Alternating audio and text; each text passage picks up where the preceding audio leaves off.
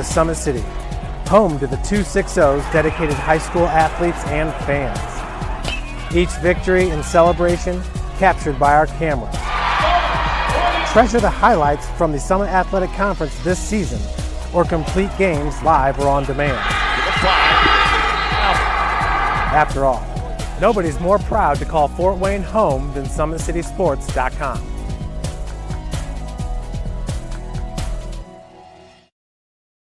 Empowered Sports Club is a volleyball-first facility and home to Empowered's Volleyball Academy and Pro Beach Juniors.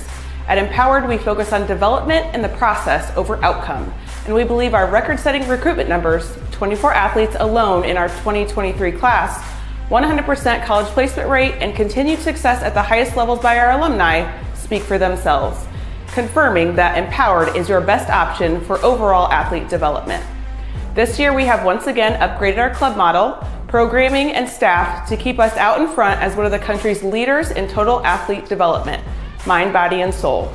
But none of this would even be possible if God hadn't blessed us with a 90,000 square foot state-of-the-art volleyball and multi-sport facility that includes indoor turf, PSM weight training, 4 volleyball courts, and 5 indoor beach courts. Empowered is here to stay. So if you're looking for a long-term home and one you will never outgrow, we believe the choice is clear. Empowered is the most thorough and all-inclusive junior Olympic development program in the country. I was once a Southside kid who was led on a journey by high school football. A journey that taught me discipline, toughness, and the skills that made me a success. As a businessman with a CPA license who owns his own firm, I still use the building blocks of high school sports in my everyday life. Someday sports will end no matter what level you reach, but you will be left with the skills to compete in the next game, the game of life.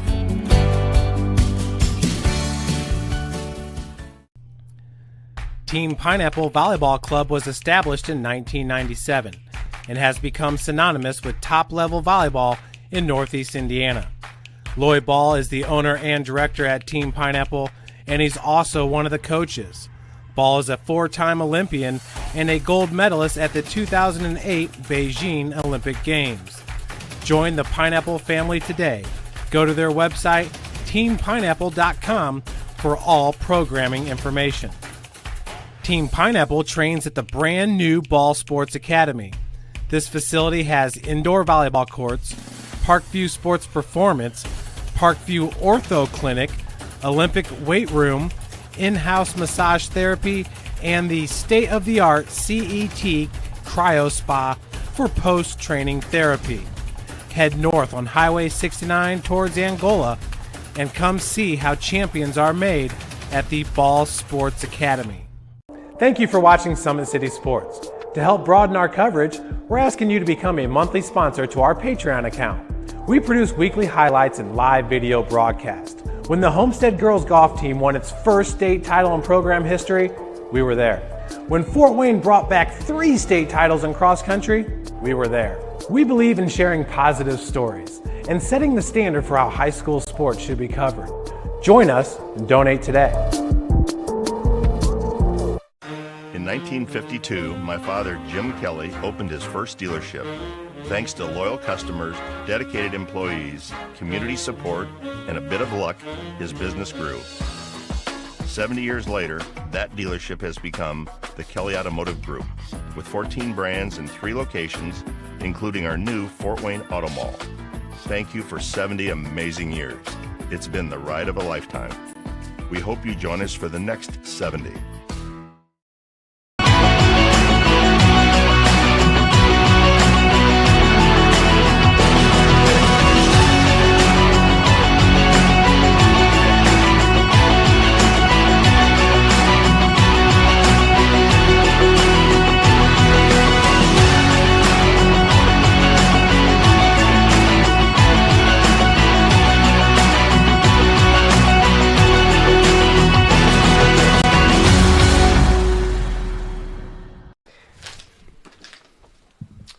And good evening, everybody.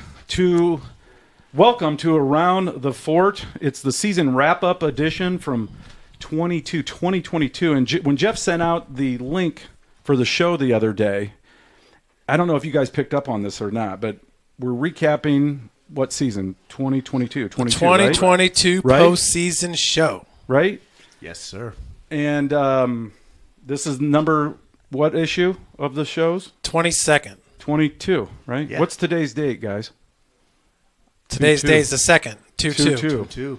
Who's your favorite NFL player that wore 22? Emmitt Smith is my favorite. Okay, I mean, it all comes full circle. Just NFL's all-time leading rusher. Thank you, Jeff. Way to pull that in for me. I just thought that was interesting. A lot of twos. Do we have any number twos here tonight? I don't know. There's some twos somewhere. Derek Jeter. At any rate, this is going to be a great show. We're going to present some hardware tonight. We've got some really special presentations. We have our 7 finalists for the Game Night Player of the Year. Yes, sir. Including 2 gentlemen right here. I'm Casey O'Boyle. I'm joined by Jeff Mahoney, Joe Walburn, and Jake the Snake Smith. Guys, welcome back to the cave around the fort. In the pit, baby. Let's go. So excited. We got a great show lined up for you tonight, folks. Stay tuned throughout. We've got special guests. Again, 7 finalists. Why don't we go ahead, Jeff, and introduce our first finalist. Yeah, our first finalist comes from Snyder High School. Kamari Juarez, one of the most dynamic players in the 260, and he is the Special Teams Player of the Year, Casey. All right. Yeah, let's go, Congratulations, Kamari. dude. Go, Kamari. 5 kick punt returns. That's Yes. ridiculous. And I think he had a couple that got called back because of penalty, if I'm not mistaken. So you were a beast. You also excelled as a receiver. Congratulations, Kamari, on a wonderful, wonderful season. Thank you. And before we go on, why don't we introduce, Jeff, our next runner-up on the couch here, and then we'll make our presentation for the awards. Yeah, our next runner-up, man, you can't say enough about the season that this young man had. Jonte Lambert, his brother, also set records over there at Northside. But, man, you're going to average 9.7 yards per carry in the SAC. That is ridiculous. And not only that, Casey, but Jonte could get it done on the defensive side of the ball whenever Coach Johnson needed him. Yes. So, Jonte Lambert, the Gamer Award. The Gamer Award, Awesome. very special Yes. word. Congratulations, Jonte. Welcome again to the program. So we're going to have a few questions for you here in a minute. We only have about 10 or 12 minutes in this segment before we cut you guys loose. So thank you for coming. Before I do that, we've got plaques to present to both of you. And Joe Walburn, who's our resident Cowboy QB, he normally is sitting over here. You know that. That's how special you guys are, right? Thank you. You kicked him out to the snake pit. That's my spot, man. He's got a special presentation for all of you guys tonight, too. Joe, take it away. Yeah, for all 7 of you, as you guys know, I'm a financial man, and I love the medals. And each one of you, I'm going to give you a 1-ounce piece of silver. And silver is a metal that's a very independent metal. It's a metal that you can use for industrial purposes, technology. It's a store of wealth. And also, possibly, you can barter with this. But the thing I like best about silver is it shines bright. All 7 of you shine bright this year for the 260. And you all shine bright for your programs. And all of us in the 260, not only Game Night, Summit City Sports, Jake and I, all of us from around the fort and in the 260 are proud of you, the way you represented your programs and the way you shine bright for the 260. All right. Awesome. Man. Thank you, Very Joe. cool, Joe. Hey, show them what they got here, guys. Go ahead and make a presentation here. For the Game Night Gamer Award to a player who ran for over 2,000 yards, Casey. A player, when you look at running backs, you always look at running backs, Jake, and you say you're looking for vision. You're looking for footwork. Jonte had all of that. But what I liked most about you, Jonte, is the yards you got after contact. Yak. Nobody ran harder. And lastly, Jonte, we did a game. Jeff and I did the game. Your brother ran for over 350. Mm-hmm. That was the COVID year. Jeff and I sat in a closet and did the game. And Northrop sectional. Northrop sectional, and your brother was fantastic. Fast forward, we did a game where you played. You were awesome. As we walked out, the following year, we walked out of the stadium. Your brother, Hassan, looked at Jeff and I, and he said, "Yep, Mr. Walburn, he's going to be better than me." Love it. And we stepped back and we were like, now, wait a minute. Hassan just ran for 350 against Northrop. But you know what? All due respect to Hassan, I think you have been. I think you eclipsed your brother. Wow. And you know what? For the Game Night Gamer Award. Yes, sir. congratulations, the Ewell Wilson Award winner, Thank you. and a player that Courtney Davis sat right down here, the great Courtney Davis that played for Snyder, and smiled with the biggest smile about you. Yep. Congratulations, Jonte. Thank you so much. Thank you so much. Yeah, man. Hey, get your silver there too, man. That thing's worth a heck of a lot more than that plaque. Although the plaque, I want to give a shout out to Joe Santa and the guys down at Trophy Center Plus. Those are beautiful. Thank you, Joe, Yes. for all the awards. Yeah. They're beautiful again. And thank you, Casey. Those are beautiful. You bet. Jake, why don't you take the honors here for our next award? No matter who wants to debate this, special teams is the most important phase of football, I knew period. it. I knew it. And special teams player of the year. Is this Josh Cribbs? Is this Devin Hester? No. Yeah. This is Kamari Juarez, Snyder football, baby. The electric return man, Mr. Sideline himself, contested catch man. Ball goes up, it comes down. First down. Congratulations to the special teams player of the year, Kamari Juarez. Yeah, Kamari. Get your hardware there, big man. Yes. Outstanding. Thank you, Jake. Well done. A big time, big game. Nobody played better in the big games than Kamari. No doubt about it. Guys, we've got about 6-7 minutes with these gentlemen. Let's throw out a few questions. Who's got something for them? Did you guys want to start with Jonte? Yeah, absolutely. What was it like? It felt like the offense just came together this year with Jonte. What did it mean to you to play for Coach Johnson and to play around so many talented guys on the offense? When you talk about Bodie, you talk about the great offensive linemen and Jordan King and Stallings and obviously Tay and all the weapons you guys had. Well, it was a really good plan for Coach BJ. Just getting an opportunity for him to give us, the freedom to do what we like to do on the field, and playing with Bodie and more of the superstars of the team. Yes. It was a great moment that I will always remember because, they make plays and it's good to see them, especially when you on the field with them. So yeah. How much did it mean to you to have your older brother Hassan and to follow in his footsteps? Hassan was a fantastic running back, a star. How much did that mean to you to have that relationship with your brother? A lot. It means a lot to me because I look up to him because, he does what he do and he does it phenomenal. And I appreciate that. Me watching him do it. Yeah. Absolutely. And I'm going to ask, we're going to all take turns and ask questions tonight, but I hope we all can ask all 7 of you, I hope we all can ask you the same question. I want you to name a youth coach that made a difference for you, whether it was in Metro or whatever leagues you guys played in. Think back to when you just picked up the game and you started playing football, Jonte. Who was the youth coach that really made a difference for you and really kind of showed you the way? Well, I was always playing for the Cardinals, but I would say Coach JJ and Coach Alex. Growing up, I became a monster. So Excellent. That's Yeah, excellent. Kamari, same question, and we'll turn it over to you. We only have about 2 more minutes left in this segment. Same question. Who were 1 or 2 coaches in your youth memory that stood out for you? It's really in Metro, playing for the Rams, and I could really say all of the coaches, but top 2 I had to say my dad, John Lee, and Coach Tom Macon. So. Very nice. Tom Macon. That's fantastic. Very nice. Let's talk real quick, Kamari. College. You're still looking to find your home, and there's some opportunities still out there. When do you think you're going to make a decision? I mean, are you still holding out hope for Eastern Michigan or a Division I school, or where are you at with that?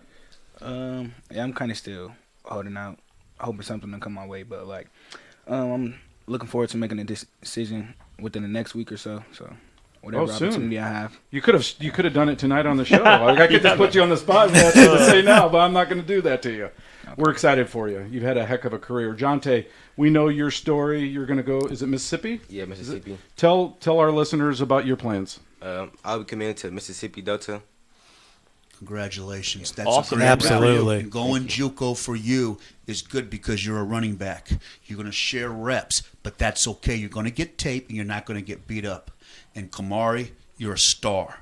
Nobody played bigger in the bigger games. Go ask the people up at Mishawaka how you turned that game around. No doubt. Your time is coming. And I'm telling you, any of the coaches out there listening, that's a MAC kid right there. And that's a kid that could slide into the MAC right now, Casey O'Boyle. I totally agree. Slot. And the thing is as Jake always says, what you're getting a wide receiver, but you're also getting a kid who's dominant on special teams. Yes. He broke open so many games with the special teams. And then the last question for you, Kamari, is what it mean to you to play with your brothers from the East Side and to wear those colors?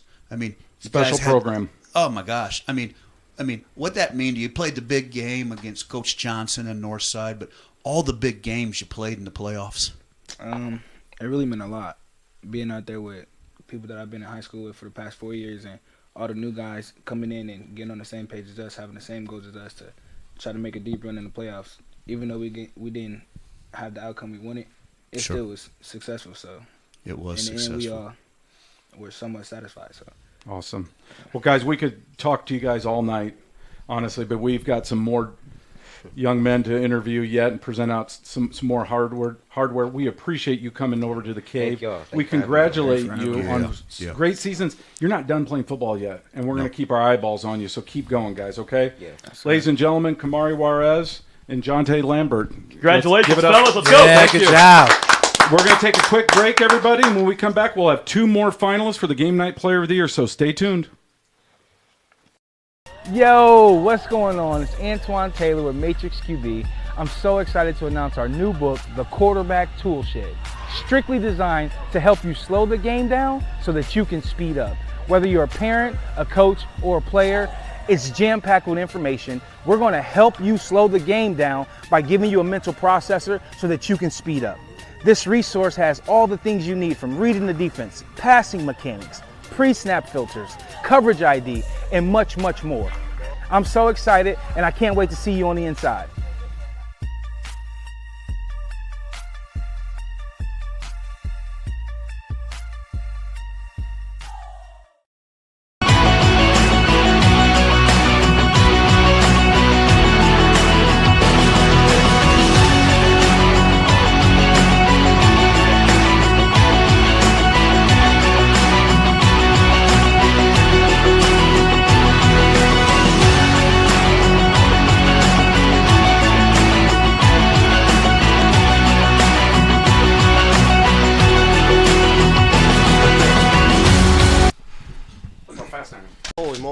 Welcome back, everybody, as Casey gets back into his seat. Those were 2 good football players, and we got 2 more good ones coming up here, Casey. Let me know when you're ready for them. I think I'm about as ready as I'm going to be. Oh, look at that handsome fella.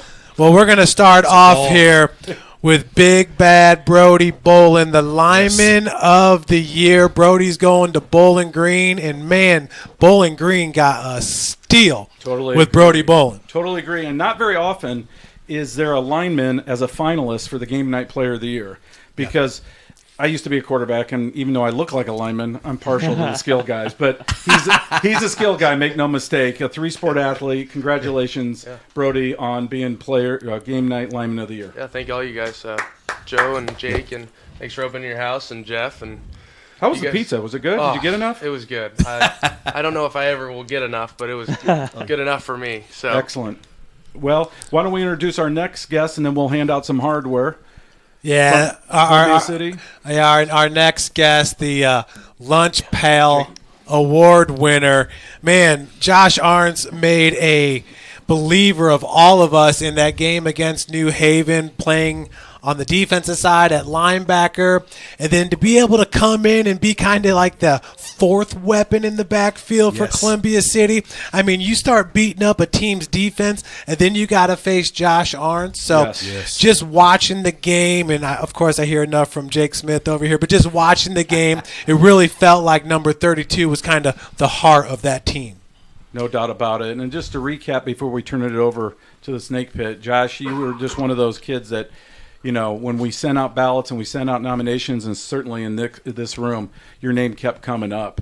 You had great stats, but not the gaudiest of stats, but you were the ultimate team player. Lunch Pail Award is a very special award in game night history over 25 years, so congratulations. Guys, take it away. It's a special award for a special kid, and a name, Josh Arntz, King Sheepdog. Yes, sir.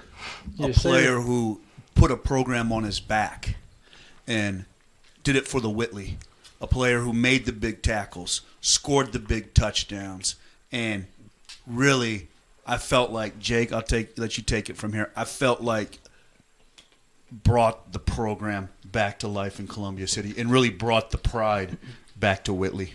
I totally agree, and really when we look at both these gentlemen here, obviously preaching how great NE8 football is out there in those cornfields we've got in the county, both of these guys exemplify what it is to really bring a program up, and great coaching helped with that, great mentorship, but when you look at these guys, these are the types of guys that were ultimate team guys for their respective programs, and both have a lot to be proud of for raising the bar. So I want to ask both of you guys this question, and you can answer in any order you want. What do your communities mean to you? You know, being county ball players, what does your towns, the backing you had from your communities mean to you guys? My community was awesome. So I got stopped whenever I was wearing a football sweatshirt.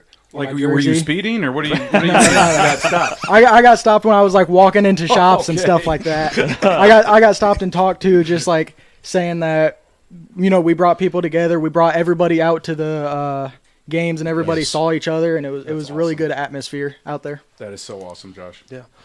You know, when you live in a small town and it's full of cornfields and you don't know a lot of people, and you know, we have a big community, and you know, you don't feel like it's that big, but then you get all these different people that reach out and preach to you of people that you've not even ever, you know, interacted with before, and just have so many kind words about just yourself and the football team. And it's eye-opening, because you know, you see Bluffton, and if you ever drove through there, it takes you about 10 minutes to get through about the whole town, and you've seen about everything. Okay, it's a one-strip town, and it's just full of amazing people, supportive, you know, people that will give the shirt off their back for you, for the team, always coming out on Friday nights, just full of kind words and love and support, which is what you need when you're playing football on Friday nights. For sure. And Brody, you have such a wonderful family, and you have such a rich tradition of the athletes in your family.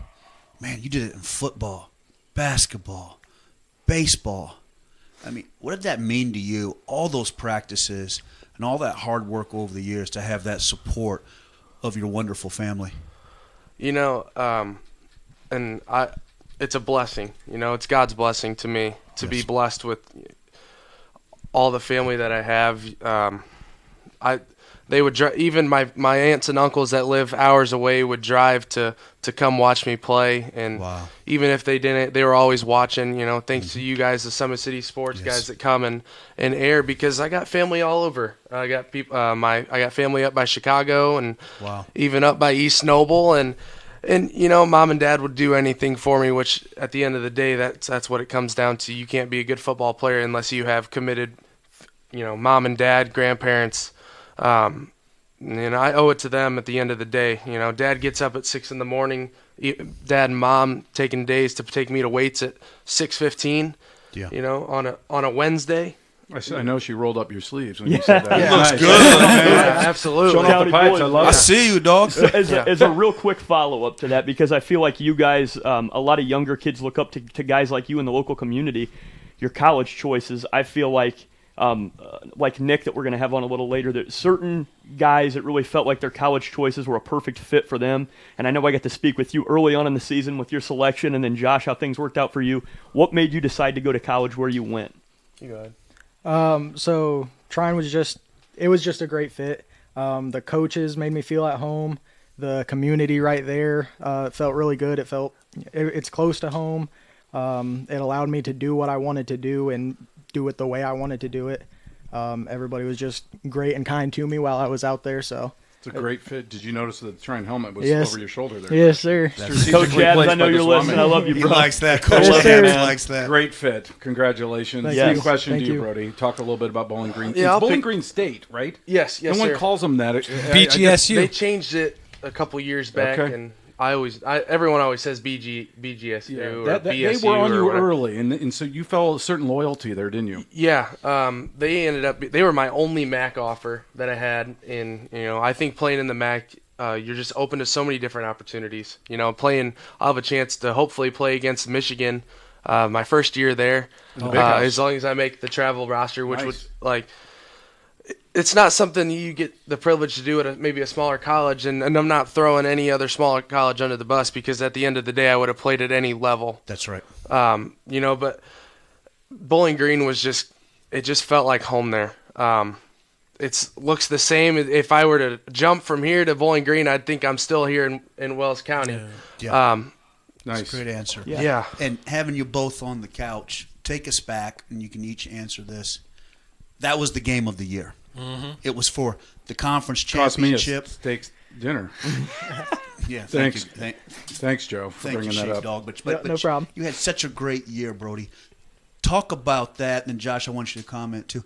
That's what high school football in the What a 260 is all about that night. I mean, nobody lost that night. That was the game of the year. And Jeff, you can comment too. Jeff and I did the game, and we felt like, man, that just encompassed everything that we're about with the 260. Yes. Yeah, it was an awesome game. Obviously a little bittersweet, when you lose by 1 point. But, Sure. At the end of the day, I think it just, it truly shows. I wish more kids would come out on Friday nights and just play football, because I think it's something that you'll never be able to replicate ever in your life. Well said. My dad always tells me, and when you're a kid and you just think, oh, okay, whatever, Dad. But he says you never forget football. You never forget Friday nights with the guys that you grew up with for 10 plus years. Mm-hmm. It's just something that you can't replicate. And I just encourage those guys like Grant Leeper, for example, come out for a year and look where he's at. Awesome. There's so many athletes, I think, that kind of skip out on that, and being at a 3A school where it's not really an option to just be a one sport. I mean, it is, but if you want to be good in all sports there, you got to have guys that go 2 or 3 different ways. And I just encourage all those guys that maybe are on the fence, just come out and play football. It's going to make you a better person. I think at the end of the day, out of all the relationships and all the lessons that have been taught, I think that you learned so much from the game. Well said. Yeah, and there's something to be said for those basketball players that also play football. I mean, you grew up watching Seth Code at St. Francis. He's an All-American. Yeah. You yourself, a fantastic basketball player. Can you kind of talk about how those skills all kind of help each other? Yeah, absolutely. I think that if you watch me play basketball, you might think I'm in football, but I do not have pads on, I promise. That's the biggest thing. I get a lot of people that tell me, like, hey, this isn't football. I'm like, well, it kind of is for me. It was a good hard screen. Yeah, right. It was, yeah. But, I think you learn different. Each sport has a different thing that you learn. You got 11 guys on a field, and you got 5 guys on a court. And your relationships on the court might be different than how it is on the field. But at the end of the day, I think that you learn how to become tougher in certain areas by playing football. I think you learn a lot of different mental things when you're on the basketball court. A lot of more communication when you're on the basketball court. I think things go hand in hand. They carry over, and you just learn a lot of different things. Yeah, Josh, we got a couple minutes left in this segment. Talk a little bit about this amazing season Columbia City had. You guys were picked by almost everybody, including us, middle of the pack in the conference. You win the conference. You win the first sectional in CC history, I believe, in 29 years. Mm-hmm. What an amazing season. Just, I guess, in a couple sentences, a couple minutes, recap what this season meant to you and your teammates. Oh, it meant everything. So when we got in during the summer and we started getting work in and we started doing scrimmages, you could see it in the team, especially that senior class, but it went from senior down to freshman. Everybody was just electrified to be together. That community and the way we all felt together, it was great. I don't think I've ever felt anything like that. I'm not sure if I ever will again. That core group of guys was just so integral to everything, and everybody just went in and they wanted to be a teammate. They didn't want to be the all-star. Mm-hmm. Everybody was willing to work for each other. It was brotherhood, which really led to that great season. And the way we came back from our second week loss, the way we returned from, having that loss and taking that and learning from it. Is that where things changed for you guys, and where you thought we can do this? This can be a special season. Was it after that loss at Delta? I truly think so, and most of my friends do too. We took that, we learned from it. That next week of practice was extremely hard practice, and then we went out and we played as a team. We played as brothers. We played for each other and not for ourselves. And that's when everything started to fall in line. And awesome. it was great. Awesome. Well, do you have one more question, Joe? I just want to say 2 guys from the county all-state players, and two guys whose names will go down in history in your programs as two of the greatest players in the programs, and names that will be spoken with tremendous pride in the 260 for many, many years. Yep. And Joe and Jake, if you wouldn't mind, present them with their hardware here. Go ahead, Joe. For the 2022 Lineman of the Year. Yes. A player who I believe we've talked about. Jeff did the tape for Joe Tippmann. We had the great Landon Livingston last year. Players that were absolute maulers that we project can play on Sundays. I think this player right here is a player who not only is a mauler as a lineman, but has premier athletic ability. Footwork, the athletic ability. He falls in love with the weights at Bowling Green. This is a kid that I believe can play on Sundays. So for the 2022 Lineman of the Year, congratulations, Brody Boylan. Yes, Brody, sir. Congratulations. Get your hardware and get look at that little action there. What do you recap the silver again for folks that are just now tuning in? Yeah, for everybody just tuning in, I'm a financial man. I love the medals. Silver is a medal that has a lot of independence, guys. You can use silver for an industrial process. You can use silver in technology. You'll see it in a lot of the computers. Also, silver can be a store of wealth or even used as a currency. But what I like best about silver is it shines bright.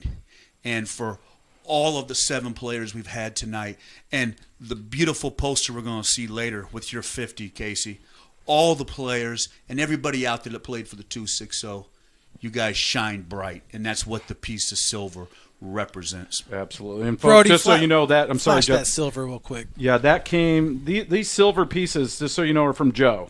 Thank you, Joe. Yes. Very kind. I don't want any credit for that. That's Joe all the way. It's my pleasure. It's a pleasure to go out on Friday nights and see the boys of fall play as hard as they can for their communities. And it's just appropriate, as Jake Smith says, you two sitting on that couch right there, game of the year, but I don't know 2 more communities, Jake, that rallied behind their teams and their programs.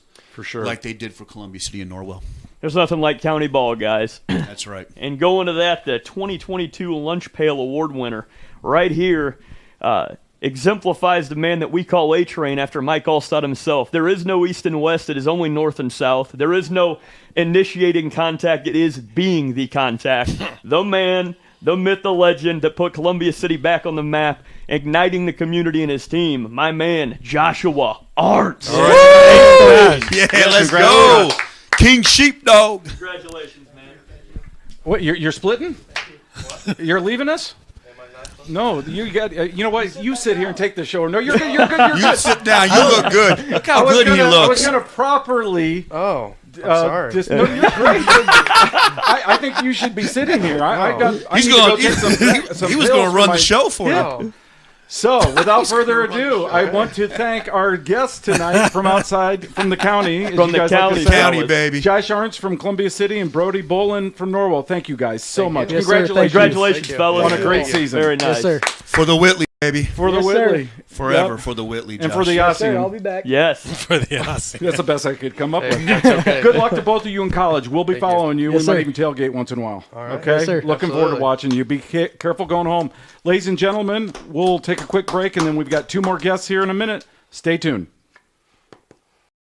Yo, what's going on? It's Antoine Taylor with Matrix QB. I'm so excited to announce our new book, The Quarterback Tool Shed. Strictly designed to help you slow the game down so that you can speed up. Whether you're a parent, a coach, or a player, it's jam-packed with information. We're going to help you slow the game down by giving you a mental processor so that you can speed up. This resource has all the things you need, from reading the defense, passing mechanics, pre-snap filters, coverage ID, and much, much more. I'm so excited, and I can't wait to see you on the inside.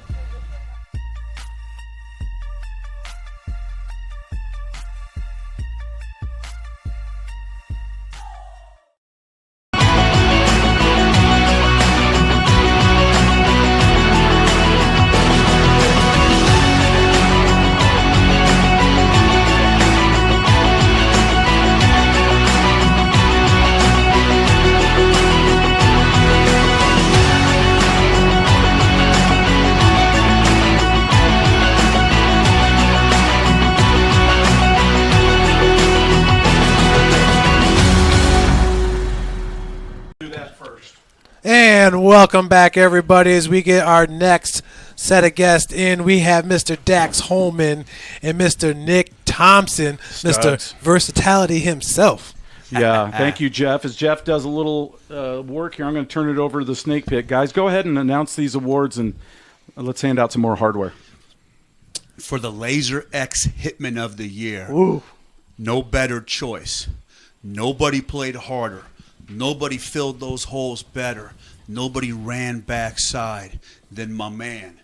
And everybody knows it when we say D-A-X. D-A-X. D-A-X. A player that brought so much pride to the Butler community. A player who played hard every single play.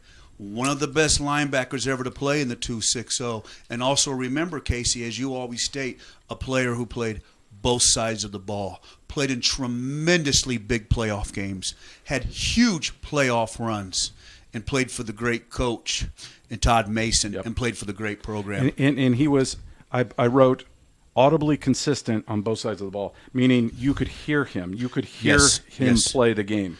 And last I'll say is nobody played harder and nobody left it on the field like D-A-X.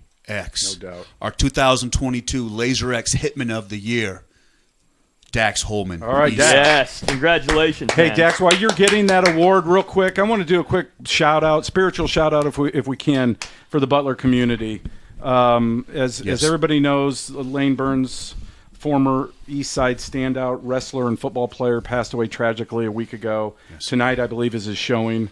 Our hearts ache for his family, for you, a former teammate, and the entire East Side family. So just want to make sure everybody knows we have a heavy hearts tonight for Lane Burns, his family, and all the folks up there in Butler. So thank you. Yeah, it means a thank lot. We you. just came straight here from the viewing, and it was really good. The whole football team was there, seeing all the past players get together. It was a really cool experience. Awesome. I'm glad you shared that. I didn't know that, Dax. That means a lot. So that would have meant a lot to Lane that the guys got together. No doubt. Great kid, and I didn't know Lane real well, but I knew he was really tough. I knew he was a hard worker, and everybody I've talked to said he was a wonderful young man, and so unspeakable tragedy. Prayers for all of them. Jake, why don't you do the next award here?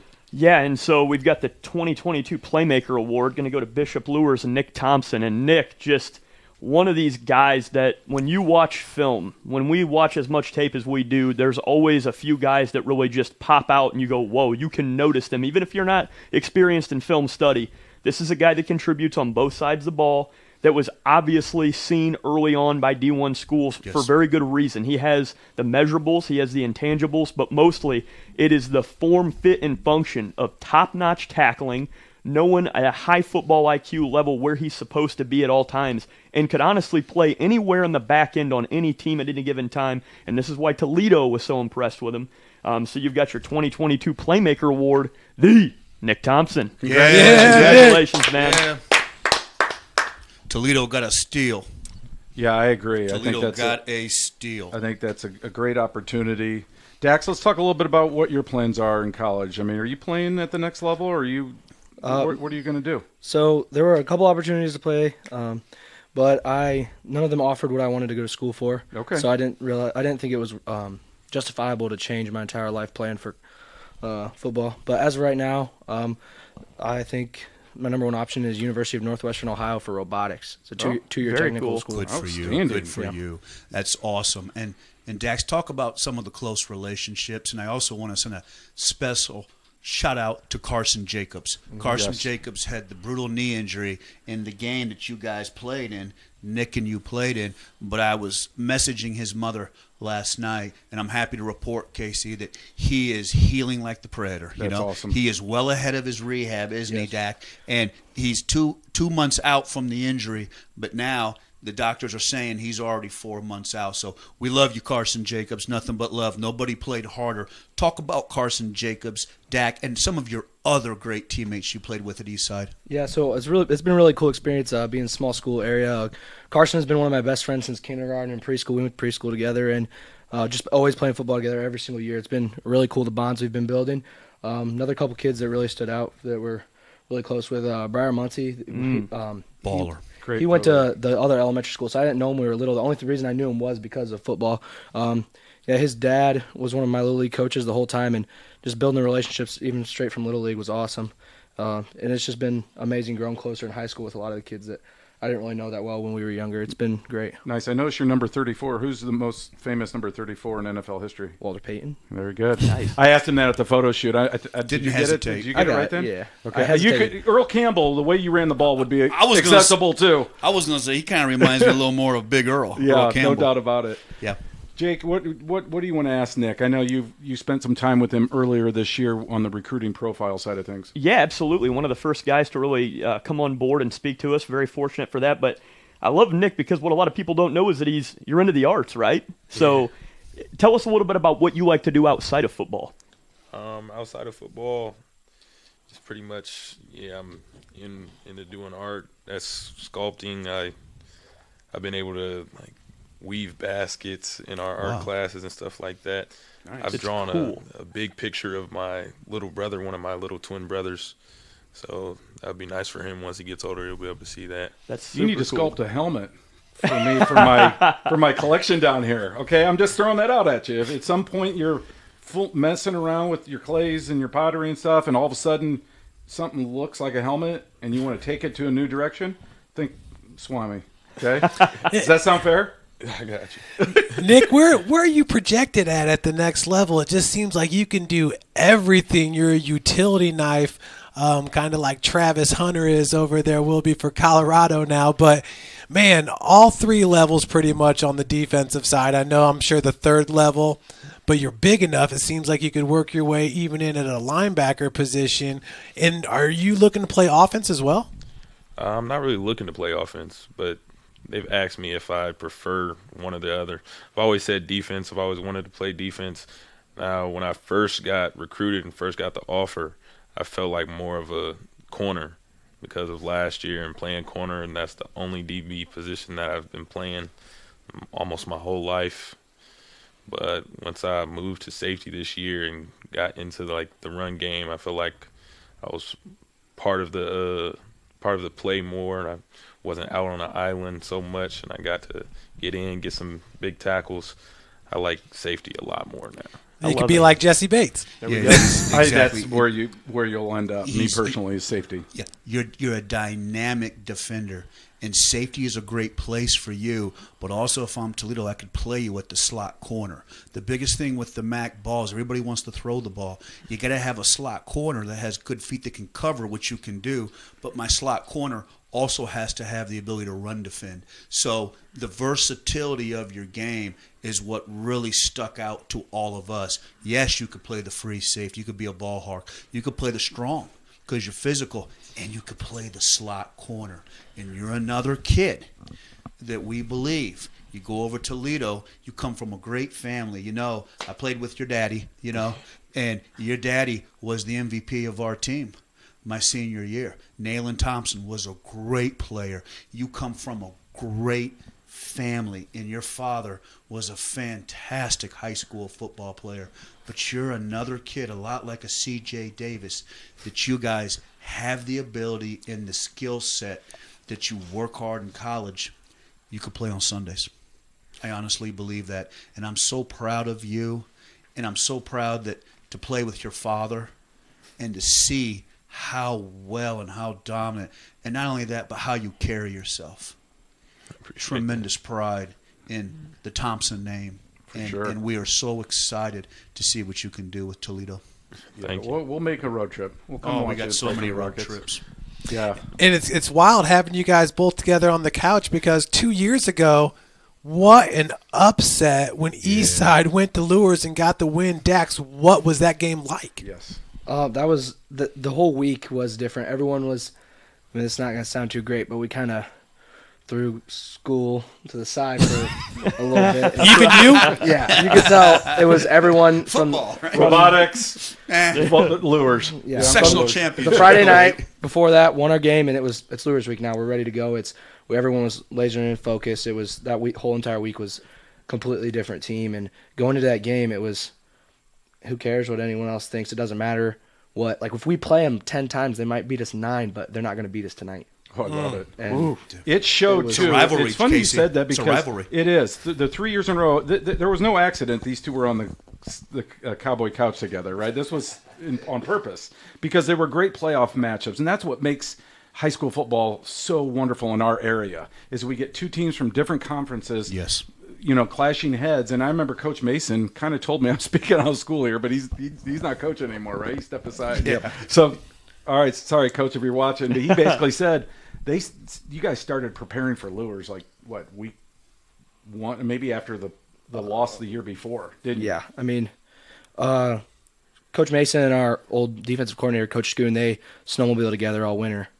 And they said they were just go up and draw stuff up on the whiteboard. And I love it, Jeff. County ball. That is county action right there. Different. I know Kyle Lindsay was doing any of that snowmobiling, right? Nick's like, nah, he wasn't. County ball. What about you, Nick? Though, talk a little bit about this rivalry. I mean, you play in the SAC, big boy football, right? I mean, you guys are a small school playing against Mighty Snyder, Dwinger, Homestead Carroll.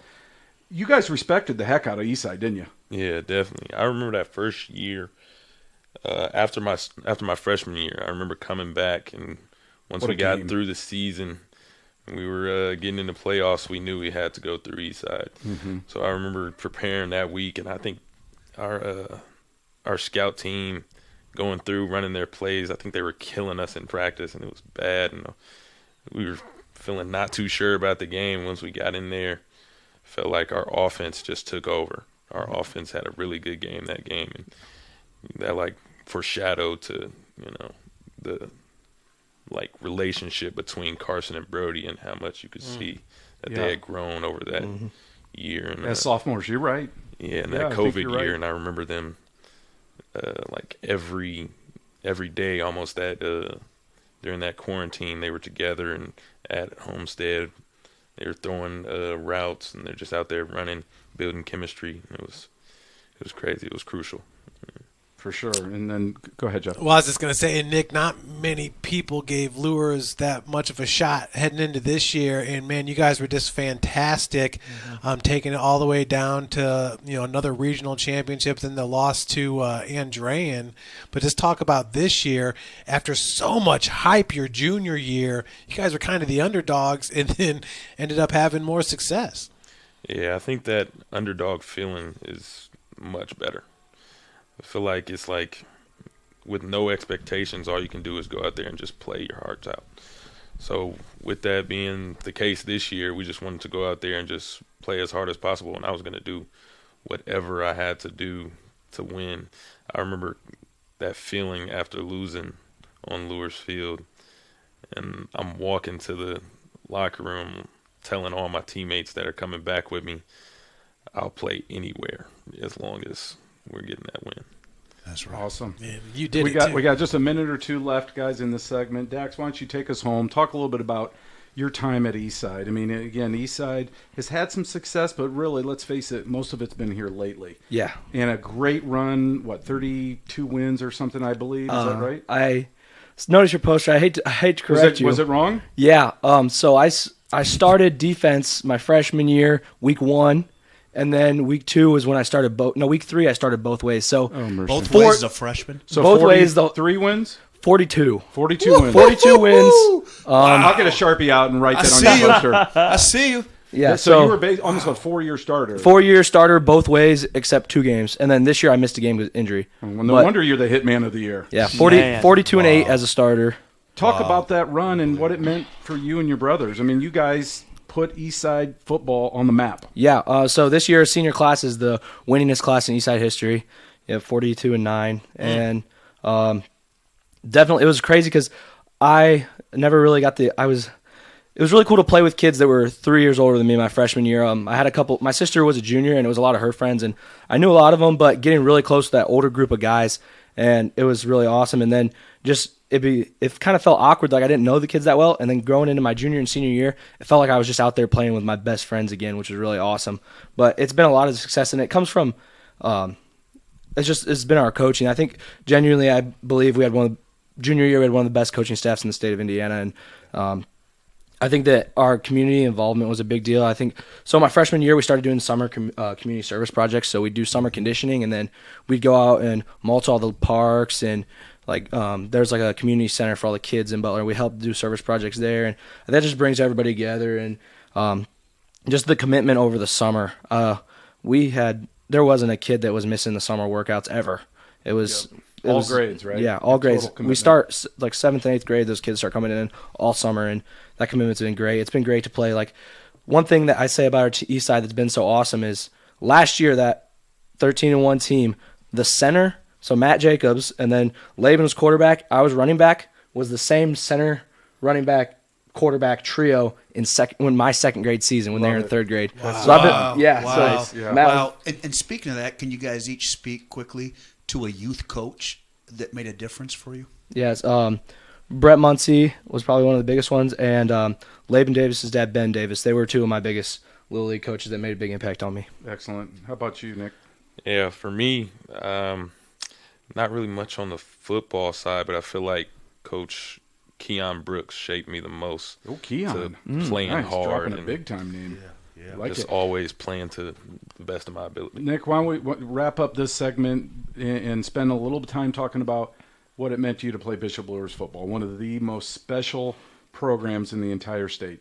I mean, it meant the world. I remember growing up little, I remember coming to I think it was the Carroll versus Luers game when Austin Mack went crazy.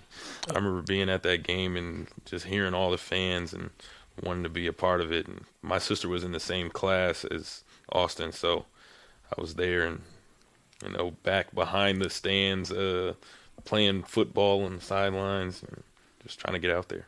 Well, that's awesome. Well, guys, we're out of time. Thank you for coming over to the Cave. Congratulations on your awards, on your seasons. Good luck in the future. Ladies and gentlemen, Dax Holman from Eastside and Nick Thompson from Bishop Luers. Congratulations, guys. Right on. And when we come back, you probably figured it out by now, folks, but we will present the Game Night Player of the Year, so stay tuned.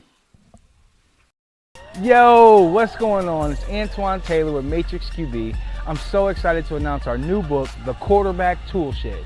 Strictly designed to help you slow the game down so that you can speed up. Whether you're a parent, a coach, or a player, it's jam-packed with information. We're going to help you slow the game down by giving you a mental processor so that you can speed up. This resource has all the things you need, from reading the defense, passing mechanics, pre-snap filters, coverage ID, and much, much more. I'm so excited, and I can't wait to see you on the inside.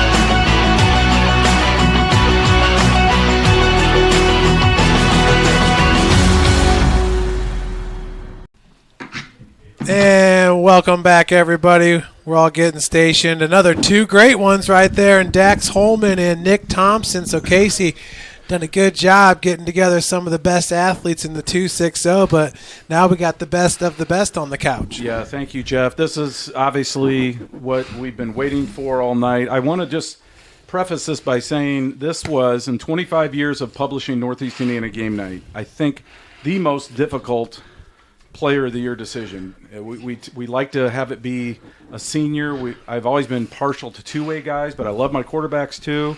I like my guys, my Players of the Year, to play for winning teams.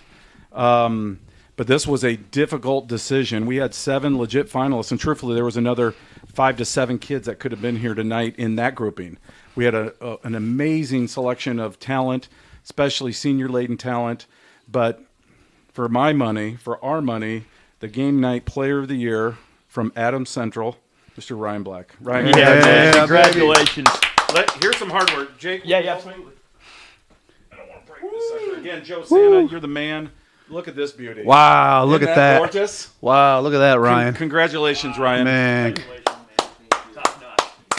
Congratulations. So, yeah, wow. Don't knock that over. I've got your box upstairs, so when you depart here in about 20 minutes, we'll put that away. What a gorgeous award. You deserved it. You earned it. I mean, Ryan, not many guys get to play in a state championship game. You did it twice. Yep. You won 2 conference championships, sectionals, regional, semi-states along the way, and you did it on both sides of the ball. And that's what pushed you over the edge, in my opinion. You had, I believe, 46 touchdowns. There it is. 30 rushing, 16 passing. And 78 tackles, 3 INTs on defense. I think it was 3rd on the team in tackles. So you weren't your prototypical QB that just hands the ball off or throws some touchdowns and smiles for the cameras and dates the prettiest girl in school. You went out and laid some lumber as well. So congratulations. Joe, why don't you hook him up with his silver? And again, for folks that are just tuning in now, Joe has been kind and gracious enough to present all of our finalists this commemorative coin. And take it away, Joe. Yeah, again, silver is a tremendous asset, a coin. It's an independent metal, has many uses. Industrial technology also can be a store of wealth. But again, the reason I love silver is it shines bright. Nobody shined brighter this year in the 260 than you, Ryan Black. And I tell you what, all the people down at the program in Adams Central, Adams County, and the whole 260 area is proud of you, brother. Amen. All right. Congratulations. Well said, Joe. Congratulations again. Ryan, I mean, you know, you were down here with some guys that won a lot of the major awards here in Northeast Indiana. Mm-hmm. What does this mean to you? I think it means a lot, you know. There's a bunch of guys on my team that's got a lot of recognition. You got Keegan Bloom this year. You got Zach Worm. You got all these guys that have gotten the recognition. You got guys from our first-year state team, Blake Hirely, Alex Curry, Nick Newey. All those guys have gotten recognition, and it's just cool to get that as well, you know. I've kind of been the guy just to hand the ball off and, like, let the other people do the work. But this year I think Coach Mosier has done a lot to let me do some of the work as well. And I just thank him for being my coach the last 4 years. And a lot of it's for him, not for him, but, like, to him, because he's done such a great job. For sure. Creating not only a great football player, but a great man too. Yeah, Coach Mosier is a wonderful coach. I mean, he's so humble, and he's doing things the right way. You talk to some of his peers, some of the other coaches in the area, and to a man, they all say, yeah, Michael Mosier is top shelf kind of guy. Jeff, do you have a question for Ryan? Yeah, and obviously being a two-way player, and you're not just sitting back and throwing the ball. You guys rush the rock like nobody else, and you guys are blowing out every single team this year. It was like a running clock in the second half every single week. 63-0 one time, I believe, right, Joe? Yeah, that was yeah. We'll tell you that one off. Sorry, that had a little point spread implications, and I about crashed my truck off the road that night on that when that final came through. Casey had a great laugh, but go ahead, Jeff. Yeah, and we had one of the great legendary coaches on, and Coach Minnick. Yes. How are you guys able to withstand that week in, week out? Many guys going both ways. Plus, you guys are running the ball, so you guys are pounding right there in the box. Is it the off-season training? What is it that your program has just your guys can just endure that kind of beating? I don't know what it is. It might just be that we're like a homegrown country type school, but a lot of it, we do a lot of stretching as well. Like, we don't some kids hit the weights pretty hard in the mornings, but during the seasons, a lot of kids don't hit the weights as hard as they usually do. And, like, we do more stretching, and it honestly takes us a good half an hour to an hour just to stretch. Our coaches might not like it, but I mean, I think it's really good for us just to stretch and, like, get loose before games and get loose in practice as well. What I liked about you is you played in so many big games. I mean, think of all the playoff games you played in. Yeah. A lot of us played in just a few playoff games. You quarterbacked Adams Central in so many big games. And what I liked most about you is you just seemed so level-headed all the time. Nothing seemed to bother you. And I would have felt the pressure at times, man.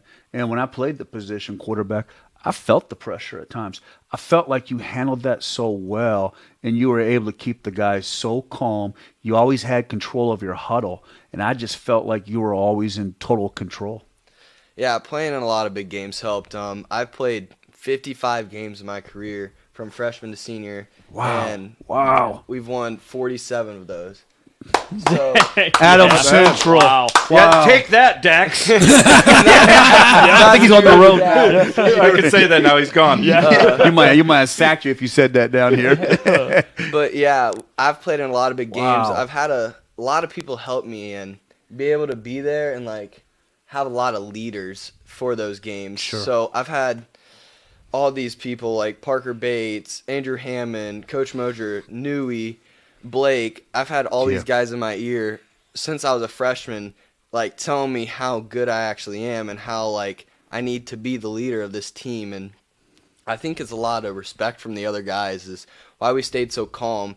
We had a lot of fights throughout the season, but being able to ring it back in and tell them like, hey, like this is my last season, like we got to get this going. And our team was like filled with juniors. Next year they're gonna have 9 on both sides of the ball coming back. So Wow. as the seniors, we had 4 captains who played, and we just tried to tell those juniors like, yeah, like this may be our senior years, but you guys are this team, and if we can't do it, it's got to be you guys, and you guys run this team. We're just here to lead it and get you where you need to go. Well, Ryan, Indy Lutheran, I believe, will they move up now? Or I how's don't that think work? so. Or is it Since another year? reclassification was this year. That team is unbelievable. And huge. Early on, it looked like toe-to-toe, you guys were ready for the street fight. And then there was just a little bit of a crack in the armor, and then they took control. That team, to me, looked like a 3A school. Agreed. I mean, it looked like a 3A SAC school. I mean, it looked like a different level. Talk a little bit about those 2 losses in the state finals, especially last year being so close. This year, things just fell apart a little bit.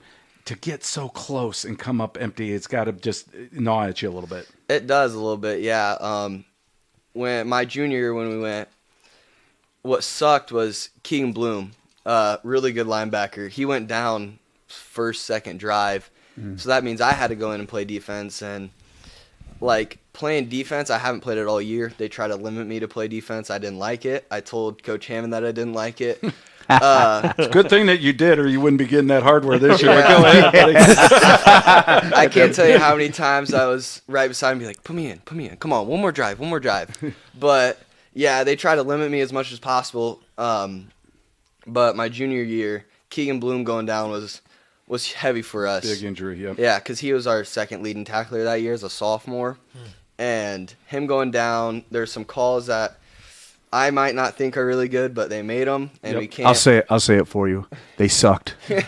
Yeah, but we can't go back and change that. Yeah. And there were some tough breaks for sure. Yeah, and we relied a lot on those seniors that year, and they did their absolute best to try to win that. But Lutheran being so big and having so many athletes, it kind of broke us a little bit near the end. Yep.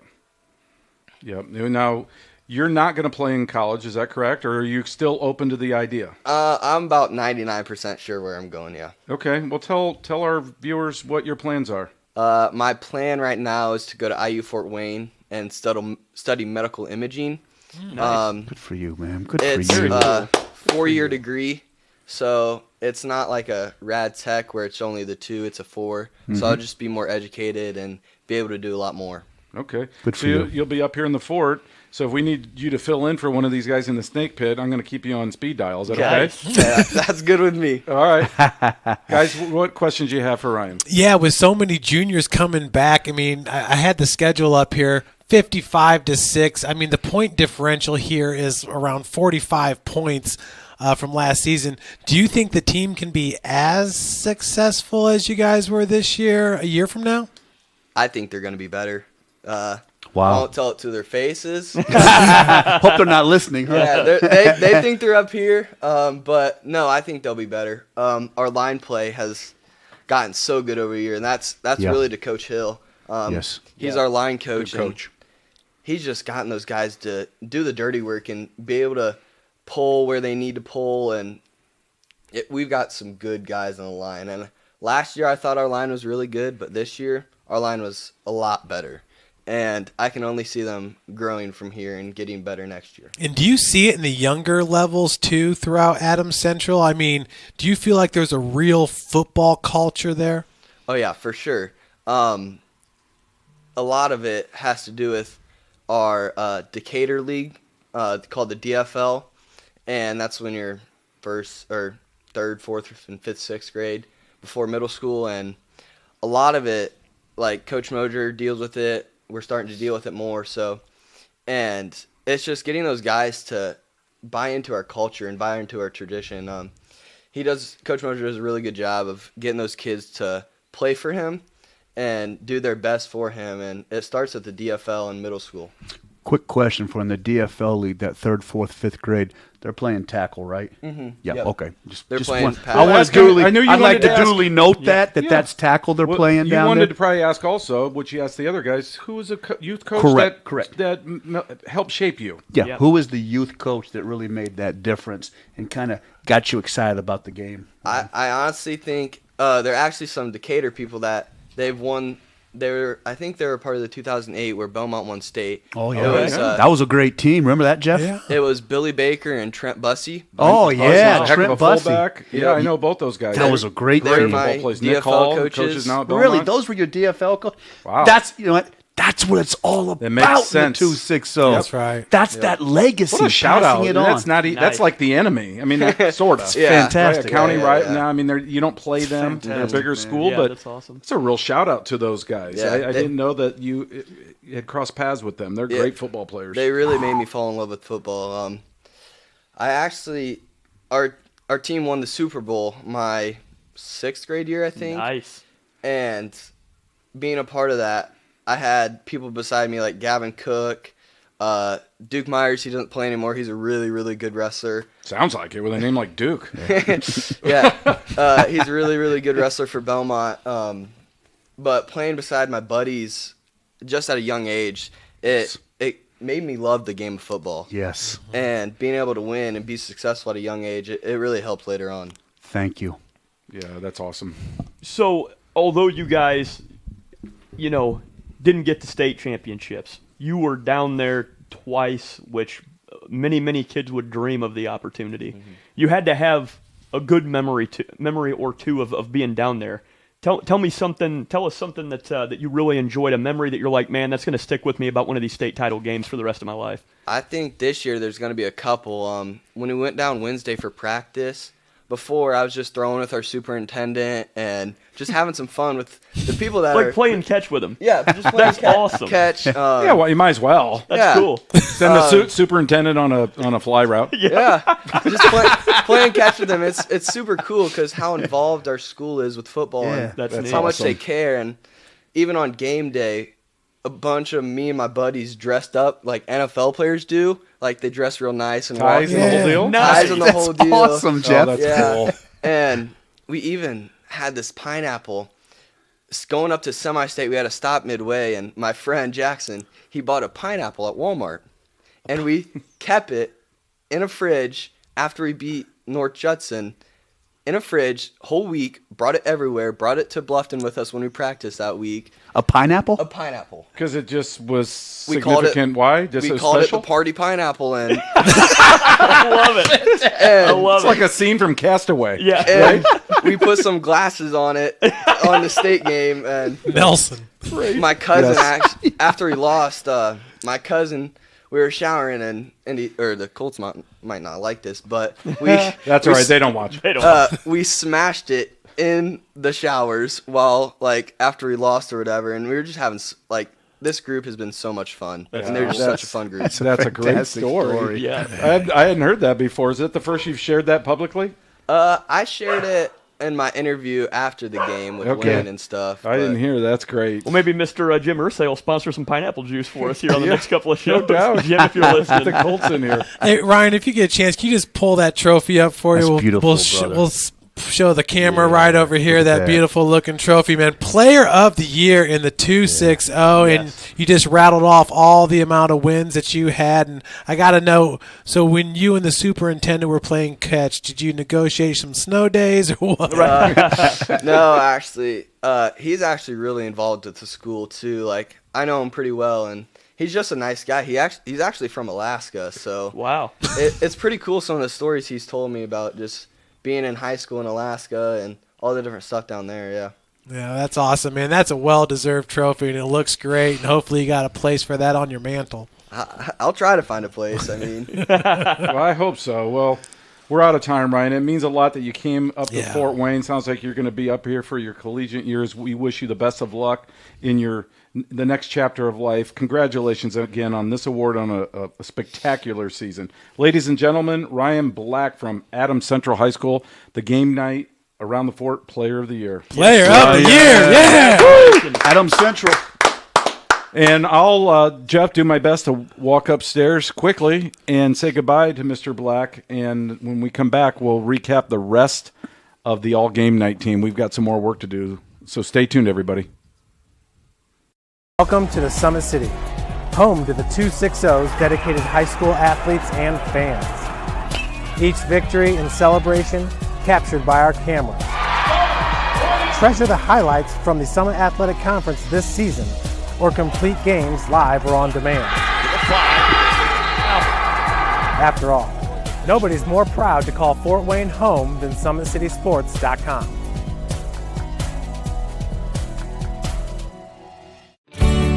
I was once a Southside kid who was led on a journey by high school football.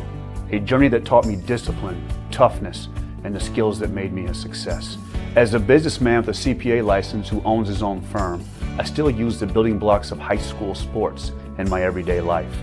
Someday sports will end no matter what level you reach, but you will be left with the skills to compete in the next game, the game of life.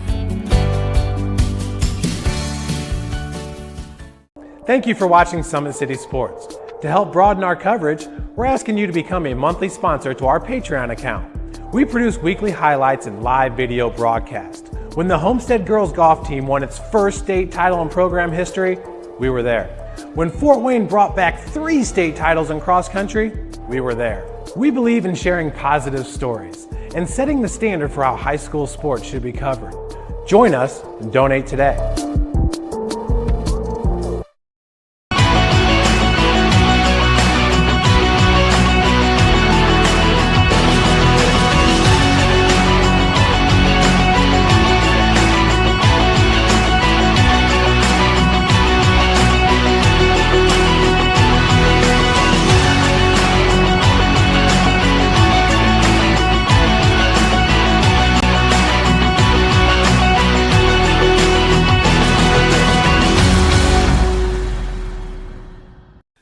Welcome back, everybody. There is Jake the Snake with Archie. How we doing, Archie? Man, you guys, some unbelievable guests there to start this show off. And you think of the guests and you think of the games they were involved in, starting with Jonte Lambert and Kamari Juarez. You know, that Northside Snyder game has been a primetime matchup the past 3 years. But, Joe, you remember that sectional game. Oh, and when Kamari Juarez caught that ball on the sideline and took off 34 yards, his first step, he's so quick. And then, Jake, you remember earlier in the year in that Carroll game, remember when Harper kept going to him on that same out pattern, and his hands are just so good. Somebody's going to get a gem there. I just cannot believe a college has not swooped him up yet. If I was Western Michigan, just got a new coaching staff, I'd be all over him. That's a kid that can play in the slot, and he's so super quick. And what's interesting is he's always a kid. When we did the games, you guys, he always played really big in the big moments.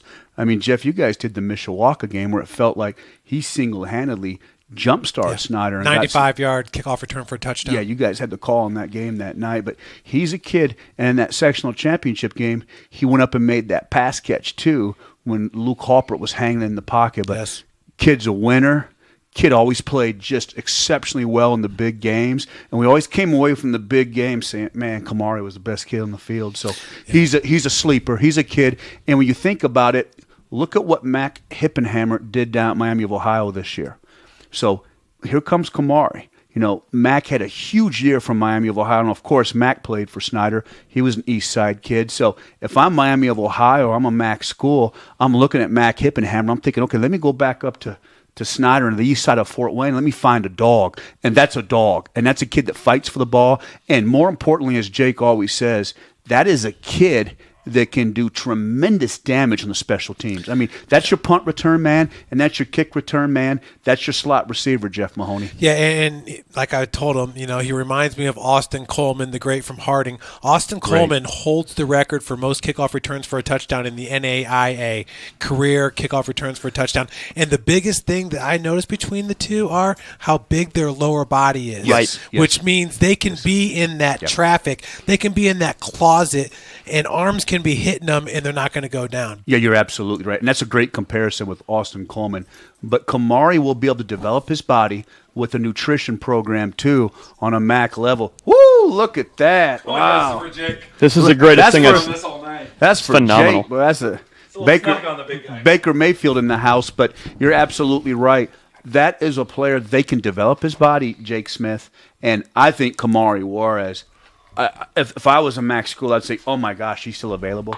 I would slide in late Jake Smith and be all over Kamari Juarez. Yeah, you said it best. We may not be batting 1,000 this season with some of our picks, but we're batting up in the 800s, I think, and we've called a lot of guys in where they project, and Kamari's a guy that early on, the Eastern Michigan offer, it's just one of those things. It's a learning experience for a lot of these guys, and I'm learning it as well as we get more into these profiles and dealing with these kids in the colleges. His offer at Eastern Michigan's preferred walk-on. And for Kamari, that's just not good enough. He should get an offer, and he is a MAC-level Division I athlete. He is. A lot of people don't understand the way that special teams has changed. And at the professional level, we all understand with the kick returns and things of that nature, but the punt return game has changed in those coverages. Kamari is a guy that has adapted to the new style schemes on special teams, and he is a definite winner of contested catches, a premier route runner, elusive speed, and he's not afraid to go fight for the ball. So somebody's going to get a guy right there. And to finish up quickly on the recruiting, some of the programs and some of the coaches in this area, what we're going to have to do, and we're all willing to support, we're going to have to get involved in the social media. We're going to have to do the marketing, and we're just going to have to be more aggressive for our kids, because we're kind of in a place right now where some of our kids were fighting to get them spots, and COVID really backed us up with that, Casey O'Boyle. We've talked a lot about that the last couple of years. Yeah, and I feel like we've got great kids coming up like Bubba, Jimmy Sullivan. We need to actively, and Carol needs to work with us, we need to actively market Jimmy Sullivan. We got to market our kids outside the 260, and I think the power, and Jake, you can speak to it, the power of social media and the ability to really reach as many people as we can, because we've got just great boys of the fall. We saw 7 of them tonight, Casey. Yeah, absolutely. Well, and think about how many guys just in the last 24 hours on National Signing Day yesterday committing, and St. Francis commits, and kids going to Marion and Defiance and Findlay and on and on and on. In addition to the D1 types, we were looking at our poster. Yes. And we guessed there's 92 guys that make the all-game night team. There's 10 specialty award winners and 80 other spots. They're all very deserving of this honor. There's probably about 20 on this team, over 20% that will play D1 football, let alone elsewhere. And I thought it was really great what Brody said, that it didn't matter where he was going to play. He was going to play somewhere, and he took every offer with the same amount of respect. And I thought that was a great answer. And if other guys are out there looking and saying, hey, where's mine? Where are my offer? Especially these younger guys, because COVID's backed everything up. Yes. It still has. I'm still waiting on my surgery. I know about the backups. I know, you suffer greatly, and God bless you. People don't realize. But it's true. But people don't realize the sacrifice you're making tonight to do this don't for the be kids. silly. But No. the COVID thing is so incredibly frustrating for us, because it has backed everything up. And this might be a little bit controversial. I don't think anybody should be playing 6 years of college football. Right. I don't like guys playing 6 years of college football. Right. Jeff, you've got probably more about college football than me, but Jeff, I just don't like the fact that guys are playing. I can live with 5 years, okay? I will just say this: if it's your son and it's the right decision for him, and he still has more education to finish, then I think it's the right call. But I'm with you. There should be some limitations, and it's done it to all sports. COVID has really shaken up scholarships, and it's all backlogged. But that being said, we still have a ton of kids in Northeast Indiana continuing their careers at the next level, Jeff, and that's what it's all about. Yeah, and it's wild, too, because a lot of college records are being broken right now. by guys that have got that extra year with that COVID year, you know. So instead of playing 4 years, you actually got to compete for the 5 years. So it ends up being 4 and 70% of a season. But Casey, I guess we need to unveil this poster that you're talking about real quick and knock those out. Yeah, let me pull those. Let me pull those up for you. So we had Arndt. Let's go over here to the comeback player of the year, Casey. This is Chase Bennett from Woodland. Yeah, this is a kid. I mean, you talk about a rough road. Look at that, guys. Missed his sophomore year with a broken hip. I can relate, Chase. I know all about a bad hip. Junior year, heart ailment. Wow. What kind of deal is that, right? This year, he had a fractured ankle, and he still played through it. And think about all the people. Love that. You're absolutely right. Think about all the people that say, "Oh, Chase, you know, you really shouldn't play. Give it up. It's okay, Chase. You got hurt. You know what, Chase? Maybe football isn't for you." And he sucked it up and played on. I want to be a Friday night Boys of Fall. And that's a picture of a boy of the fall right there who will become a man who will be something in his life because he had the ability to stare down adversity. And I see you, Chase. Yeah, and Coach Smith nominated him and was insistent that he deserved this award. So congratulations, Chase Bennett. Your plaque will be on its way. Who's our next one? Next one, Sam Campbell. Yeah. Oh, man. Boy, he started off the season on fire at quarterback for the Saints, got hurt, and then was able to come back. Yeah, big shoes to fill. Was thrown into duty after Bodie transferred to Northside. Yeah. And did a great job. Sam's always been a really good athlete. I've coached Sam before over at St. Charles. Really good basketball player, baseball player, football player.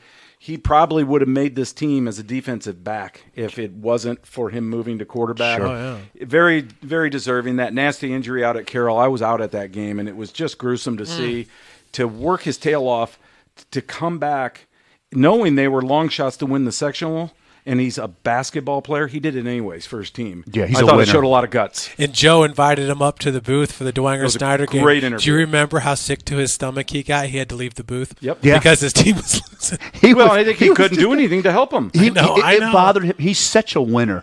Jeff's right. It bothered him so much to be up there and not to be able to help. And at that time, we thought he was done. I mean, this thought that he was going to come back for football season was already written off at that point. Yeah, he bled. He just bled the colors of Bishop Dwenger. That kid did. Congratulations, Kid's a winner. Sam. Yeah. Yeah, up next, man, everybody knows this guy by now. Mylan Graham, the Rising Star Award winner. I mean, this guy's just got it. Wow. There is not another receiver, in my opinion, in the area with just the attitude and the mental toughness and awareness at the position. It obviously shows. Name a university, they've all offered him. I mean, he checks all the boxes for Division I Power 5 football. He's going to be a star. 24 yards per reception. And my mercy. And Dre and the guys at Traction have done so many good things in this community and have done so much coaching up Mylan. Now I'm going to ask a big question of you guys. We had Rod Woodson, and Rod Woodson has that golden coat. Yeah. I'm not ready to go that far yet. Let's just get him through college and then talk the league after that. Does he have a lot of upside? No doubt about it. You don't have Georgia and Alabama knocking in Northeast Indiana if you're not special. Has anybody ever been able to run a route he gets in and out of his cuts. 260 that we have seen at the high school level?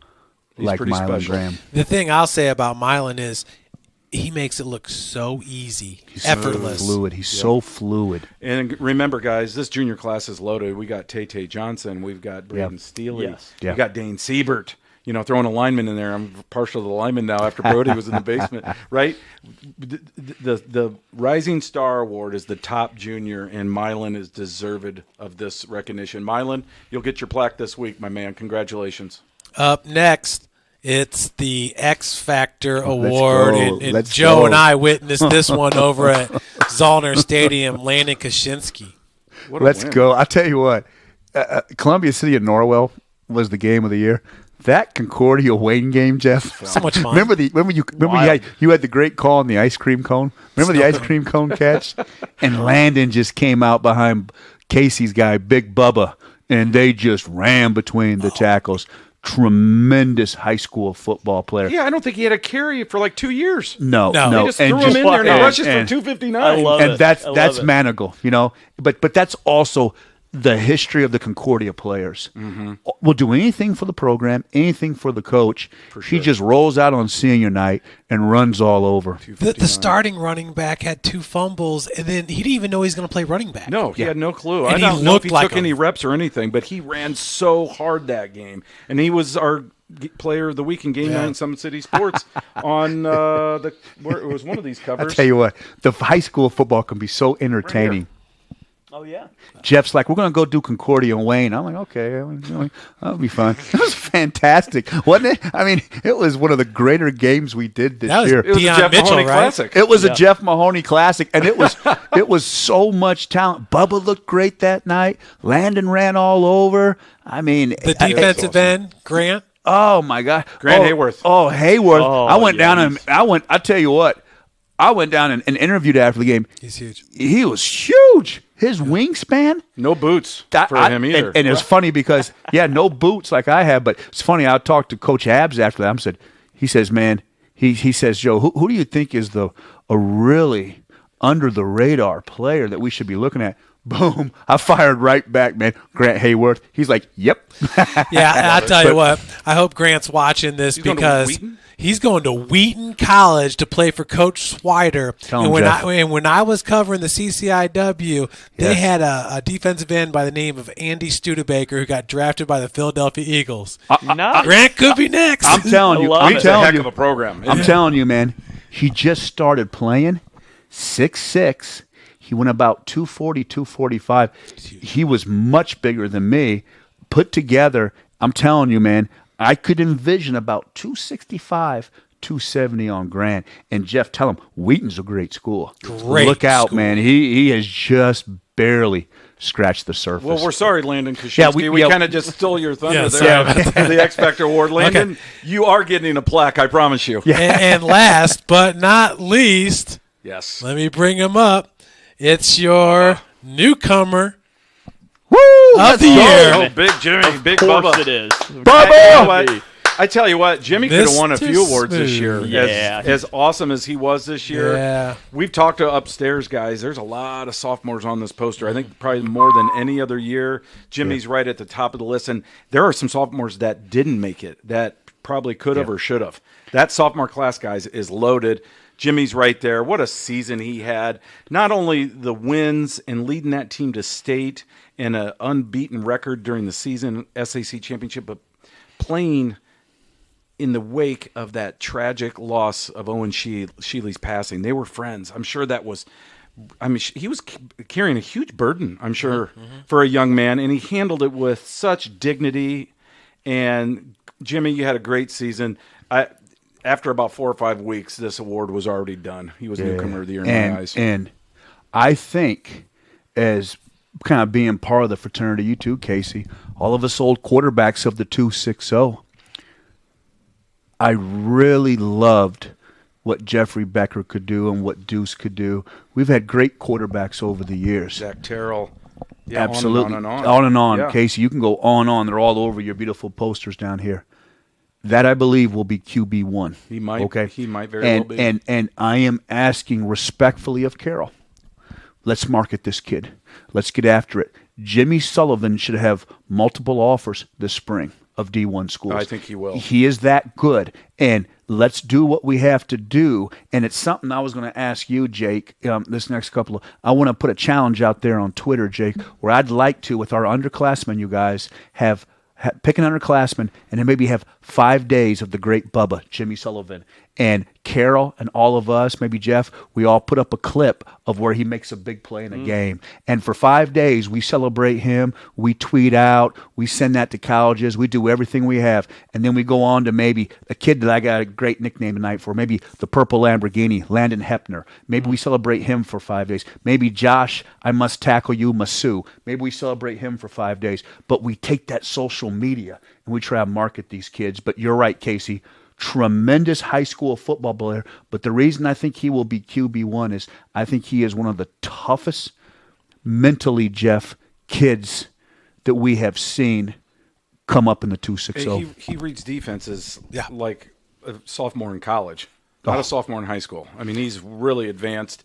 His work on the 7-on-7 circuit is amazing. It's paying dividends. He comes from an athletic family. Congratulations, Jimmy. I'll drop off your plaque this week as well. And one more thing quickly. It's so important. You see whether these colleges make it, whether they sink or they make it based upon the recruiting of a quarterback. I mean, look at it, Casey. You guys had to steal the quarterback from Wake Forest for Notre Dame. I mean, it's so hard. You must have the ability to develop a quarterback on the college level. That's a kid I would be all over on the next level. Let's jump into the poster, shall we? Absolutely. We'll spend, 30 seconds, 45, maybe 60. Move it along. Or a couple extra, depending on what we want to say, but we'll go alphabetically. Jeff, why don't you kick it off for us there, top left? Yeah, I mean, why not start off with a Wayne offensive lineman, mullet, no less. I mean, paving the way for one of the greatest Wayne General running backs of all time. And that's saying a lot because that's a storied program when it comes to running the rock. Yeah, you got guys like, Ray Byers comes to mind, and Deion Mitchell, and some really greats through the years, and, of course, the Powers boys here recently. Yep. But the season Lamarion Nelson had, especially the game that he had, was really special. Peyton Alton, some of his brethren in the trenches helped make that possible. Yeah, like you said, Lamarion Nelson, the number one play in all the land on ESPN, ran for 427.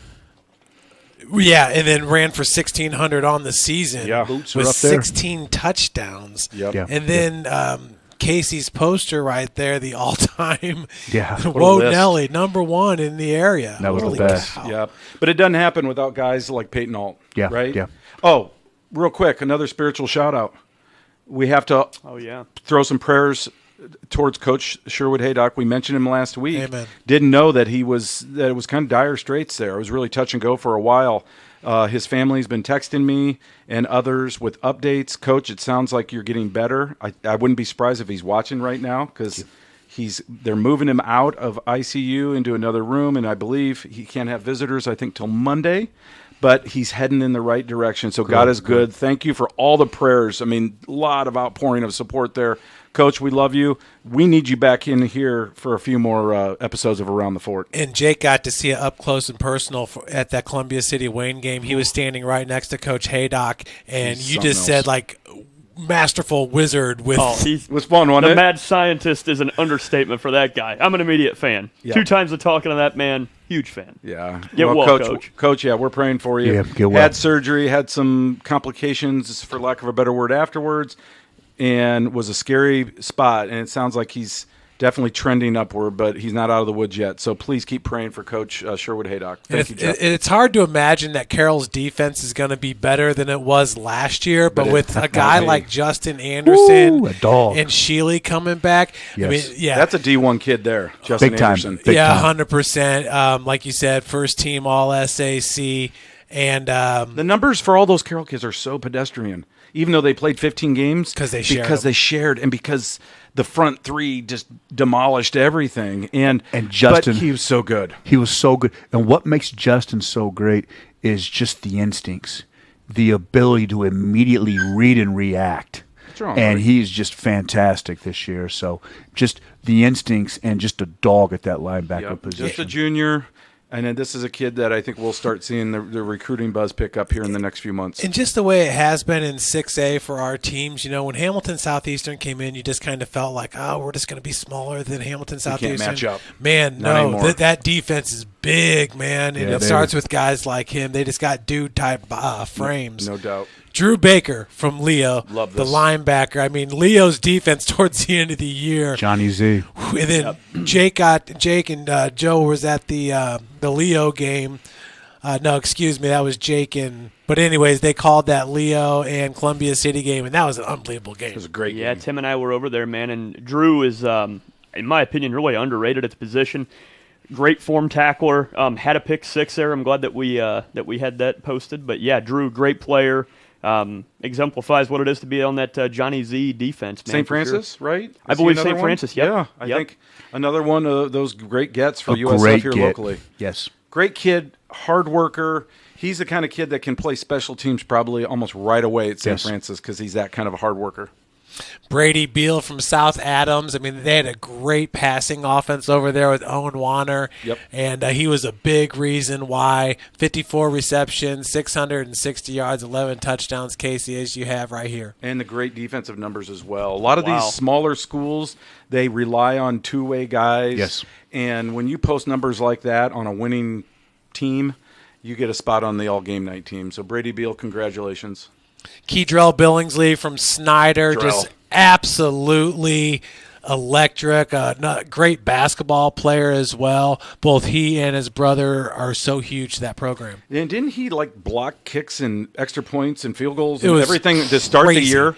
He just made a play or two every game. It seemed like the kick to start the season. Yeah, he had the block, remember, at DeWanger Yes. where he scooped it up and ran in for a touchdown. Had a block earlier in the year against Northside, Yeah. and had a block against Carroll. Yeah. Him off the edge is unreal. Well, and if it wore wasn't for his teammate, he might have been Special Teams Player of the Year. Truthfully. That's right. Yeah. That's right. Yeah, and he wore the special number 1 jersey, Yes. which is a special jersey for Yeah. Snyder. Very deserving. Cadrell, congratulations on making the team. And we heard a lot about this next guy from Yes. our Player of the Year, Ryan Black, but Keegan Bloom, just the heart of that team and coming back for his senior year. They're going to have 9 starters on offense and 9 starters on defense. Ryan Scary. Black thinks that they can be better than they were this year. Yeah, that says a lot. Keegan Bloom is just one of those guys. I just saw a Twitter thing of him just putting up some weights the other day. I know you guys follow that closer than I do. Oh, yeah. Look at the numbers, 104 tackles, 5 fumble recoveries, and Tough kid. 1645 rushing yards. My goodness.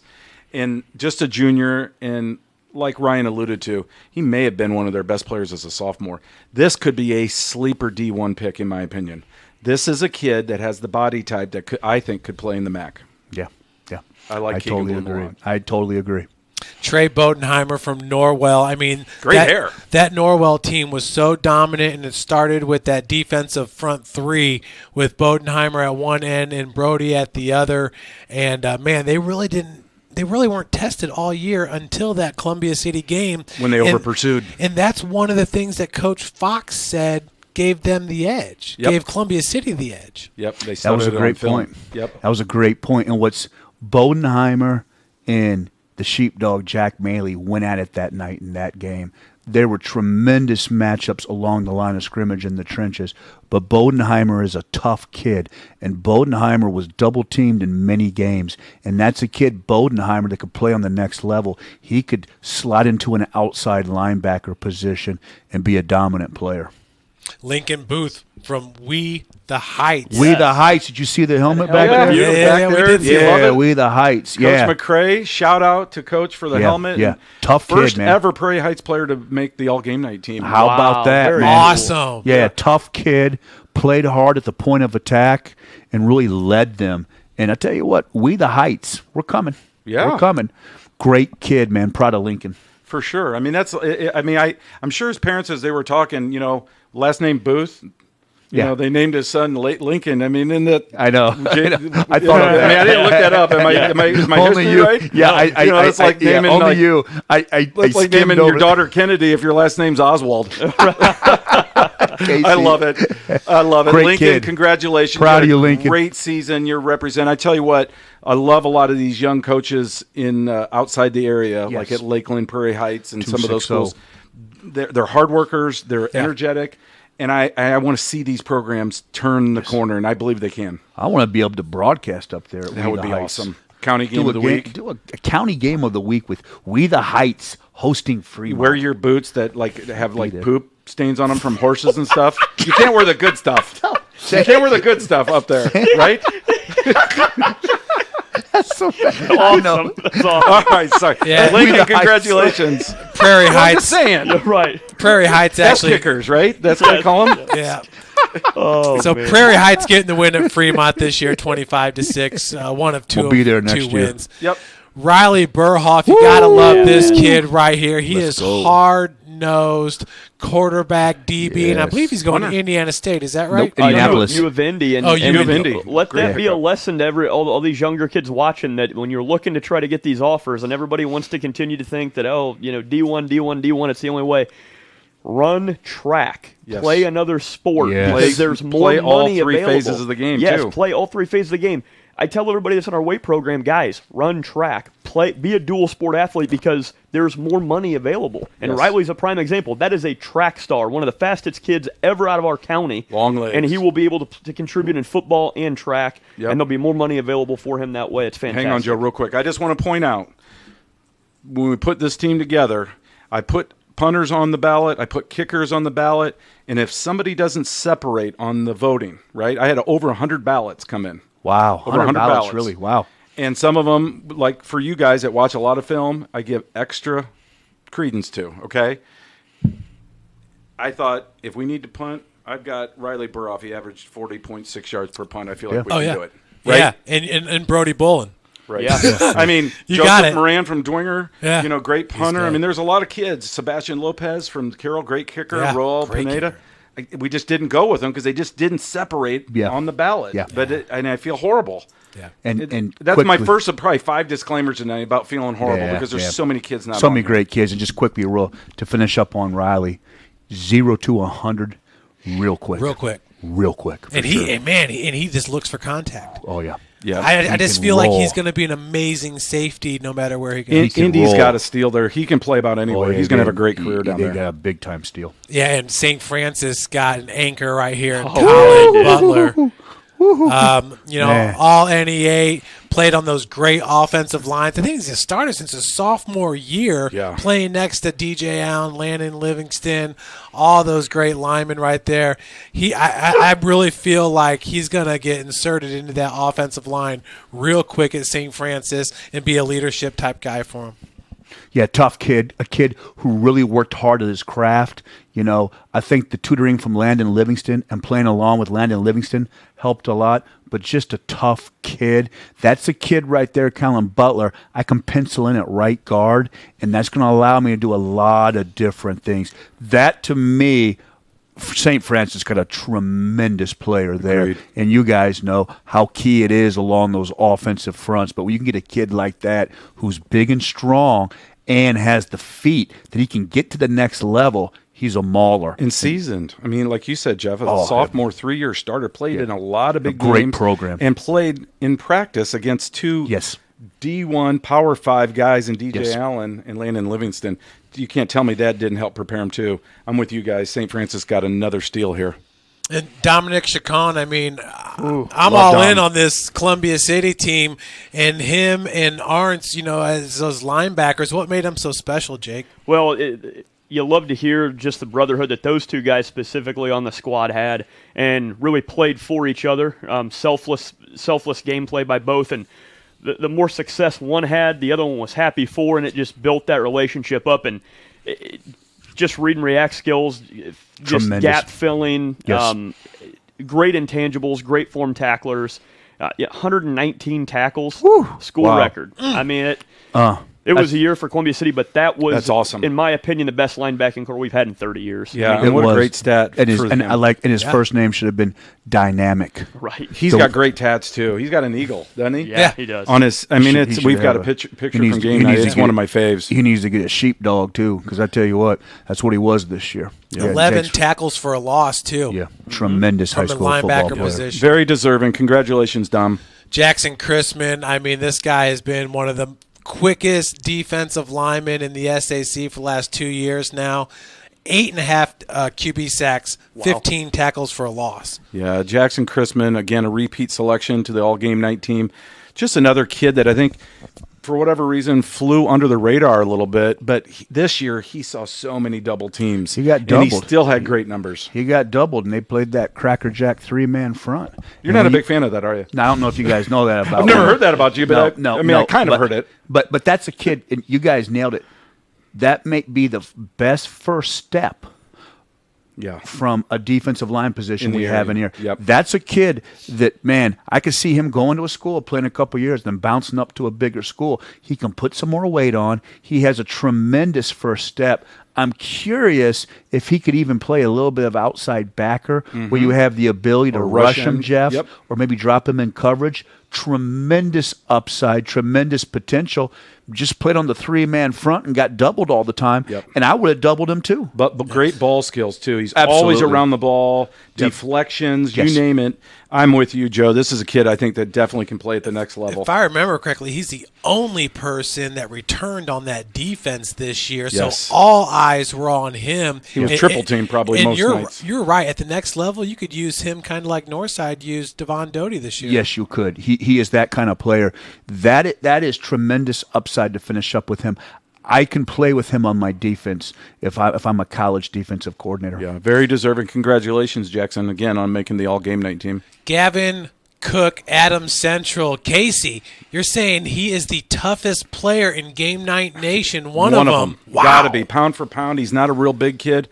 And you look at him, and I'm sure coaches make the mistake looking on film and saying, we're going to pick on this kid, we're going to take advantage of this kid. No. He makes plays. He's so tough. This is a really, really good football player. 5 TFLs, 88 tackles, 5 pass breakups, and again, got a ton of votes as a safety. I think he might have been nominated inadvertently as a corner, but I'm pretty sure he's a safety at AC, and just one of those, great leaders out there. And I think, I could be wrong, but I think he might be one of the few seniors. And but regardless, had a tremendous season, got a lot of votes. Boy, who'd be the second toughest? Well, I said one of the toughest, so I don't know. That's a good question. We're going to get to a few of the pound tough for ones. pound. We'll probably come up with a few guys that aren't. But he's probably on this poster the smallest guy in terms of stature, but really tough. Yeah, I love Gavin Cook. Well, Big Bubba. Speaking of size, Big Bubba's really tough, but man, he looks like a professor in his mugshot. I asked Bubba. It's great. I'm glad you brought that up, Jeff. I walked up to him again. This is during the conversation where he wanted to pick me up and cradle me like a baby at our photo shoot. And I'm like, no, that's not going to happen, Bubba. And I said, do you want to take off your glasses? And most of the kids that wear their glasses are like, oh, yeah. And they'll hand them to you. Bubba's like, I want to keep them on. I'm like, okay, whatever you say. It's fine with me. I should have had Gavin Cook show up. He probably could have eaten Gavin. Right. My goodness, is he a large human? And he's got some opportunities. Oh, yeah. I think he's got is it a JUCO situation? Do you guys know? From what I understand, it's a JUCO situation in Florida. And you said it in one of our broadcasts, Casey. You nailed it. Bubba, just show up wherever it's at and play. Yep. Just play year after year after year, because he will continue to grow in that body and be able to develop that body and understand that body. Get a little more athletic, a little quicker. Jeff and I had him with Concordia and Wayne. He was nasty that night at right guard, and they moved him around a little bit. I'm telling you, he just needs to grow into that body. And Bubba, if you're listening out there, we love you. We're proud of you. Go down to the JC and just play. And I tell you, one day you're going to wake up and look out. Yep. I don't remember seeing another football player in the 260 in recent years that even matches his size. He was mammoth. Enormous. Yeah. I shook his hand and my hand disappeared. Mm-hmm. Okay, And he was he played some enormous. defense this year too. Oh, yeah. Which He's shows me he's getting coming. a little bit more athletic, a little more confident, a little quicker. Yeah. Your point is so right on. And not only that, hit the books. Don't if you show right. up to class and you turn in your stuff, you'll get the benefit of the doubt. Keep playing this wonderful sport, all you guys. But Bubba, play 2 more years and then see where you land. Yes. We could see him playing in the SAC like we saw Bam Scott. I'm telling you, when he is slowly figuring it out, just keep playing. Yep, I agree. Anthony Cruz from my Bluffton Tigers. Bluffton going 8-5 this year, winning a sectional over Eastbrook 42-35. That's solid. And Anthony Cruz is a beast toting the rock. First sectional since 1988. That's the year I graduated, Bluffton, boys. yeah. How great. Coach Kunkel, congratulations. Only one Bluffton player made our all-game night team, and it was Anthony. He had a tremendous season toting the rock for the Tigers. And hats off to all those kids down there and those coaches for believing, for turning a corner this year. Now build on that success. Anthony Cruz, you set a good mark there for your cohorts down in Bluffton. Congratulations. And then Mickey Daring from Bishop Lures. I mean, all season long, if there's one thing you could rely on at Lures, it was that defense. You knew, especially with their defensive backs, he was able to really kind of hold it down on that front line. Yeah, I mean, he got double teamed all year long too, and just kept working and working. Just won a sectional, I believe, in wrestling. Does that sound right? Oh, nice. I think he's a top flight wrestler. Oh yeah, and it shows. He gets in the dirt and he really grinds down there defensively, and he's hard to block. He's a tough kid. I think he might be a junior too. I could be wrong, but I think he might still be a junior and coming back next year. If not, he's had a great career at Bishop Lures and very deserving of the all game night team. Bishop Lures quietly made another run to semi-state when I think everybody had written him off, right? And he was a big part of that. He had a great season. Yeah, that big sectional win over, what was it, Bluffton? That was the regional, and they beat Eastside for the sectional? Yes, Eastside for the sectional, and then they played Bluffton in the regional, and then they lost to Andrean in semi-state. Yep.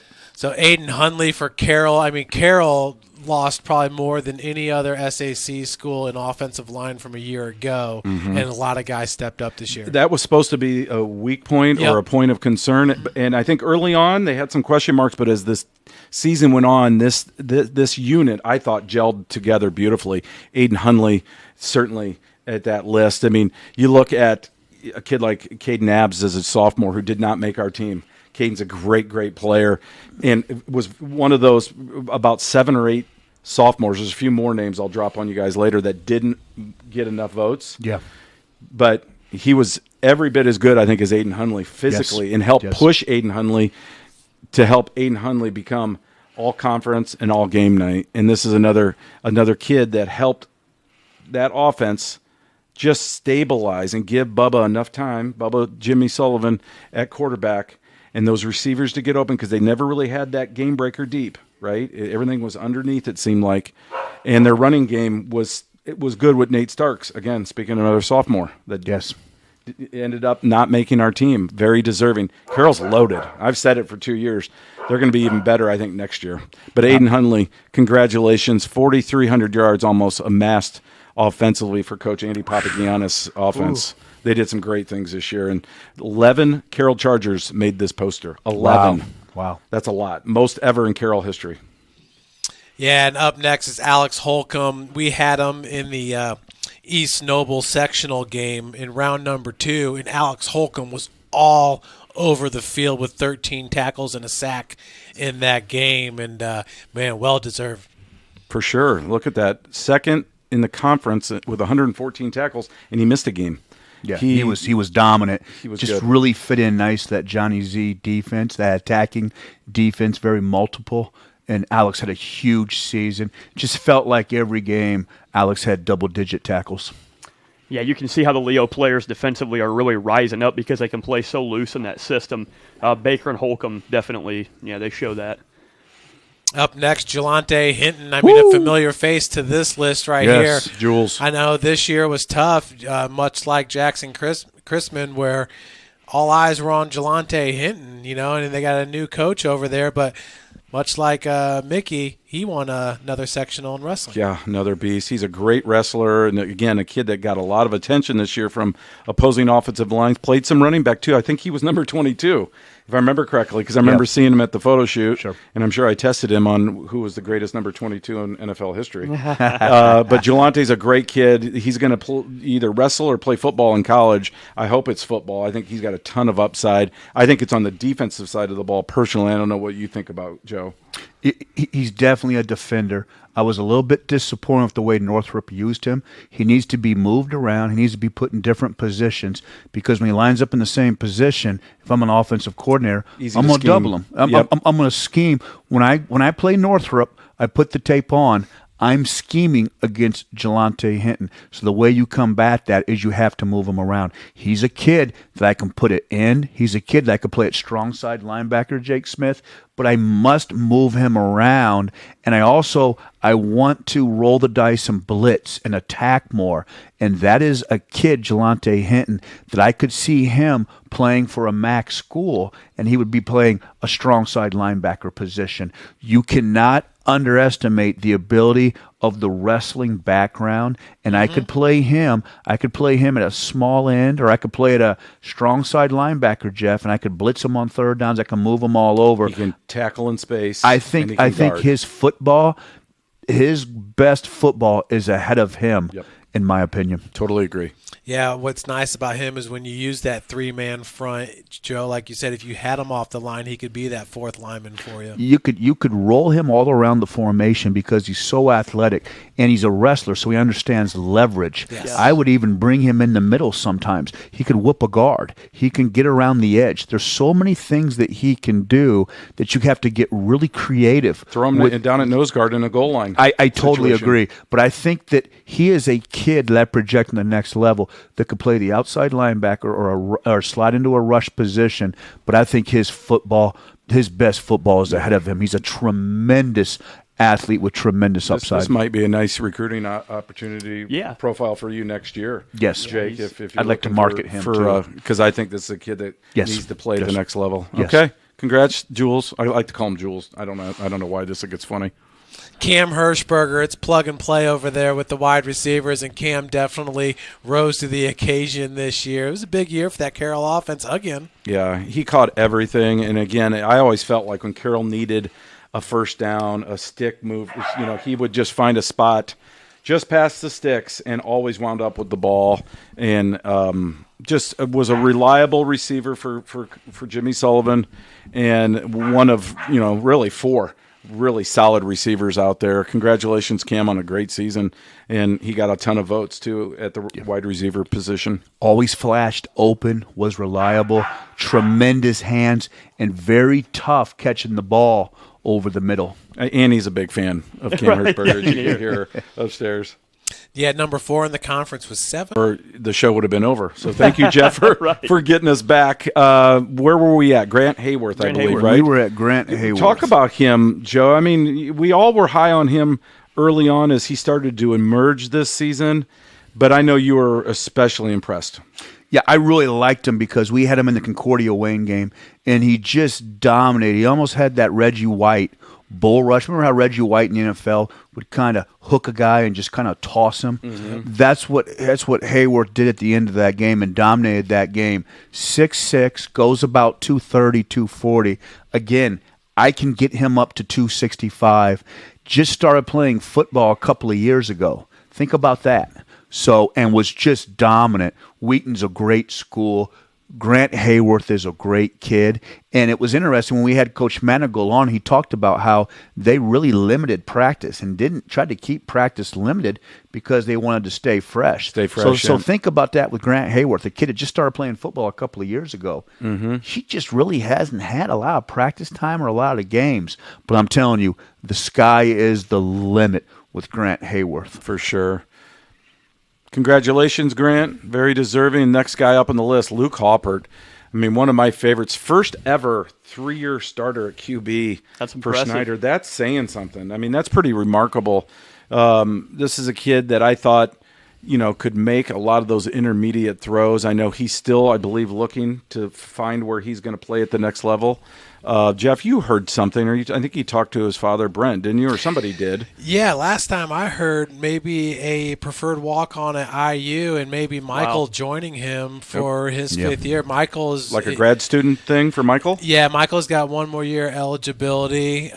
Michael's career started off so great at Indiana State, and then he had these dang hamstring injuries that really hindered his last 2 years there, but he's got one more year of eligibility. And when Fia Cable went to Indiana, they had some established quarterbacks, and they're not there right now. So I guess the quarterback room is a little bit thin, and it might be a good opportunity for Luke to step in. Steal some PT. I tell you, he and that's what they're interested in.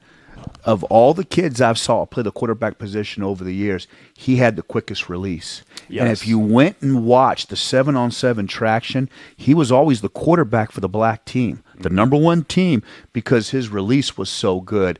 And I tell you what, 3-year starter for Snyder, probably one of the better high school quarterbacks I've ever seen. But I got to be honest, probably one of the situations of a quarterback that was not put in a situation of an offense to succeed. Well, you don't continually roll a quarterback out when you have a quarterback who, and obviously this got me banned, but you don't roll a quarterback out who has that kind of quick release. If you go back and watch the tape and you watch the kid with the quick release and the ball comes out, he's a pocket passer. Yeah, he just played in a horrible offensive scheme. And that's why Indiana, I think, in some of these schools are like, we can work with this kid. But remember, he was always the black quarterback on the traction team. Well, the black team. Let's not forget, Snyder football's won a ton of football games through the years. Yeah, but the way he was handled was an absolute shame. Well, as a quarterback, and also,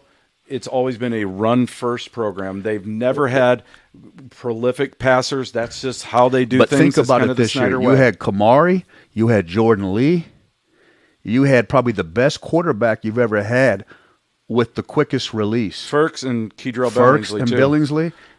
And you run an offense where you constantly roll your quarterback out. Yeah. To me, and I'll get off it, I'll finish up, that's probably the worst I've ever seen of a kid who's that good of a quarterback used in an offense. You definitely liked him more in the pocket.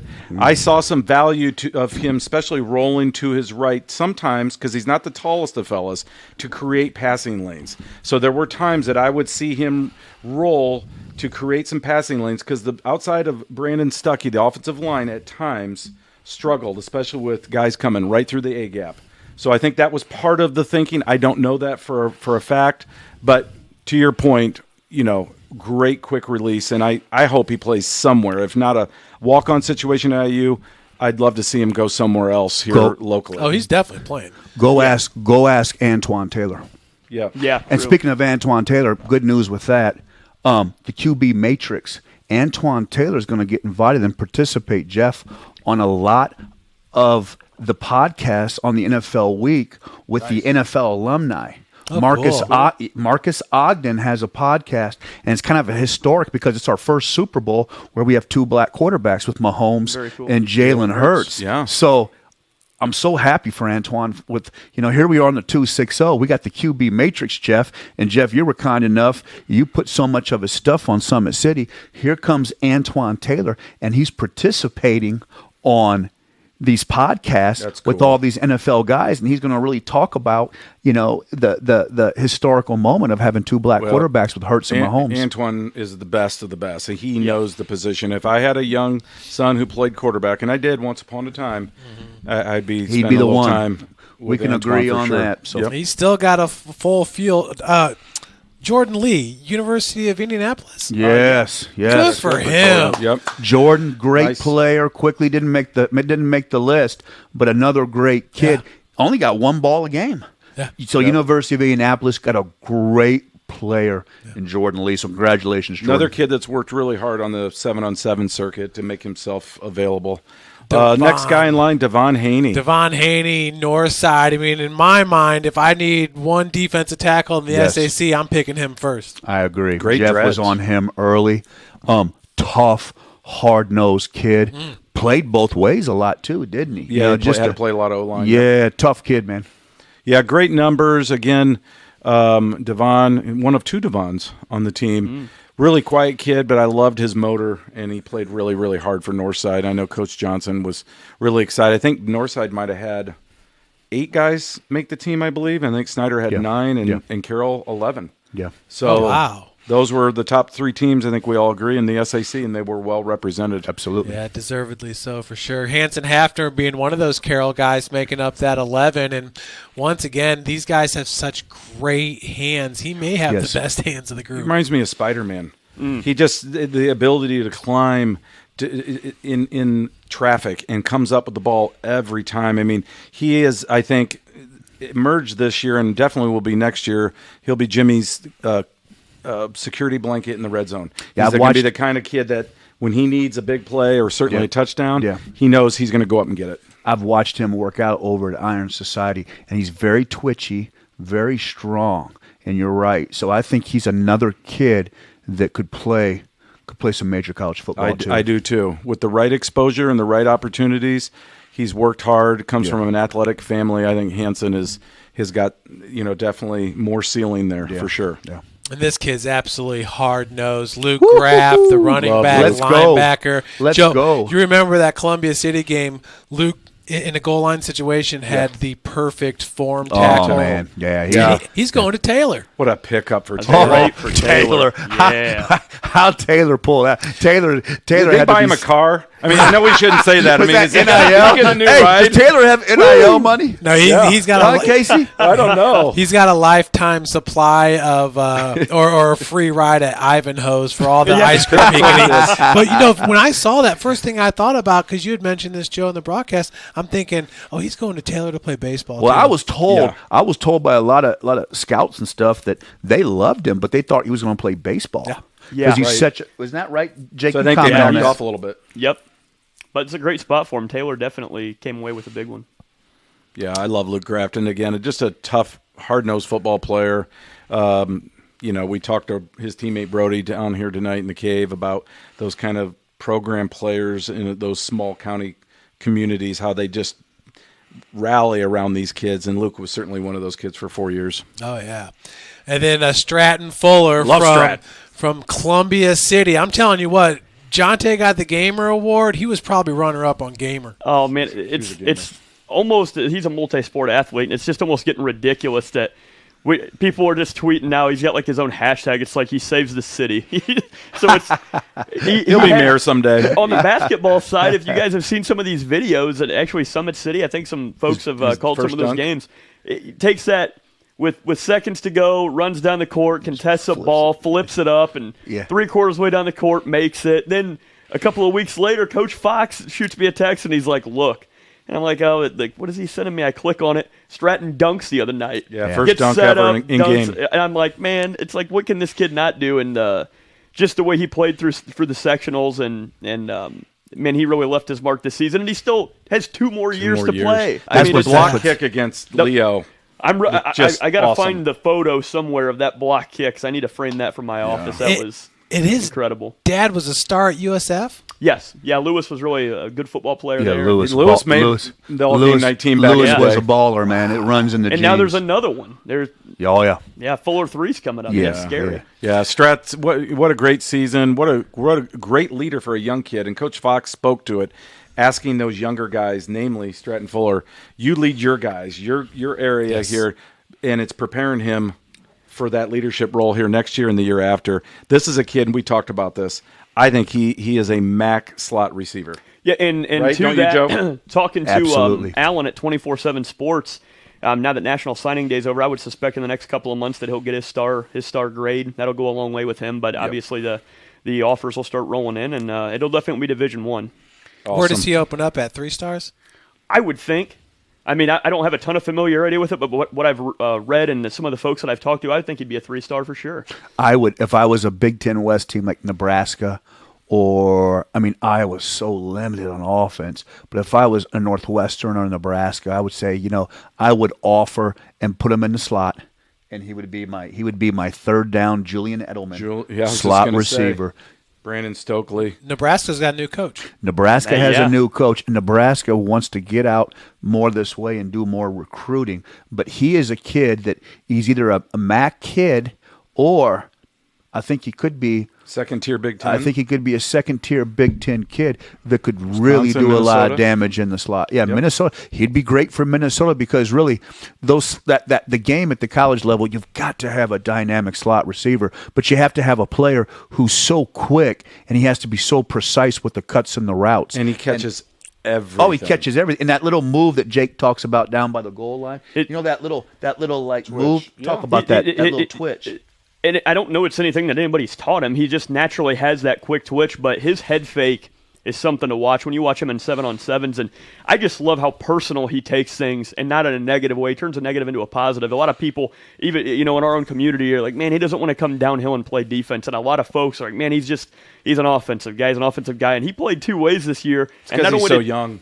Not only did he block the kick to go to overtime, then in the overtime period, he is the one that came downhill and made the stick at the goal line that saved the day for him. So he really exemplifies Columbia City football. All right, Stratton, we're not talking about – sorry, Stratton. Yeah, your head's exploding right now. We've got 2 more years with you, so just settle down, okay, Keep working Stratton? hard. Matt Rule's the new coach at Nebraska. Yes, Matt That's Rule. right. Look at the hair there. for Lincoln Firks. Oh, look how this kid's huge. He's a beast. And I had to put St. Charles product. Nice. Give my shout out to my Cardinals, that's right? your I mean, guy, I coached Casey. Lincoln, and this is a kid that didn't play a ton at St. Charles because he was still grown into his body. Yes. He wasn't as defined as far as physically, but he got in the weight room and he worked his tail off. Coach Tippmann gave him an opportunity to play a little bit as a sophomore, and he made the most of it. Started last year as a junior.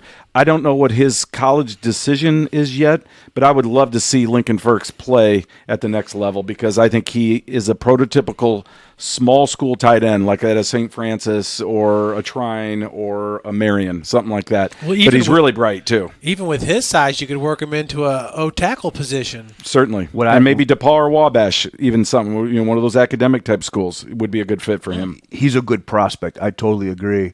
And I don't think anybody worked harder in the offseason last year than Lincoln Firks. And it was so appropriate in that sectional championship game.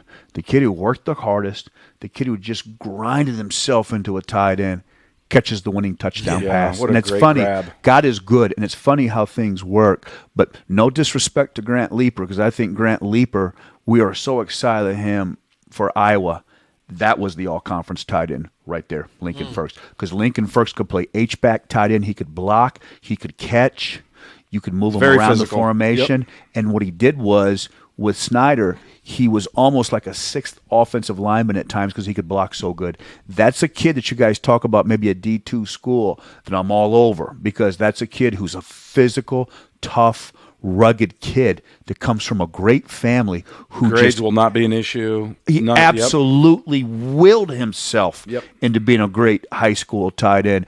I have nothing but the utmost respect for Lincoln Firks. Congratulations, Lincoln. I'm really You're a proud winner. of you. He's big, too. Big, strong dude. He's great tall. hair. He's got some great hair. Mikey Dye. There's one. The lockdown corner. I'll be honest with you guys. I Shut did down not, Mikey. I'll be honest with you. As I was assembling things, right, and pulling in all my ballots, I know we spent a lot of time going through all this stuff the last 2 months, as you guys know. Yes. I didn't think Mikey would make the grade. I honestly didn't. I undervalued him, and I went back and watched some tape. Went back on Summit City Sports and watched some games and watched him against some of the best receivers in the city, and I misread him. Mikey Dye can play the game, and is he going to Marion? Yeah. Is that right? Shut down Another Mikey. great Oh, yeah. pickup for the USF rival down in Indy. I think that's a kid that could play within a year or two down there. Well, and the thing about Marion is they've been down to their standards the last couple of years, and they got a new head coach, and Ted Karras has taken over that program again, led them to their first state championship. Karras, who actually took Andrean to its first state championship as a high school coach. You get an offer to play for Coach Karras in Marion. I mean, that's big time. Yeah, he and the thing about Mikey is Mikey can play the cornerback position. He can play the outside. He can shut down the split, but he can also play that coveted slot corner position, Jake. And so I can play him at slot corner because he's physical enough, or I could play him out in the split. We had him against Dwanger, Tim and I, and did a phenomenal job against C.J. Davis. I was there for that. And you know how Yeah, I good remember you C.J. saying that. Davis is. But Mikey shut down Dye. And I tell you what, proud of you, Mikey. And you know what? Sky's the limit. Good kid. That was the number one thing you took away from that game. I'm telling you, I remember you telling me that. Mikey, I'd love to put out about 10 kids, my all-260 underrated team.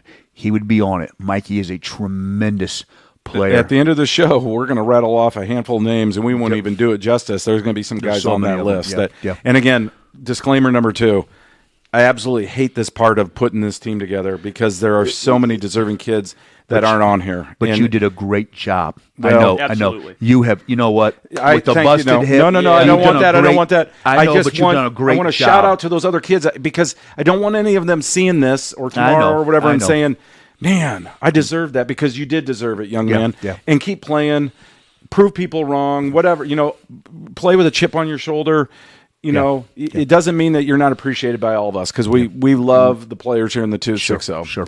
All right, our next Devon. Yeah, as far as I'm concerned, this is the most versatile defensive player in the 260, Devon Doty from Northside. I agree. Saying something, He would Jeff. be one of the first ones I would choose because tremendous motor, tremendous hands. With Devon Doty got his hands on you, it was all over. And Devon Doty, they lined him up at the defensive end position. I could play him at outside backer on the next level. I could blitz him. He could play outside backer. He could play coverage. That is a tremendous kid that I could use in a lot of different ways. And I thought really he was a difference maker. He was unblockable. For Seemed Northside. like. He was unblockable. And for Northside to turn around, and Ben did a great job over there to get all those wins. Devon was just fantastic on the edge. He was right in the heart of it for sure. 15 QB sacks, guys. That I lost What a track of the number. sacks he had at 15. I was blown away by that. Yeah, There and was he was unblockable at times, and people started running away from him. Right, they were scheming away from him, and it still wasn't mattering. He'd catch it from behind. And if you like tape, if you're kind of a football nerd like me and you like tape, and you get to about March or April and you get a little blue watching your football, I guess you can watch a little USFL now, but if you get a little blue watching your football, go back and watch that Northside Dwenger game. Check out Ashton Scary for Dwenger. Just, again, a kid that I always said played like he got his wallet stolen. Check out Ashton Scary and Devon Doty highlights. Yeah, they got after each other. Oh, that they get after. I wanted to go down there, and I wanted to after the game, and Give 'em both a I want to give ice them. bag. I want to give them both an ice bag, a piece of silver, and say, "Where are we eating chicken wings after this?" Yeah. No Yeah. That's talk a good about point. two kids getting after it, but yeah, Devon, you're right, Jeff, and that's a kid that you've kind of picked out, Jeff. That's a game changer right there. Jake, have you seen anything, any updates on his recruiting? I have not. I have not seen anything. Because I'm telling you what, I just know that he would be a stalwart at a He's gotta school play like somewhere. Concordia, Ann Arbor, Siena Heights, Marion, St. Francis. He's got to play somewhere. I would He's if I was like a good not to. Valparaiso. If I was a Valparaiso, he would be my outside backer and I would slide him into a defensive end position on rush downs because he's just a tremendous player on the defensive side of the ball. Yep. Michael Dirkman opened the season with an interception and ended up with 4 interceptions there. I mean, him and Jorge Valdez, obviously Steely. Yeah. I mean, they made that Carroll back end almost as fierce as the front seven. Well, and we talked so much at the beginning of the year about the linebackers, right? How dynamic they were and how versatile they were across the board, those 4 guys, 3 or 4 guys. But that front was so good, especially the ends. And then, of course, the back end was just sensational. The defense was just stout. There's no other word for it. And they ran into a buzzsaw, of course, in the 6A title game. But Michael Dirkman, another kid at the beginning of the year, I wouldn't have predicted would have been on the postseason team, but he deserved it. He did stellar season. He was rock solid. Oh, yeah. Totally great player. Bodie Dickerson.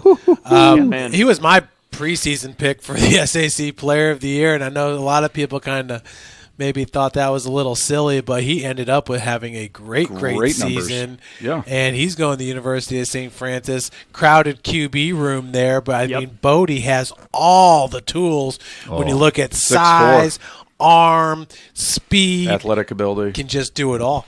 Yeah, Bodie, what a great season he had transferring over from Dwenger. That was a tough loss for the Saints to absorb, but they moved forward. Bodie stepped right in for Northside, led the Legends to a great season, had great numbers. And, you know, this was another kid I was worried that might not be on the team because I've told you guys, I don't need 8 or 9 quarterbacks. Yeah. You just don't. I mean, I try to put the team together based on, like, I'm building a roster, a college roster, 85 scholarship spots, 7 preferred walk-ons. That's my 92 guys that make this team. And, you know, you need kickers and return guys and punters and linemen and all of it. It's got to be even. It's got to be seasoned. It's got to be the right kind of guys to fit what I want on my team. And Bodie was one of a few quarterbacks I thought, man, I don't know. He was second team all conference with those numbers, right? And they had 2 kids, you know, Bubba and Luke Halpert above him. And I thought, man, I'm afraid. He got a ton of votes, and he deserved it. Congratulations, Bodie. And I'm with you. Crowded room over at St. Francis at QB. And but I want to see him compete and see where he lands. What happens when Bodie puts 20 pounds on? Oh, my. And it ends up and goes from about 6'4" to 6'5", puts 20 pounds on, and is Turn out him there into a tight end? and is out there running a 4.5 40. Maybe. What happens? I'm telling you, I'll give it to you. tremendous kid, tremendous upside, laser smart Antoine Taylor kid. Yeah, and I thought he was going to go a little higher. I did, but talking to Greg Bolt, obviously very partial to him being in a part of that quarterback room. Bodie is built for that offense, and with Greg explaining to me how they do things, I think Bodie is going to have a little bit of an edge coming in there. That RPO, great footwork, quick reaction time, quick release of the football. He can see down the field. I think he fits into that offense well. Honestly, even as a big Bolt fan, Bolt, to me, is more that pro-style quarterback where I think Bodie could find his way into that room and do some damage. And Bodie has always excelled, even back to his time at Dwenger and at St. Charles, at recognizing when the pocket collapses before and not prematurely. It's not like he gives up on plays. He just makes it the right decision, and he'll tuck it and run. And I thought he could have done a little bit more of that, truthfully, at Northside. Now, maybe their coaches said, hey, we need you to be in the pocket. We need you to extend plays more behind the line of scrimmage to throw the ball downfield. But certainly as a junior at Dwenger, I thought that was one of his best skill sets, was recognizing a pocket collapsing and getting 5, 6, 7, 8 yards and extending drives. Yeah, his father was a great player, and he may be one of the smartest, brightest high school football players that I've ever talked to. I mean, Bodie knows the game on the level that I know the game. It was probably that St. Charles coaching. It must be. Throwing that out there, Joe. But to finish up with Bodie, go back and watch that Snyder North Sectional Championship game on that 4th down play when he just rolls around that field and buys time. Yep. And Snyder had some dogs on defense. So I agree with you. I could see Bodie just becoming a star, or even playing a year or two at St. Francis, and I could see Bodie bouncing up to a bigger school too. And it's funny you say that, Jake, because Coach D does love the dual threat quarterback, but won back-to-back national championships with a pocket passer, Nick Ferrer. So good point. I like it. C.J. Davis, holy cow! I kind of liken him to Nick Thomas. Thompson, excuse me. Yes. Except for Thompson, I think is a little bit taller. Yep. But I feel like they're like really similar players. I agree, and when you see Nick in person, you understand why that's a D1 player. I mean, just his build, his frame, his mentality, that he looks the part. CJ does too. This is why he's going to Marshall, and I think this is one of the great stories of a transfer this season. And man, he's rangy, he's fast, he's just like Nick in the ideology of being smart outside of football. So yeah, I mean, Marshall got a true winner in this guy. Yeah, he's working out over at Iron Society, and so I've had a chance. CJ also does. Yeah, Iron Society, man. I'm telling you, man. That's a spot. That I'm telling you what, man. I'm starting to see. You know who else works out at Iron Society? My man Mitch Vargovich. Oh, Mr. Witch. Mitch the Witch. I tell you what, man. If I had to, when I make my trips to Chicago and doing my business, if I had to walk down a tough alley in Chicago, I'd be like, come on, Mitch, you want to ride with me, man? I love Mitch the Witch. But I've seen CJ, Jeff, over at, and you guys are absolutely right, the fast twitch. I've watched him squat. I've watched the power clean. Absolute explosion. And I want to give a shout-out to Johnny Zolnick. Johnny Zolnick identified CJ Davis early and really put the time and effort and worked with him. Help develop and him. helped develop him. And CJ is just like Nick. He's such a smart, good kid, Humble, and they hardworking. come from great families, and they get it. And again, I know you guys say, Joe, you get so hyped up. Nick Thompson and C.J. Davis, I could see the four of us sitting up at Soldier Field someday, tickets on Joe, watching an NFL game where we say, look, man, C.J.'s playing on one side and Nick's playing on the other. Totally That's agree. how special they are. But fast twitch, tremendous player.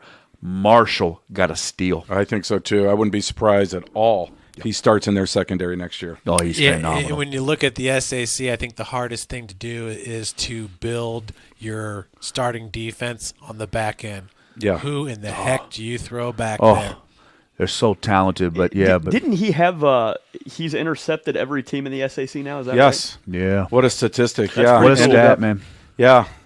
He's a winner. Yeah, when he got the interception against Northrop this year. And you said that, Casey. I don't ever remember anybody else doing that. No, it's got to be Very at cool. first. It's pretty cool. Yeah, you talked about the quarterbacks for this team. Boy, you nailed the nail on the head here with Tegan Irk, man. Well, again, another kid with those numbers, and he just we knew he was going to be good again coming into this year after last year.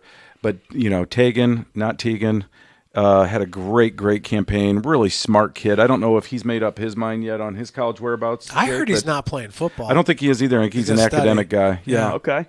Yeah, he definitely had it with Overbay. He didn't have Wiley for a good while this season. But he is.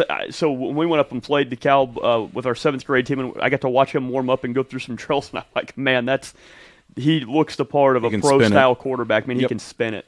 Yep. He had great numbers, and again, great player. Didn't have maybe all the parts around him, certainly in the trenches, that some of those great DeKalb teams from the 80s and early 90s that I remember didn't have a D. They just haven't had that. It didn't have a D.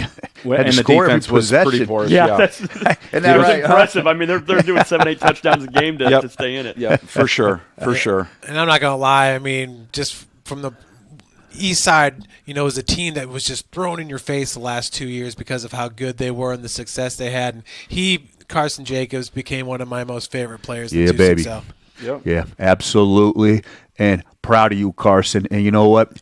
Dealing with the adversity. Comes from a great family. I was telling you guys, was messaging his mom, checking up on his rehab. I care so much about these kids. I was sick when he ripped up his knee against Lures. And you know what? Didn't bother him. No, he's gone to rehab. He's healing so quickly. He's doing great. His mother's comment was, we've kind of forgotten that he got injured, but that's a tremendous kid. He was a tremendous defensive back. Yeah. And this year, especially last year, when he shut down Brody Glenn. He could have easily said to Coach Mason, "Look, man, I want to make my bones as a defensive back," but instead, he's unselfish, goes over, plays the quarterback position, and just represents what high school football is about in the 260. He and Charlie Stansky had some big shoes to fill, didn't they?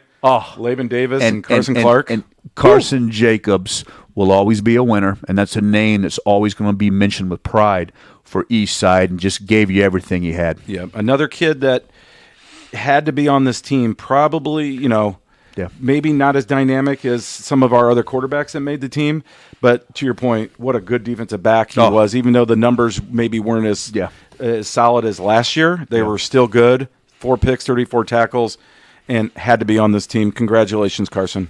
Yeah, you're a winner.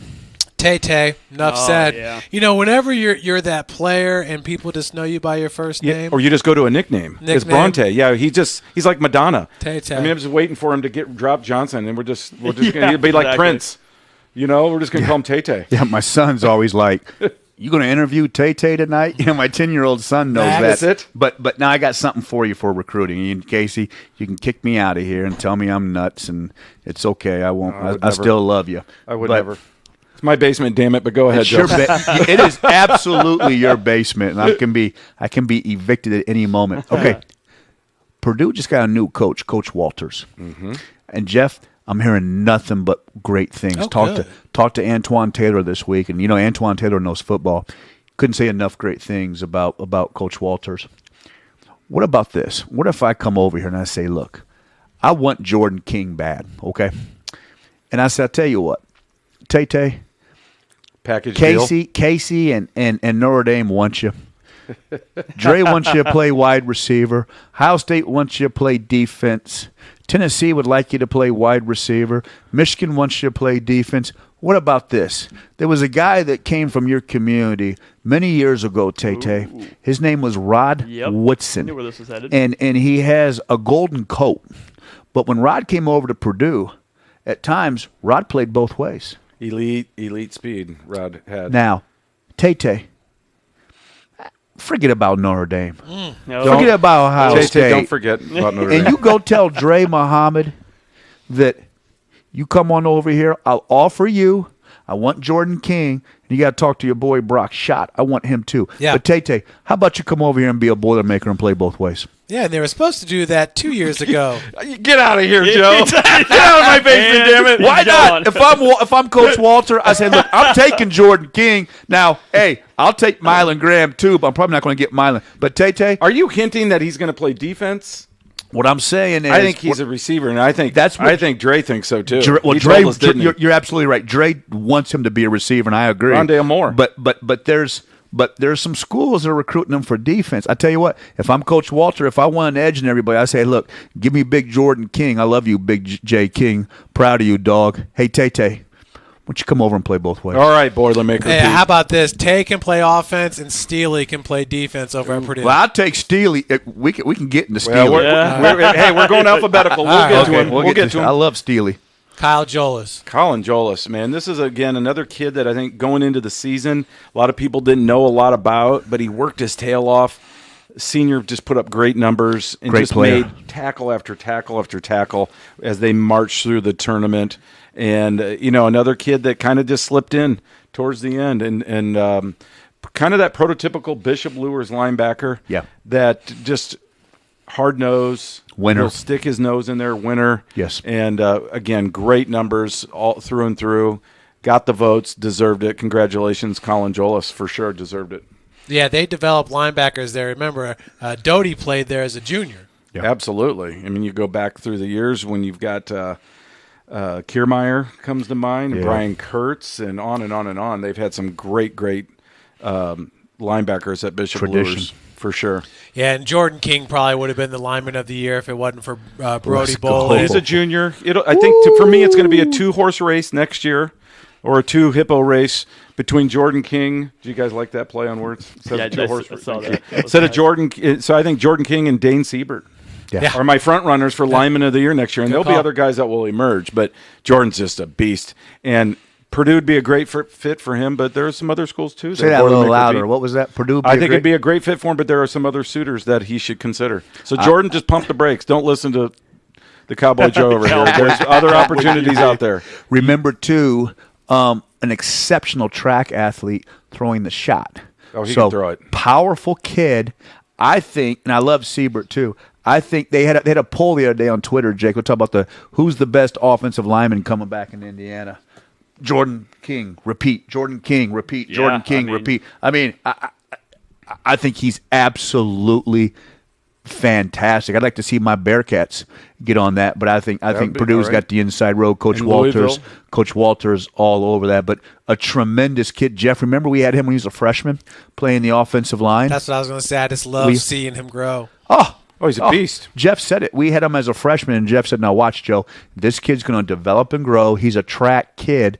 And I'm just so proud of Jordan. Jordan's working, putting the work in, getting stronger in the weight room, and tremendous upside. And I think we're going to see him on the defensive side of the ball more next year, too. I think he's too good not to be playing more on that side of the ball. You're right. But if he does, if Purdue is able to land him, boy, I can plug him in right away at right guard. Another kid, dare I say it, another kid that could play on Sundays. Road trip. I'm super excited for East Noble next year. One of the reasons is Dylan Krell, who you have on here. I think Xander Brazel, and they have so many young playmakers Tons there of young kids at East Noble that I think Coach Amstutz probably was paying attention when people were talking about his team this past season. And people were putting some scores up late and things like that. At our photo shoot, I mean, Coach hasn't been to our, East Side or East Noble used to come years ago, right? And then we had some format changes. In recent years, Coach Amstutz hasn't brought East Noble down to Fort Wayne. Well, he did this year. And we had a great conversation. You could tell he was very guarded, and you could tell he knew they would take some lumps this year. Just reading between the lines, but he also knows he's got some young talent. And there's some dogs up there in Kendallville. I think East Noble is going to be really, really good. I said last week on the show that they could surprise people and win the NE8 next year. They totally could. And Dylan, thanks for the follow on Twitter, my guy. Just saw that pop through. Thank you, Dylan. Thanks, Dylan. How about a follow at Sideline Swami 1, Dylan? Yeah, tough kid, and he could play a number of different positions.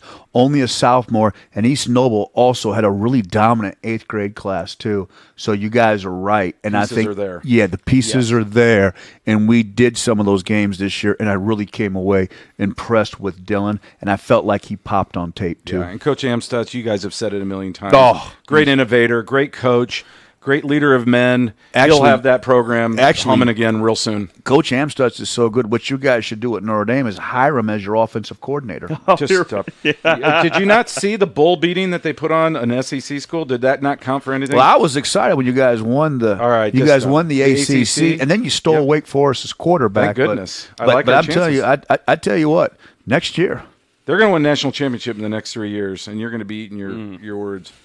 In fact, I'm going to put you on the hook for the plane tickets, the hotel, and the game tickets. I'll get us credentials. How about that? I'll tell you what, if they get to the Final Four next, I guess it's changing now, isn't it? But if they get to the Final Four, they get to the Elite Eight. if they get to the championship game of the Final Four, you and me, on me, we're going, and we're going to fly that Notre Dame flag. Are you wearing and that, Notre Dame? You know what? I'm going to wear a Notre Dame / ACC jersey to that because let's go, man. Did you say the national championship or the Final Four?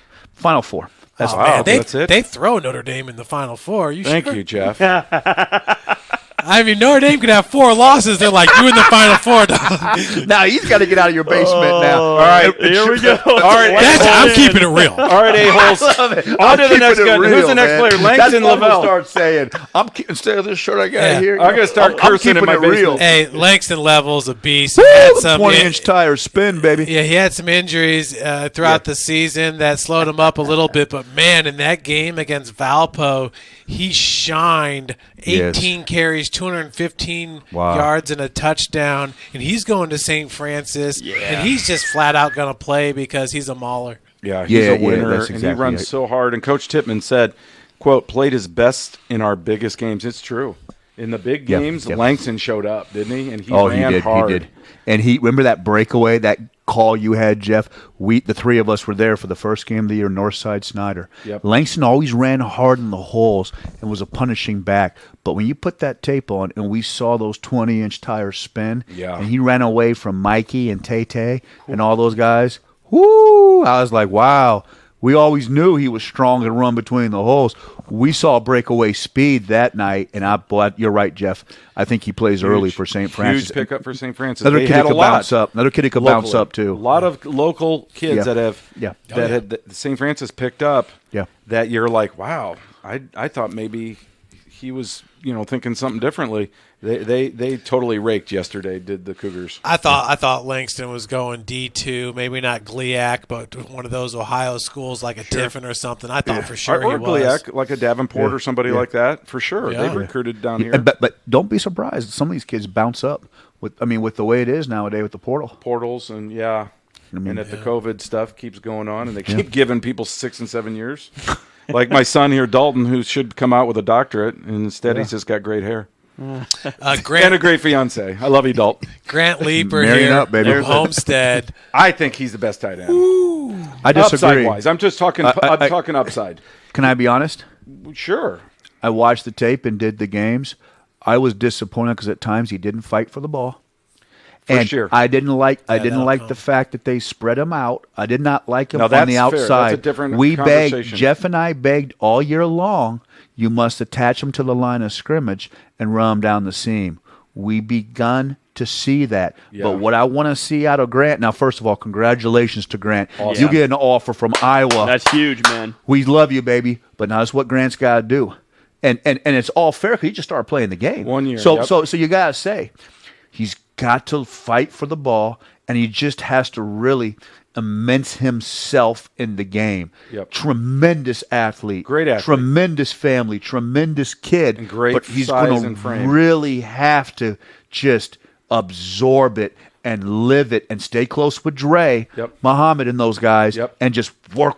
He checks all the boxes. He checks all the boxes. And you know how this works with recruiting. I understand. You've heard this too.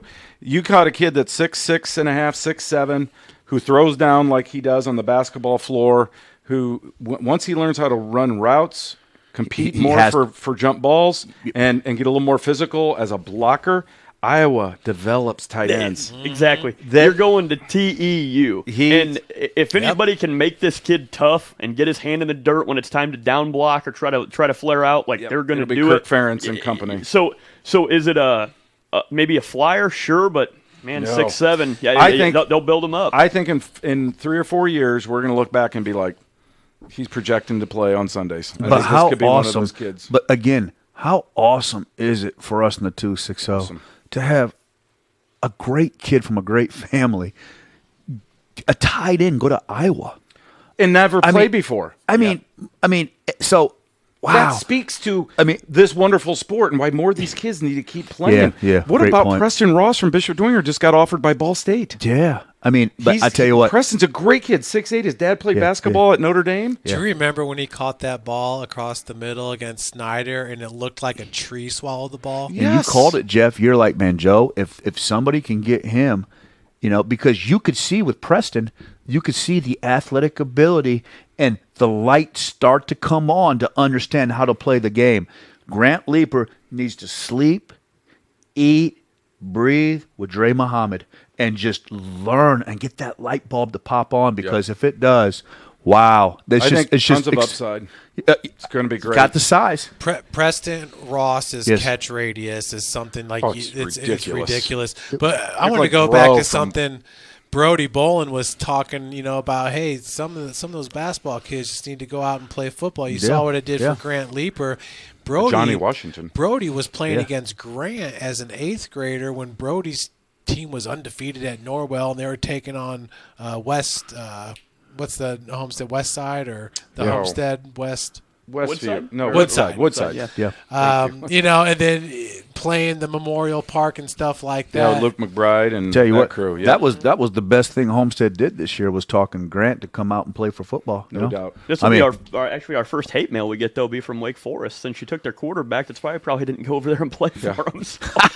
Sorry, Wake Forest. No, Noah Font was a tight end from Iowa. Yeah, good call, Jeff. And then who was the other one? Hackinson? Or didn't Kittles come from there? TJ Hawkinson? Hawkinson. Was Kittle at Iowa? Dallas Clark? Yeah, Kittle was at Iowa. I mean, they were tight end U. That's just like Notre Dame. Sorry, Joe. Yep. Kittle. That's my guy right there. Ooh, this is another good one. Leakey. Yep. Zach Leakey. Boy. Yeah, tell him, Jake. He's got D1 offers. Tell him, Jake. Or at least he took a D1 interest. Okay, yeah. Was it Northern Illinois? I want to say. I think and that's what it was. State, I want to say. Yeah. He's got a big frame. And again, a kid that's still kind of coming into his own, I think, in terms of footwork and figuring it out. But another kid at East Noble, one of 2 kids on Coach Luke Amstut's team to make our team this year. Is it Lady? I think it's Leedy. Dominant at times. If you watch the film, there were moments in games where he dominated with his blocking. Just a road grader. Great hand placement. Understands where his hands need to be. Had the ability to get to the second level. I think Jake identified him early, and Jake's absolutely right. I believe he will be a MAC offensive lineman. Yep. When you're looking at offensive linemen, you want to see snap to whistle. Correct. Yeah. Correct. You don't want to just see them. You want to see them finishing all the way through until the whistle sounds, and a lot of times that means the defender on their back. Yep. And once again, it takes me back to Brody Bolin, who opened up the season, I think it was against Ole Miss, and took the defensive tackle, drove him 7 yards until he drove him all the way into the ground. And that's what the college coaches want to see. And see, we've had our maulers. We've had Joe Tippmann that you did his tape for. We've had Landon Livingston. I think Zach's another mauler too. What's so exciting about we've had our share. But what's so exciting about Brody is the athletic ability, Jeff. I think he could be a great center. I think that's where he'll end up being moved. Be at Purdue. Because he's extremely intelligent. Obviously, we've heard how well spoken and articulate he is, but he's extremely intelligent. And tough. Casey's absolutely right. He's athletic, so he can shift and move, and on pass protection, he can find the other guy. And he can call blocking assignments. Correct. He'll be that kind of guy. He'll be that kind of kid. Because he's so bright. I just cannot stress enough. We've had tremendous offensive linemen come out. He may be the best athlete at offensive line that we've had in some time. Yeah. And Casey's 1,000% right about him playing center. And the cherry on top is he's a galvanizer. I mean, he's going to go into that locker room and he's going to bring people together. He's a winner. And he's going to be able to have 50 guys see the one vision. Good call. Good point. I totally agree. I think center is where he'll end up. Yeah, I got real quick. Lane Langerich. Who does he look like? Who did we just go see at the comedy club? Doesn't he look like Joe Mackey? He looks just like him, man. Our guy that we saw a couple weeks ago out at the Summit City Comedy Club. But Lane, man, what a tough kid. This is a kid that graded out really high on that AC offensive line. Look at that, 5,517 yards, guys. Yeah, well, Ryan Black talked about it. The difference in their program right now is the play of the offensive line. The offensive line. You throw him and Zach awesome. Worm in there together, they move people. For a 1A school, those kids could ball. Lane had a great season. I'm not sure what year Lane is, truthfully. And he may be one of the guys coming back. And Adams Central, I'll tell you what, that's how I learned all the rules about the running clock. All right. Remember I used to always ask Casey, can you get out of the running clock in the first half? Some of those spreads really tore you up this year, didn't they? Those guys. You went from the penthouse to the outhouse on, I think, on 1 week. The one that was exceptionally tough was the 63-0 against Southern Wells. That was a bad beat, man. Well, I mean, the only beat that was worse than that this year was when I laid my money on Michigan against TCU. Oh, I was going to say I went and I thought for sure with that little Cracker Jack front TCU plays that Michigan would have 500 yards and 45 points. Well, they did, but I didn't realize that Jesse Minner would blitz every single play and TCU would get them. But yeah, that was a bad beat, that Southern Wells and AC beat this year, man. They played, was it North Judson or was it Northfield in the playoffs? And you said that they were going to run rule them, and the Northfield people got real mad at you. They got mad because I couldn't figure out. They kept putting everybody into the running clock. I said, can you get put in the running clock in the first quarter? But then could you, play and score some touchdowns and get out of the running clock? And so Casey had to consistently give me the rules on how things worked with the running clock. But that's how dominant AC was this year. That was a 41-13 win at Northfield. Max Leffler, man. Yes. Yeah, man. Awesome. Yeah, baby. Yeah, in my opinion, that's the best running back in the NE8. And there's a lot of good ones, too. But, when you look at yardage, that's a feature back. Yeah. That's a guy that, they bring in a fullback every now and again. I think Aiden Mons was his name. Yep. Yeah. But Leffler, man, that's the dude. They leaned on him a lot, and it was great to see Coach Dorfler and how they expanded their offense coming in and, being more of a air raid or spread style guy, and then understanding that they have built a good run game there and they could go back to that, and how they really married the two together as the season went on.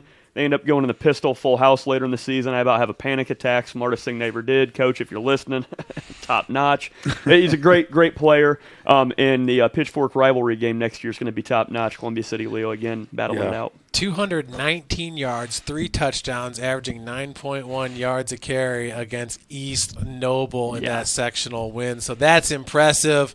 I won't talk about some of the other running backs. I think we're going to see him on this list. Brandon Logan. It's your guy. We talk about the sophomore class. I think he's right there among the top of the sophomore class. And I talk about it's hard to put together the defensive backfield in the SAC just because you got guys like Steely and Thompson and C.J. Davis. I don't know how you couldn't put Logan on there after the year that Valdez. Yep. Oh, my goodness. Yeah, especially the way back in the safeties, right? But Brandon Logan already has a commitment to play baseball at Vanderbilt. Yeah. I mean, that's like Georgia on the football landscape. Didn't Joe, Jay for you. Cutler go to Vanderbilt for football? Yeah, that's pretty big stuff, right? Number 1 center fielder in the Midwest and has been since phenomenal his 8th grade baseball year. player. Really? Yeah. That's impressive. How cool would it be, because we're football guys deep down inside, right? I got a little baseball action in me, but I'm a football guy. How cool would it be to see him somebody flip him from baseball, D1 elite, to football? Because his dad was a great football player.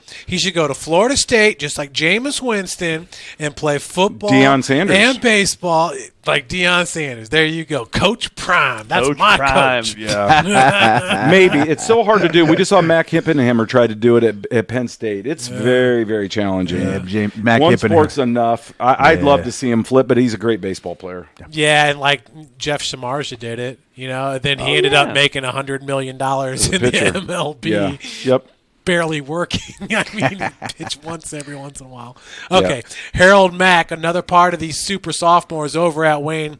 When you look at Wayne and what they have coming back with Jacob Sharon and Mack and Mitchell, all on the offensive side of the ball, how can you not get excited for these guys? But Harold Mack is a stud, and remember, he split time at quarterback as a freshman at Wayne, so maybe he'll be the next quarterback. Who knows? He is a great player.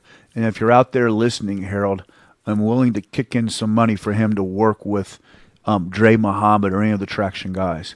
I think you're right, Jeff. Jeff, you've had you kind of had the ability to identify these kids when they're young. I think Harold's upside is tremendous, and another young kid that I think that we need to get heavy into the training and really get behind, because we had Harold with the Columbia City Wayne game, and if you remember, Harold was in the end zone waving his arms, begging for the ball on that 2-point conversion, and that was a playoff classic. But Harold was dominant that night. Harold has not scratched the surface to how good he can be. Well, and coaching at Northwood this year, Joe, Miami won Yeah. the middle school city championship, and Portage had maybe one of the best players we went up against.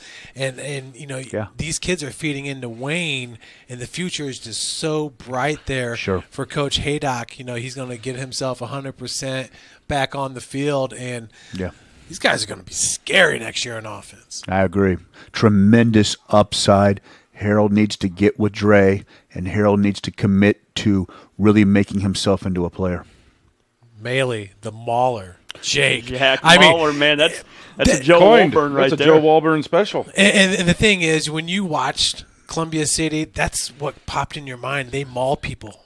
Yeah. Point of attack football, man. They get off the ball fast, and that's the flex bone. The whole point that people get is there's a method to the madness of your 5-down linemen and then how your slot backs are behind those guys. And, man, point of attack football, that dude, quick off the ball, fast, plays to the whistle, everything you want in an O-line guy. Yeah, he is the guy with the Whitley that just jumped off the tape at right guard.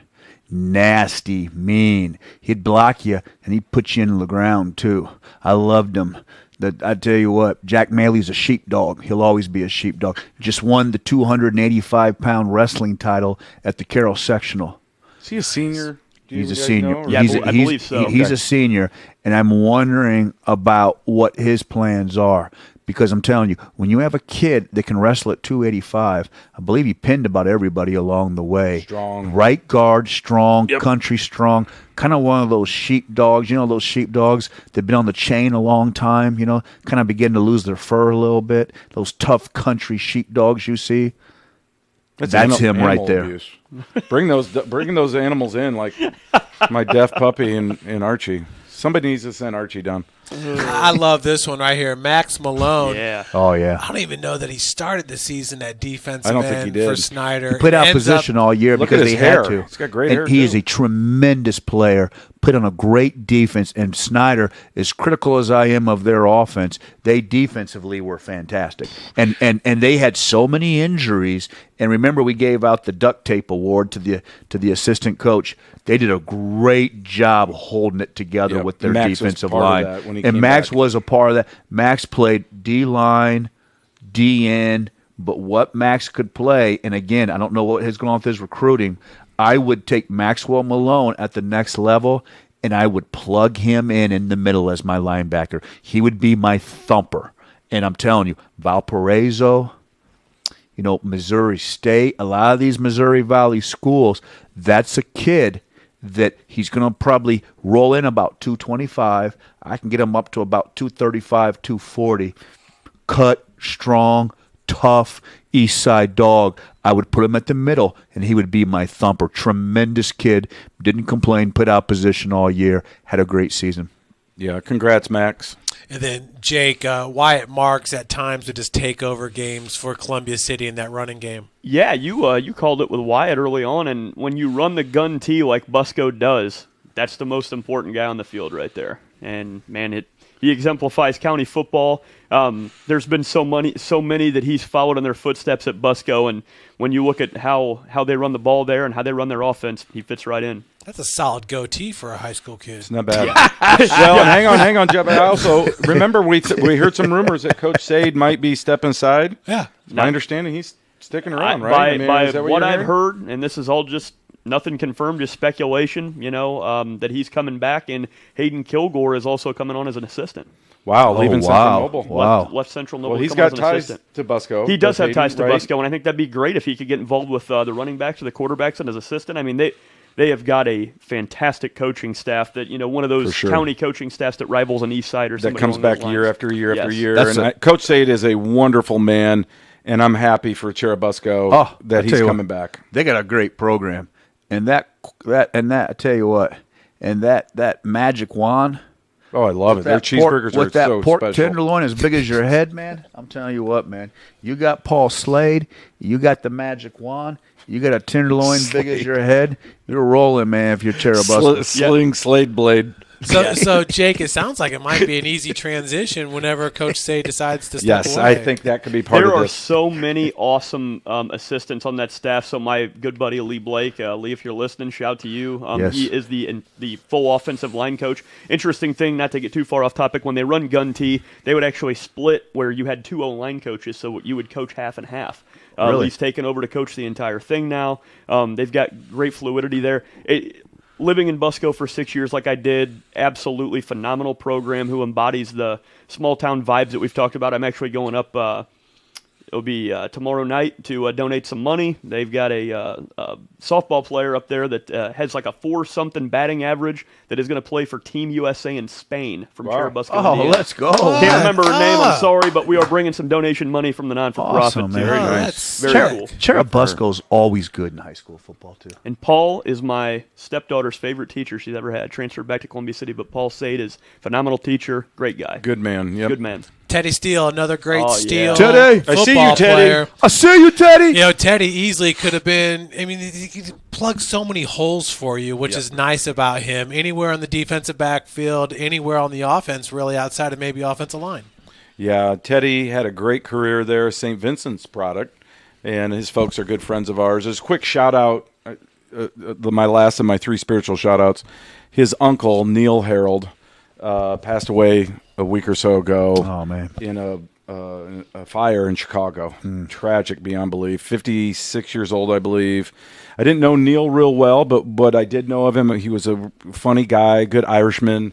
Jeff, I know you know the family well. Like, friends with Scotty. We're friends with all the Heralds as well. So prayers for his soul and for the family, because I know they're still really, really grieving. Sure. But his nephew Teddy was a heck of a high school football player. It's a winner. And, definitely deserving to be on this team. Absolutely.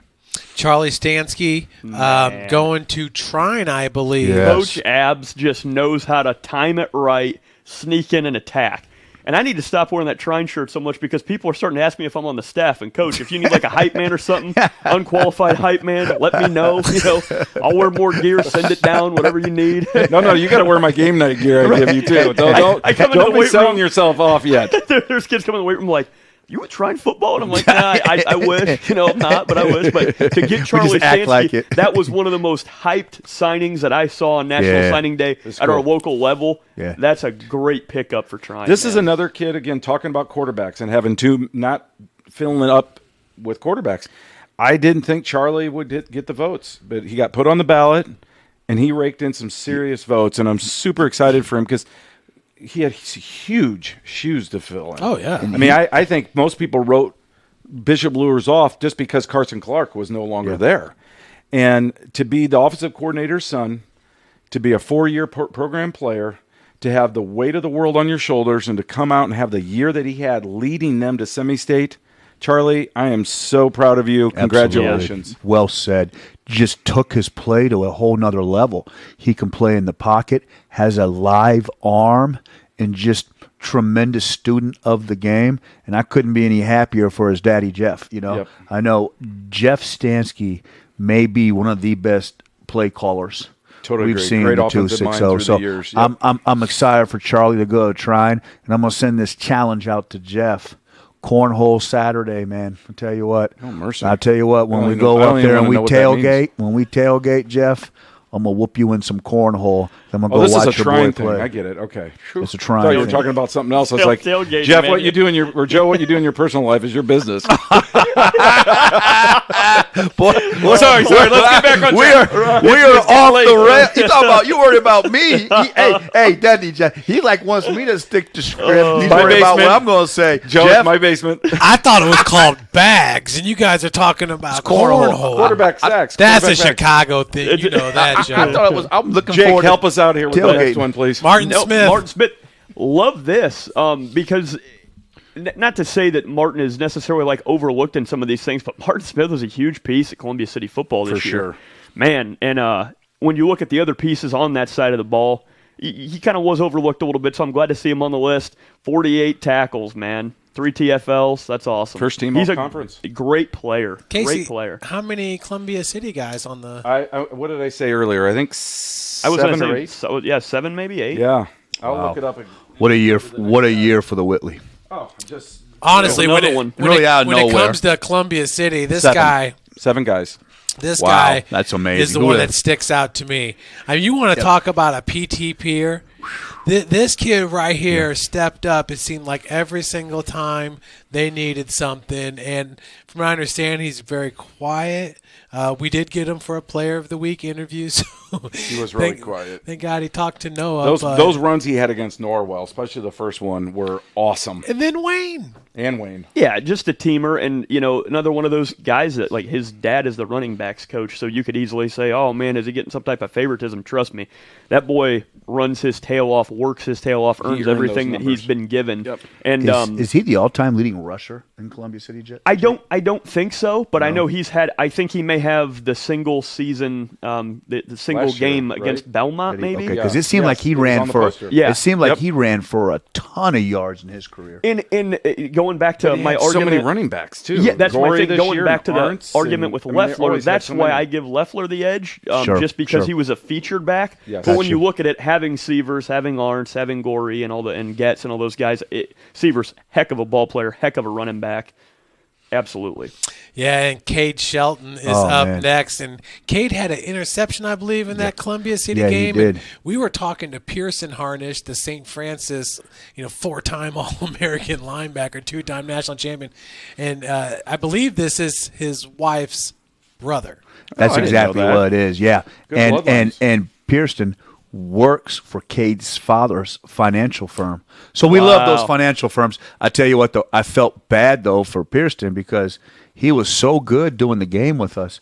And, man, the minute he left, the wind picked up, and here came the Whitley, wasn't it, Jeff? I mean, I kind of felt like he left like, man, we got this under control because Cade had gotten the interception. Remember that, Jeff? Yeah. And that I wind, remember that was that the whole wind call. picked up, man, and it was like, here comes the sheepdog, Arntz and Whitley, And the good thing that Coach Fox did was he made sure that his team had the wind at his back in the fourth Yeah, quarter. he said that last week. And the punt at the end of the game, I give all the credit in the world to Fox. The punt with 3 minutes left Just to pin him Colton back. Piper, right? to play defense, Yeah.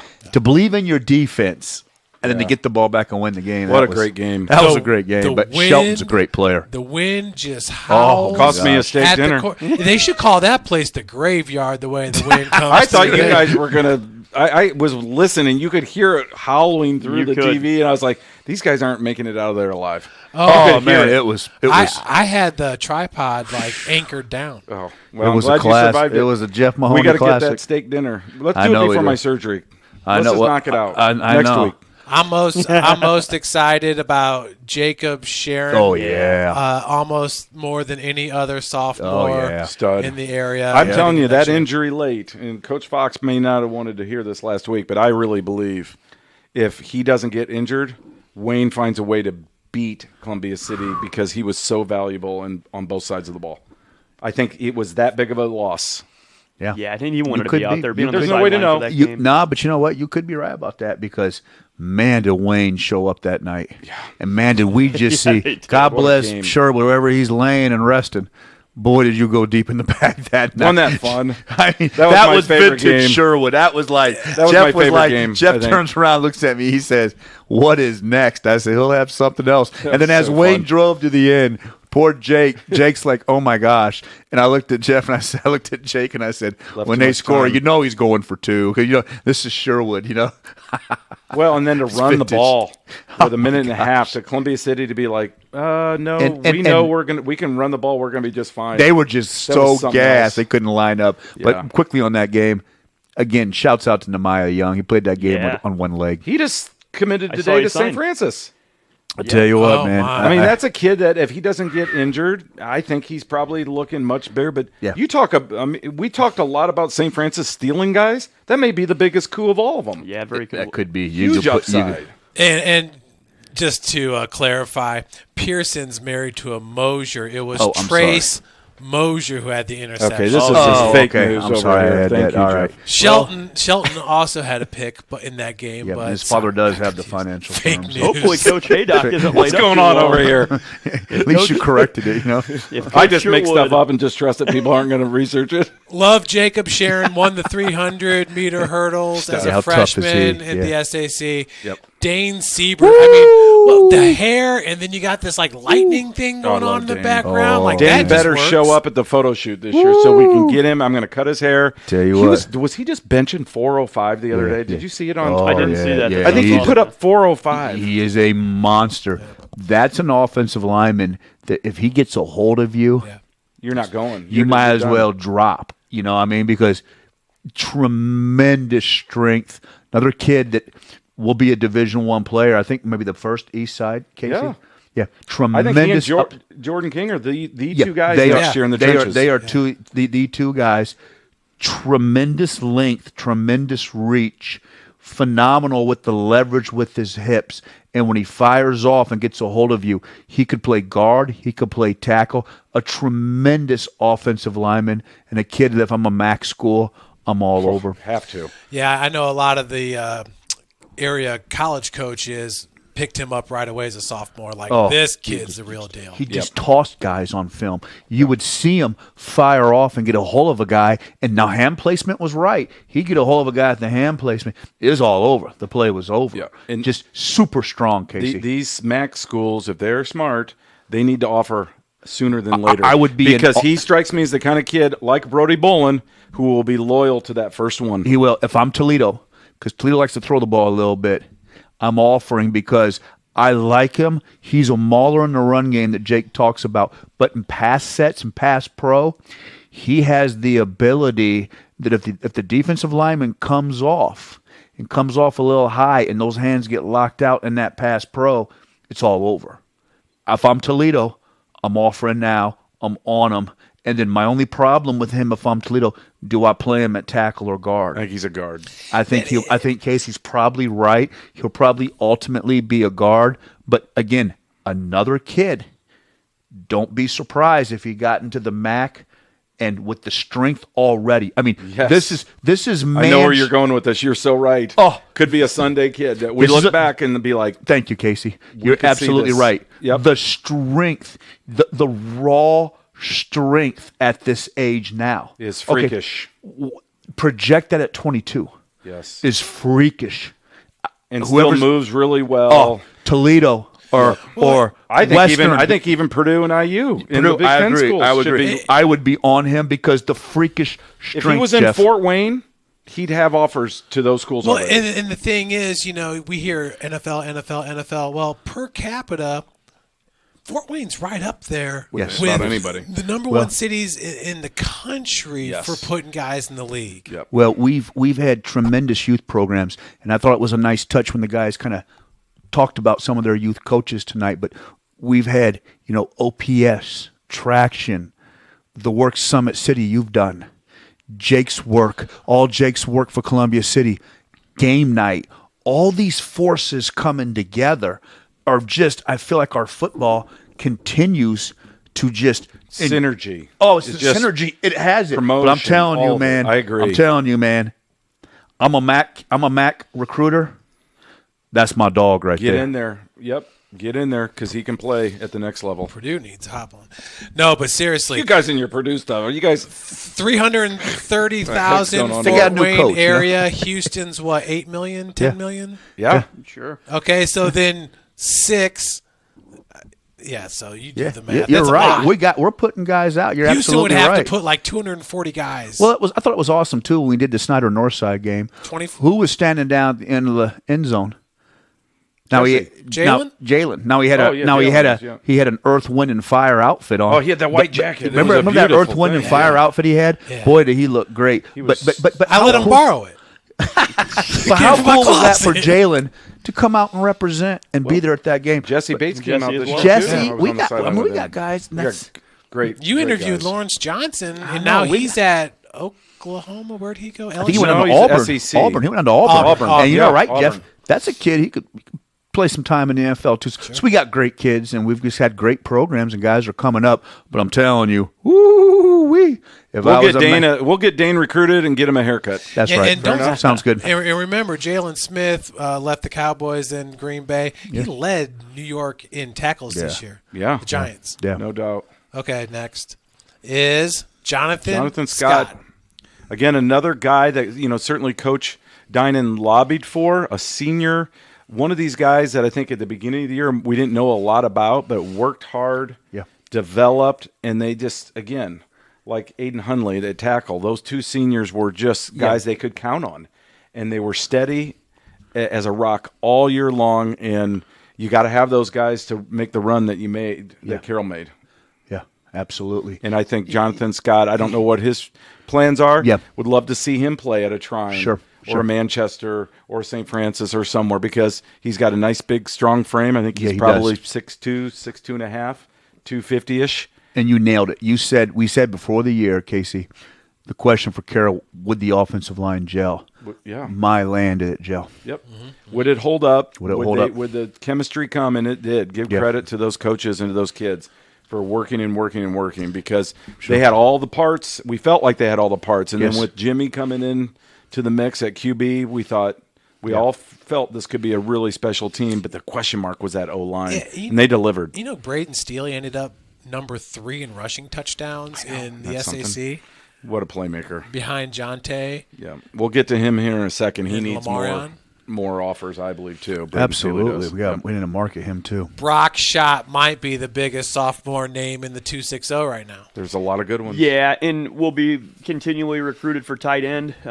That's where he's going to end up. That's where he's going to live. Can play attached, can play detached. They can spread him out. I think they realized a little later in the season that they could attach him a little bit and power and get him run blocking. He can do both. He's athletic, where a lot of people would call Derek Overbay like mini Gronk. Brock Schott is like that TJ Hawkinson or George Kittle, and a very athletic dude. Yes. And he's going to do big things for sure. Yeah, he reminds me of a young George Kittle. And from talking to Antoine Taylor and what I'm hearing, Purdue loves him. Now Purdue has a new staff. Graham Harrell's coming in to be their offensive coordinator, and that's the air raid that you love with. Love it. Yeah, where they run with rest in peace, Mike Leach. But that's the air raid coming in. But they love Brock Schott because they want a tight end who's athletic, like Jake always says, like a George Kittle, a kid that can play the tight end position, that can attach, could maybe play a little slot. That's him right here. I watched him the other day. You're absolutely right. The other day, if you watched him dunk that basketball, I'm telling you. And what's interesting is Purdue is now like, Purdue's starting to think that's their guy. And all of a sudden now IU's like, it's like, IU's Follow like the leader. IU's, we like him too, but Tom, that's from what I understand, works, Tom right? Allen. The recruiting game, that's how it works. It just takes one. Yeah, Tom Allen and then came the up. dominoes fall. Yeah, I think Tom Allen saw a little bit of his basketball tapes. And, Tom Allen. If he wants to play in the NFL someday, you might want to consider Notre Dame. I'm just going to throw that out there for you, Brock. No, I'm not trying to push you there. To your point, though, Ryan Walters, 37 years old, was the defense coordinator for Illinois, considered one of the highest or fastest up-and-coming coaches. It's the best thing that happened for Purdue that the coach went to Louisville, and his name escapes me right now. Jeff Brom was the most overrated coach that you could see. And look at who he developed as a quarterback. It was a walk-on with O'Connell. Yeah. Jeff Brom was tremendously overrated. Purdue's going to come out of this smelling like a rose. Yeah, let's pump the brakes there, fella. And Ryan Walters... And what Ryan Walters, just relax. Game first. Come on, you don't own crystal balls, okay? Well, I do. I'm an IU grad. It's my basement. I will say this though: Ryan Walters is already making the relationships with the high school coaches. I think he's making relationships with you. Look at the whole stack of silver here. Joe, talk me up. All right, back to. Let's go back down to ASEAN. This Aiden guy's Russo. he's Talk straight about up great muscles. Look at the muscles in that kid. Yeah, on he's that cover over there. sideline to sideline for sure. When we had him, and Jeff talked about Bruce. He said, "You got to see this kid tonight." We had him, Jake, with Columbia City. Boy, was he dominant, man. He had the ability to read and react and feel, and just played tremendously hard. Can I tell you a funny story about this selection? Yes, sir. He was actually not on our original ballot. He was omitted, not by me, but just omitted. And I give credit to the two assistant coaches at Norwell for filling out their ballots. They did a write-in. I'm like, oh, my gosh, why is he not on here? So I called coach just to make sure he was in good standing. Yes, Casey, that was an oversight. Had a great conversation, checked with some of you guys and a few other coaches, and they're like, oh, yeah, that kid needs to be on your team. Yeah, and God bless you for putting the work in. Well, and that's why I hate doing this, because invariably there's a lot that goes into that, and sometimes kids just slip through the cracks for a myriad of reasons. Yeah. And I would have felt horrible if Aiden Russo wasn't on this team because he deserved it. Yeah, you guys know this is my guy here when it comes to linebacker. Look at these three. Lucas, no doubt. Lucas can tackle. Lucas Rohrbacher is a little throwback, man. He's into that power lift, and everybody's doing the finesse and the yoga and all that. He's straight up, chalk on the hands. Yeah. Getting after it, eating some iron. Does he work out at Iron Society with you guys? I haven't seen him over there, but he's more than welcome, because you know what? He would fit in with the rest of us meatheads over there. Yeah, but meathead factory right I there, absolutely buddy. love him. That's one of those dogs that when you get on the bus, you know how we ask the coaches? You get on the bus for a game on Friday night, and you look around and you see Lucas Rohrbacher. We're good. We're good. Could absolutely. this be a D1 We're kid? okay. Are we missing something here? Could they he just maybe? say his height. Well, what is he? 5'11", 6 foot? What is he? 6 foot, 6'1"? 6 foot. 6 feet. I mean, he's going to end up. I'd be willing to bet if he stays healthy next year, he'll be Snyder's all-time leading tackler. Whoa. He's a tremendous Think player. about the linebackers through the years. Oh, Mosley, he is a tremendous player. How many Jabbar have? He played as a freshman. Yeah, I mean, I think he's got a legit shot. And again, sometimes they get so hung up on size. I know. This is a kid. The vision, the ability to read and react fits the system so well.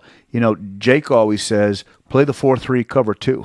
You know what I mean? If you play a 4-3 cover 2 at a small time Division I school, small level Division I school, he can be my weak side backer, okay? Because I think he's got the instincts, the ability to read and react. Very smart player, but just a badass dude. He's a dude. Yeah. Just a dude, man. Do you remember that Carroll game when he hawked down Nate Starks out in the flats? Yeah. So he's got speed. He's like a cheetah. He can play in the flat. And that's why he could play. That's why you could play him at the weak side. See, he could play a weak side. Wouldn't you agree, Jake, in a 4-3 maybe? 4-3 cover 2 and tried and true Tampa 2, man. But on especially this RPO game, everybody's running protect the backside with a weak side backer. He's definitely quick enough to do it. Yeah, that's where I would project him playing. Okay.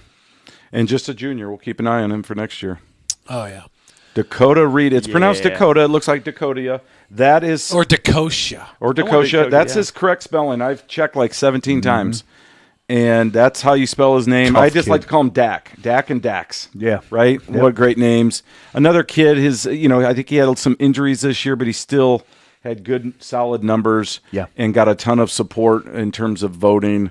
Another kid that left his mark up in Butler for winning a lot of games. And if you remember when we had our preseason poll, he was our preseason linebacker. Remember, he was the preseason pick for linebacker. Yep. We went through the poll, so he's tough kid, good kid. Really tough kid. Yep. I'm not sure what his situation is for college. He might be wrapping it up as well, like his cohort, Dax Holman. Yeah. But regardless, he's had a heck of a career at Eastside. Dax builds robots. Ashton Pasetsky, if I remember correctly, I think he was like second team all conference, but then was all state, no doubter. I mean, this guy on all SAC voting. Freaking amazing. Sure. Yeah. Coach was high on him when he was down here, though. Coach Tynan was. Yeah, for sure. And I just think, when you put together teams, all conference voting, there's politics, there's oversights, there's favors. It happens. This is a kid for sure that earned his stripes and earned a spot on our postseason team. I feel bad. Royce Jones, who was many ways neck and neck with him on the sack tally, remember for a while, did not make our team, but was one of those kids that was right there. He was a Busco transfer. Busco transfer. Yeah. Yep. But Ashton was just phenomenal. Next year as a senior, could this be a sleeper D1 kid? I'm telling you, he's unblockable too. Unblockable. And Ashton and Royce were just, I thought that was kind of the ingredients that made the Carroll defense this year. No doubt. Yeah, and he looks the role as far as just being muscular, right? He didn't smile a single time at the photo shoot. Ashton, next year, give me just a little crack of a smile, and then I'll leave you alone. Yeah, right. Okay. Robert Pelkington, so another long line of get great away with that at He Dwenger. looks like a senator. Look at this guy. You know, there's guidelines at Dwenger. You can't touch your collar. All these kids do this. They show up at the photo shoots, or in this case, those are Bishop Dwenger pictures. Then they get it cut before the first day. Before the first day of school. And I'm sure Coach Garrett's like, "Why do you do this to me?" But that's a mainstay. We did that back in the day, didn't we? We had to cut our mullets, man. All of us. I had a fantastic mullet. I love it. Oh my gosh, it was a doozy. Turn down your white snake and your El Camino when you're rolling to the parking lot too. We used to roll. I had a hell salon, Jake. There we go. I had to roll my mullet for a while until the Rocking teacher out said to the they can't Dazed do and it. Confused soundtrack. Scorpions. The 8-track. I tell you what, tough kid. Yeah. Great instinctual player. Came over from Leo. Yep. I felt like he should have been on some potential all-state ballots. Really was dominant at times playing the position. Yep. And really liked the kid. Just a great name at Dwenger, Pelkington. Tough kid. Little winner. brother Nick started Yeah. at nose guard. Yeah. 5'10". Sure did. I mean, you talk about Gavin Cook, pound for pound. Nick Pelkington is a player. I'm not sure he's a nose guard. Sophomore, but that's right? Sophomore. That's where they put him, and I wouldn't be surprised if they were playing is a strong safety type next They got year. a good sophomore class at Dwenger. Well, they were playing a three-man. They were playing the three-man stack. You're a big fan of the three-man. Yeah. I don't know if you guys know this about me, but I don't like the three-man defense, and I most certainly don't like the three-man stack. But I would have loved to seen Robert playing a 4-4. Well, they would roll him up. He was kind of an outside linebacker type, and they did every once in a while morph into a 3-4 with 4 DBs, 2 corners, and 2 safeties. Yeah. But he had a heck of a season. Heck of a season. Great Heck of a open field player. tackler. Phenomenal tackler. Yeah. I I don't agree. think he's playing at the next level. I could be wrong. Yeah. But a nice kid, and really happy for Robert. Yeah. Congratulations, Robert.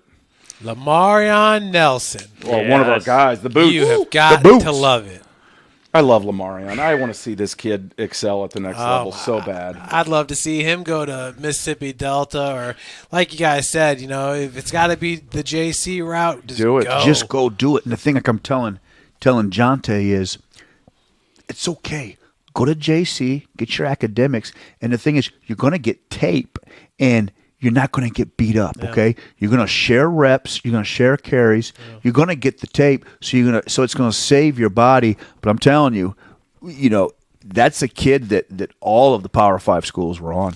Yeah, So, and the thing about Lamarion, I'd say just the difference from his junior year to his senior year as far as his physique is concerned. Yeah. Coach Haydock's in here and says he's like the example for all the other players to follow, watching film, working out, being to practice on time, all that stuff. Doing all the extras. and correct me, Jake, I could see him playing a couple years of junior college, then going to a Power 5 school and playing in that zone read offense where it's one cut and go. Yeah, big time. You put him in inside or outside zone, out of the gun, big time. He has the vision for it. He's smart enough, student of the game. Deceptively powerful. Yeah, I mean, that's one of the best high school running backs I've ever seen in person. I love him. I hope he gets an opportunity. Real quick here, I got a text from Ryan Black. He made it safely home to Monroe. Thank you, Ryan. And he also confirmed that Lane Langerich is a junior, the kid that looks like Joe Mackey, the comedian. So thank you, Ryan, for that. So, Great yeah, confirmation, they are going to be pretty good next year. Real good. Real good. What a tradition. Up next is another electric player, Carter Minix. And, yeah, you're right. Dwanger's got some all hair stuff They going let it on out here. for the summer, don't they? Wow, was Carter dynamic. I love Carter. I mean, what a player, man. I mean, the sky is the limit. Matt Kidd, I think. Matt Kidd, too. Another kid, kind of similar, reminded me a little bit of Kamari. Big time on special teams, Carter could play the slot position. You can move him around. That's another kid that could play in the MAC and a tremendous high school football player. Everything. My He's gosh, so the games we saw him, the tape I saw in the games we did, he was just electric and dominant. Oh yeah, he could take it. He could take over games, and the thing is, he's good in tight situations. Yes. He's just got that wiggle that getting out of a crowded phone booth. And he's one of those kids that you could play around with him, run the ball a little bit too, but he catches the ball so cleanly. Yeah, he goes and gets it. He does. He will go He high just kinda pointing, plucks- go after it. I agree. Great hands, really good instincts. A kid that loves the game. He's really quiet. Yeah. But I coached him at St. Charles as well. Love Did you? Carter Minix. Yeah. He skipped a year. He originally was supposed to be part of this senior class. So he's a little ahead of schedule for that junior class. I hope he starts getting some offers. I know he's working with Dre. And if I think anybody that's can great. help him, It's Dre. it'll be Dre. That's the place to be because I agree. I think he will get those offers. Does he have Casey. gray hair in that picture? No, I think those are just frosted highlights. Oh. This is Bishop Dwinger thing. They were playing with some lighting. Taken after you, Casey. Y'all Try never and had. Photoshop. I don't what's do wrong anything with like y'all? that. Y'all never had frosted highlights? No, I don't know. I don't even want to go down that road with myself. Expect a big year for Carter next year. There's embarrassing photos out there. It's bad. All right, guys. Before we go to the last line, there's the pup. Oh, See you, hello, Archie. See you, Archie. He's ugly. We're down to the last line. Archie, Okay, wow. Archie was fired up tonight. There's your guy, Jeff. Yeah, dog. Just Braden Steely is a football Tell him, player, Jeff. and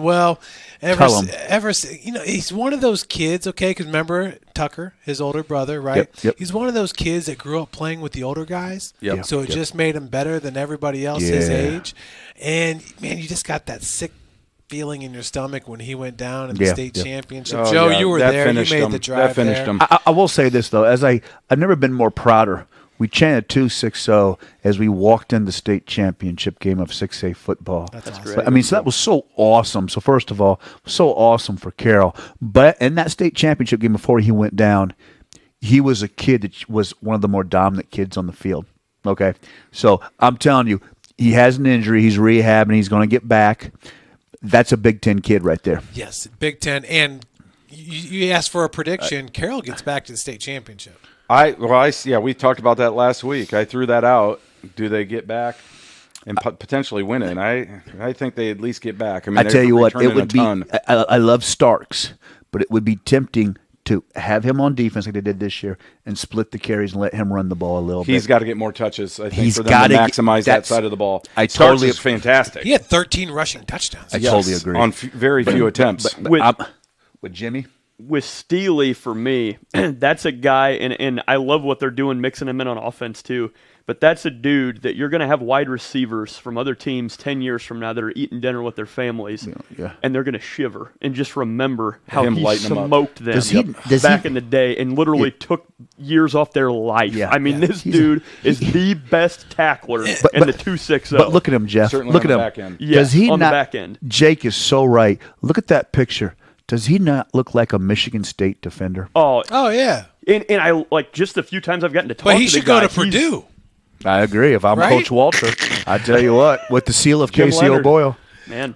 Yeah. Casey, where's your Purdue helmet down here? I'm waiting for Joe to get me one. Come on, man.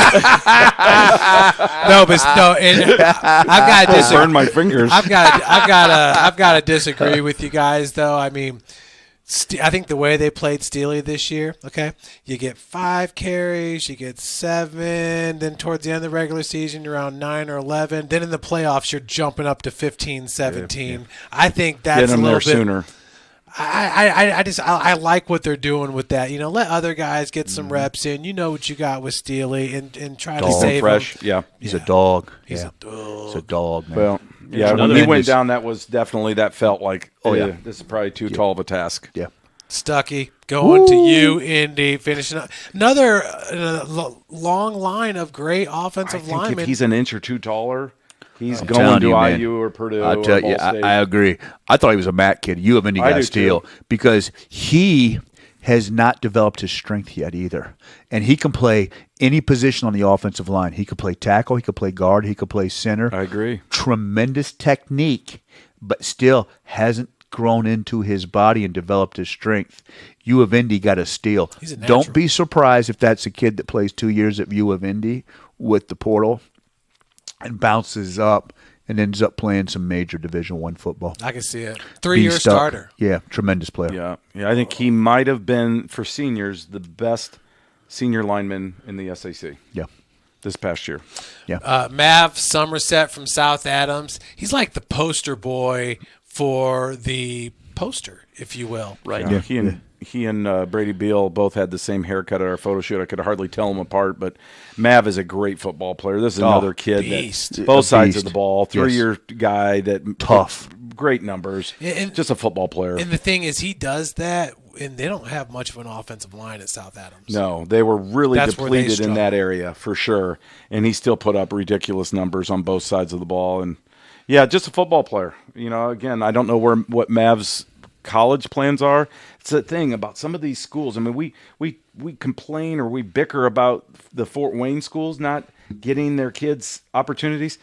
And I'm not suggesting that those schools in the outlying areas aren't doing their job, because I know Todd Mason, I know Grant Mosier, I know Michael Mosier. These guys are promoting their kids. It's just colleges don't want to take a chance on these smaller schools. And it's a shame, because you can't tell me that Mav Somerset couldn't hold his own at St. Francis or at Marion. Mav Somerset could play an offense where it's one cut and go.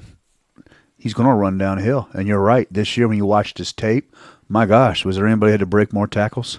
Yeah. I mean, they were tough in the kid. backfield. They were in the half the time. backfield. He was shaking kids off in the backfield. Tough kid, hard-nosed kid. He had the ability to plant the outside leg, and when he turned upfield, he was going to bring it. I mean, if you were going to drop him, you were going to feel it. Yep. Andre Tagliaferri, arguably one of the best players in the NECC, so that's big right there. Yeah, I think if you talk to most coaches in that conference, his name would come up in that conversation. Tagliaferri is a great player, special teams as well, and one of those kids that if he played on a little higher profile team, again like in Fort Wayne, let's say, I think he'd have more opportunities as well. But look at the numbers speak for themselves, and he had a great season again, and just a great football player. Angola had a few great football players, and you think about Jake Land. How about Jake Land? Going up to Hillsdale. Good for Jake. Cool. Really, that's another kid that I great kid. Wanted to find a way for him to make our team. And Jake worked so hard, worked his tail off. And he's Proud a of you, Jake. Great kid academically. Yes. The winner. Who was the tight end? Was it Lane King? Am I doing that? Pronouncing? Was it Blaine King? Blaine maybe. King. Yeah. There's another one, and Tyler Call, quarterback. Oh yeah, Tyler they had Call. some good players, but they just didn't have the depth. Yeah. And but Andre definitely, I think most people would say was the best player from Angola. Heck of a player. Gray hair. Jorge Valdez, player. I see Jorge almost every Sunday at Mass at St. V's. Biggest and interception. We give each other one of these. Love Jorge. Biggest interception in the history of the 260. It'll go down in Carroll lore. It has to, right? That Casey, Lafayette Jeff game. What Casey, a play. you would know. Was that not one of the biggest interceptions in playoff football? Playoff football. 6A football. I mean, I'd have to really rack my brain. Certainly 6A. Certainly, because 6A's been limited. But all time, I'm sure that if I really thought about some, there might be some. But the moment was so huge. The 2 goal line stands for Carroll, remarkable. And then the play call by Andy Papagiannis on 1st down and 10 at their 1 yard line, where they threw in the shadow of their own goal line to Bubba to Hirschberger for like 20 yards. What a gutsy call! I called Andy the other day and told him, and that was a great call.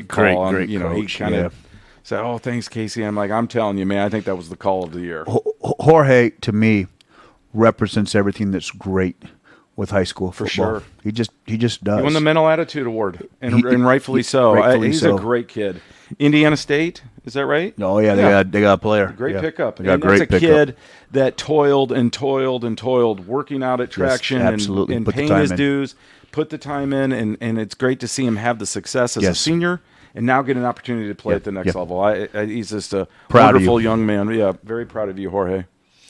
Mitch the Witch. Yeah. That's my guy, man. 2 positions made this team. That's my guy, man. That's what's so cute. Well, no, you tell. I mean, you always bring that up. I mean, he makes it last year as a defensive trenchman, and this year they said we need you more on the offensive line. I'm telling you, man. That kid is. I love Mitch. I'm telling you, man. If I had to roll through South Shore Drive in Chicago and you asked me one kid up there, I'll take Mitch. Mitch the Witch, toughest, hard-nosed kid you're going to have. Made the poster last year at defensive end. Tough, hard-nosed defender at defensive end with the hands, was dominant with the sacks, dominated the SAC last year at defensive end. Shows up this year at tackle. Every time we go do the North game this year, Jeff, I had to double-check my notes. I'm like, okay, all right, he can play tackle, but I want to see him on defense too. But I can't remember a kid that made all-conference and was this dominant at a defensive end position one year and then tackle the next. Pretty rare. I love the kid. Kid's a winner. He represents everything that high school football could be. When my son and I had a chance to go out there, they wanted us to talk to the boys a little bit and talk to them about life. And I delivered when Coach Johnson won the Boot Bowl. And Mitch was just fantastic, man. I think he's going to, St. Francis. He's going to start there at St. Francis. That's a kid that could play. Mitch has been hitting the weights at Iron Society too. I could put 20, 25 pounds on Mitch. Mitch could play the defensive end position, or I could have Mitch play the strong side outside linebacker. Tremendous kid, tremendous player, and I'm proud of you, Mitch. Yep, I'm proud of you, man. The Witch. I made a point to ask him that because we had a debate on that. I said, Casey gave you. I never thought he'd like it. Well, Jeff was like, I don't think he likes it. He says, I love it, Joe. I love it, man. You guys are great. You know what? I'll be the witch. I just want to hit somebody. And I was like, that's what I'm talking about. That's Mitch Vargo. That's what I'm talking about, Casey. It's code for something else. I know. Mitch, we can't say. We used to say it's Mitch the female dog. And actually, I told him that. I said, Mitch, you know what that's code for? What's that, Joe? I said, well, we can't say the B word because you're a real, you know what to block. Yes, that's what it means. So it became. Instead of the B, we slid the W in there, but it's total complete love it affection. I know, Joe. I know. I love it. I love game night. I love Summit City. I just want to hit somebody. I love you. I love you, Mitch. We're going to spend a lot of time watching St. Francis. I love you, Mitch. Shrine these next few years. My favorite. I see why the meatheads are going to Iron Society. I thought my dude Ryan Beinecke was over there as one of the managers. Dude's a stud, so that's why they're lifting there. There you go. There's a powerlifting machine right there. That's right. I got to get over there. After I get this hip. I got a great story about Me Iron and you Society. both, Casey. Me and you both. Since we're finishing up, I got a great story, Iron Society. So I'm over at Iron Society working out, and a lady comes up and she says, wow, is this a meathead gym? And I'm like, yeah. She's like, look at the meatheads around here. Joe's like, I'm like, are you talking about me? I'm like, yeah. And she says, look, they even leave their bags in the corner. And I was like, yeah, look at that bag. It's got wrist wraps. It's got a little protein drink in there. Look at that. Oh, my gosh, there's cocoa butter in there. There's baby powder. And look at that size of that weight belt in there. She's like, yeah. I said, that's a meathead bag right there. She says, absolutely. I then walked over to my bag, and I got my belt Put it over your shoulder. She's like, oh, my gosh, I'm so sorry. I said, don't worry about it, ma'am. It's I've been called worse. I'm a total meathead. And as Casey just affectionately said, I've been called worse. That's hilarious. Masculinity. Oh, boy. Yeah, that's right. That was my compliment when they told me I was full of toxic masculinity. Hey, we see the We the Heights helmet in the background. Yeah, We the Heights, baby. Nice. Dylan Vallette. Oh, yeah. Braves. Tell him, Jake. Tell him, Jake, Hey, man. you were high on Dylan all season long, man. Look at his numbers. I'm telling you, man. There's 73 tackles. That's not that a slouch. 18 and a half TFLs? Yep. I'm telling you, man. That is a player, okay? That's the kind of guy, man. You know how you guys like to watch that cage fighting sometimes, man? Yeah. When them guys like take that 4-minute walk and all of a sudden you know somebody's going to get their rear end kicked. That's a guy I could see doing cage fighting. Tremendous player, tremendous strength, double teamed every single game, pad level, hands, the strength to move guys, plays every single play. I don't care if it's 21-0, 42-0, 56-7. You line up against Dylan Valise, it is on. Yes. Yeah, man. That's a player. That's another kid that, like Casey says, if I'm doing that, you know how when you ride around the highway, you stop and you get those kind of funny looking hot dogs, you know? Right. If I'm rolling around and I'm drinking the big gulp and I'm eating those terrible hot dogs, you know, that you feel like you're instantly getting cholesterol. If I'm doing the recruiting, I've never done that, Joe. If I'm doing the recruiting Well, like I'm Jake supposed has. if I'm doing the recruiting like I'm supposed to do, I'm stopping in Decatur after eating one of those hot dogs that gave me heartburn with my big Slurpee, and I'm recruiting Dylan Valise. I love it. A dog. There you have it. Take that, Mel Kiper. Cadell Wallace. Cadell Wallace. Yeah, man. there's another. This is another. Again, when you're putting this team together, when I'm putting this team together, it's making sure we have all the positions covered, right? I mean, I can't have 13 running backs, 9 quarterbacks, 12 middle linebackers. You got to have your different parts. And Cadell was a defensive back that put pretty solid numbers out for a Lures defense that improved. And it just seemed like every week he made big plays. Yeah. He'd come up, and he's not a real big kid, but he'd come up and offer run support. He was really good against the pass. And again, it was a kid that got enough votes to warrant a spot on our team. So congrats, Cadell. He's only a junior. I like Cadell because, I liked about him, Jeff? The hips. He had the ability to swivel the hips and come up and run support, but he also had the ability to quickly recover on a pass or get into a zone coverage. He's a nice defender to have on the back end, and I agree. I think that's a good choice. I thought his tape popped this year, and I'm excited about Cadell. I think he had the big hit, too, against Wayne. Yeah. That when Wayne looked like they were going to win the game late, if I remember correctly, and he put the helmet right on the ball and it popped up. And Nick said it today when we had Nick Thompson here earlier. Nick Thompson thought, well, maybe I'm going to play a little more corner. Well, they had Cadell and they had some other pieces. So they were able to move Nick around. Nick was able to play some safety. And Jake is so right about Nick. Nick is going to be such a Swiss Army blade knife for Toledo to play those defensive positions. But they could move Nick around, and Nick could also play a little bit of offense because of the emergence and how well Cadell played. Yeah, that Jackson McCullough over there at Lures too. I mean, there was times where I feel like Nick wasn't even needed that much on defense. He could focus on offense. Marion Jackson as well had a great season. Both Well those coached. kids, McCullough and Jackson, both were given a ton of consideration, and I wish we could have found a spot for them. Johnny Washington. Hoopster, finding out that there's opportunities on the hardwood. Yeah, point guard on the basketball team. But man, you're right. I mean, so what happens? If Does he play football? If I'm building a wide receiver squad, I want him. Yep. So let me put it out there. We love our hoops in Indiana, but if you're Johnny Washington, do you start working with Dre? Yeah. I Absolutely. Totally. He's a great basketball player. Make no Great. mistake. But I think he could be more coveted and see himself in a different light as a receiver at the next level. Yeah, football Indiana's could a pay the bills. basketball state, but Fort Wayne is a football city. There's some truth there. And you know what? Nice. I think you're so right. And I think a lot of that had to do, too, when they did away with the single tournament. Oh, man, I wrote a column about that pissed off. Joe, we've Appalachian always been a State. football city. Yep. Yeah, you're right, Jeff. I agree. We are. Jeff's absolutely right. This 260 is a football area. No doubt. And that's a guy who could pay a lot of bills playing football. Yeah, with that frame and that athletic ability, yeah. he reminds me a little bit of Mylan Graham. Well, with the emergence of Leo and East Side and just some of the other, this is Adams definitely Central. a football area. Yeah, for sure. Yeah. East Noble. Because Norwell. when we had Coach Minnick on, just going back and revisiting all Woodland success. Yeah. Right. And Yeah.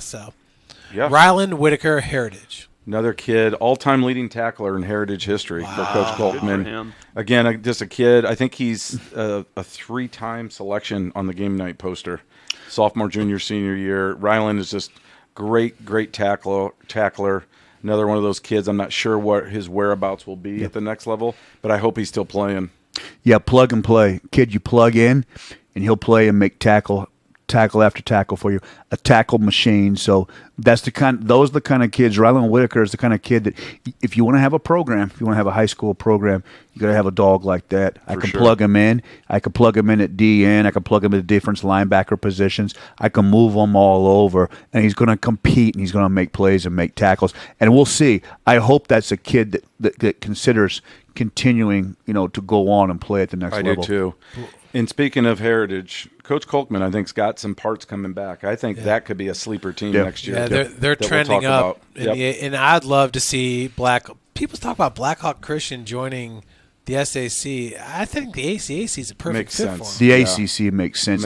Jeff and I saw some kids down there, didn't we? An eighth team to that conference. Yep. Yeah. Max Wired. I mean, what a great name. The defense. Wired. Tell him, Jeff. Tell him how good he was this year, man. Well, the first time I ever saw it on the roster, I was like, Max Weird. And I got an email. It's Wired, dummy. No, he was one of the kids that worked over at Dick's. And I remember preseason being over there. Jorge Valdez did as well. I think Solomon Oduma, another kid. It's going down to Southern Illinois or Illinois State, one of the two, who didn't make our team. I mean, there's guys that didn't make this team that are really good football players. Well, it was awesome because they all, who they all worked for at Dick's? Kevin Mers. Yeah. Yep, what a great connection. No, that was a great story that he wrote online. That was a great story with Kevin Mers. I think Max is I think he was just that stabilizing force in the middle for them. I mean, the linebackers we talked all year didn't get those numbers because the front three was so good. Yeah. And people then had to pass, so the back end got some notoriety, right? Sure. The linebackers went from being, thought of really highly to kind of forgotten. But Max had a really solid season. I think he was a real stabilizing force for them as they made that run. I agree. Very instinctive. And sometimes backers can run themselves out of position. It felt like Max always was instinctive, played under control, and understood where the he was supposed to be. Exactly, yeah, Casey, totally to fill the gaps. Yep. Exactly. Yep, I totally agree.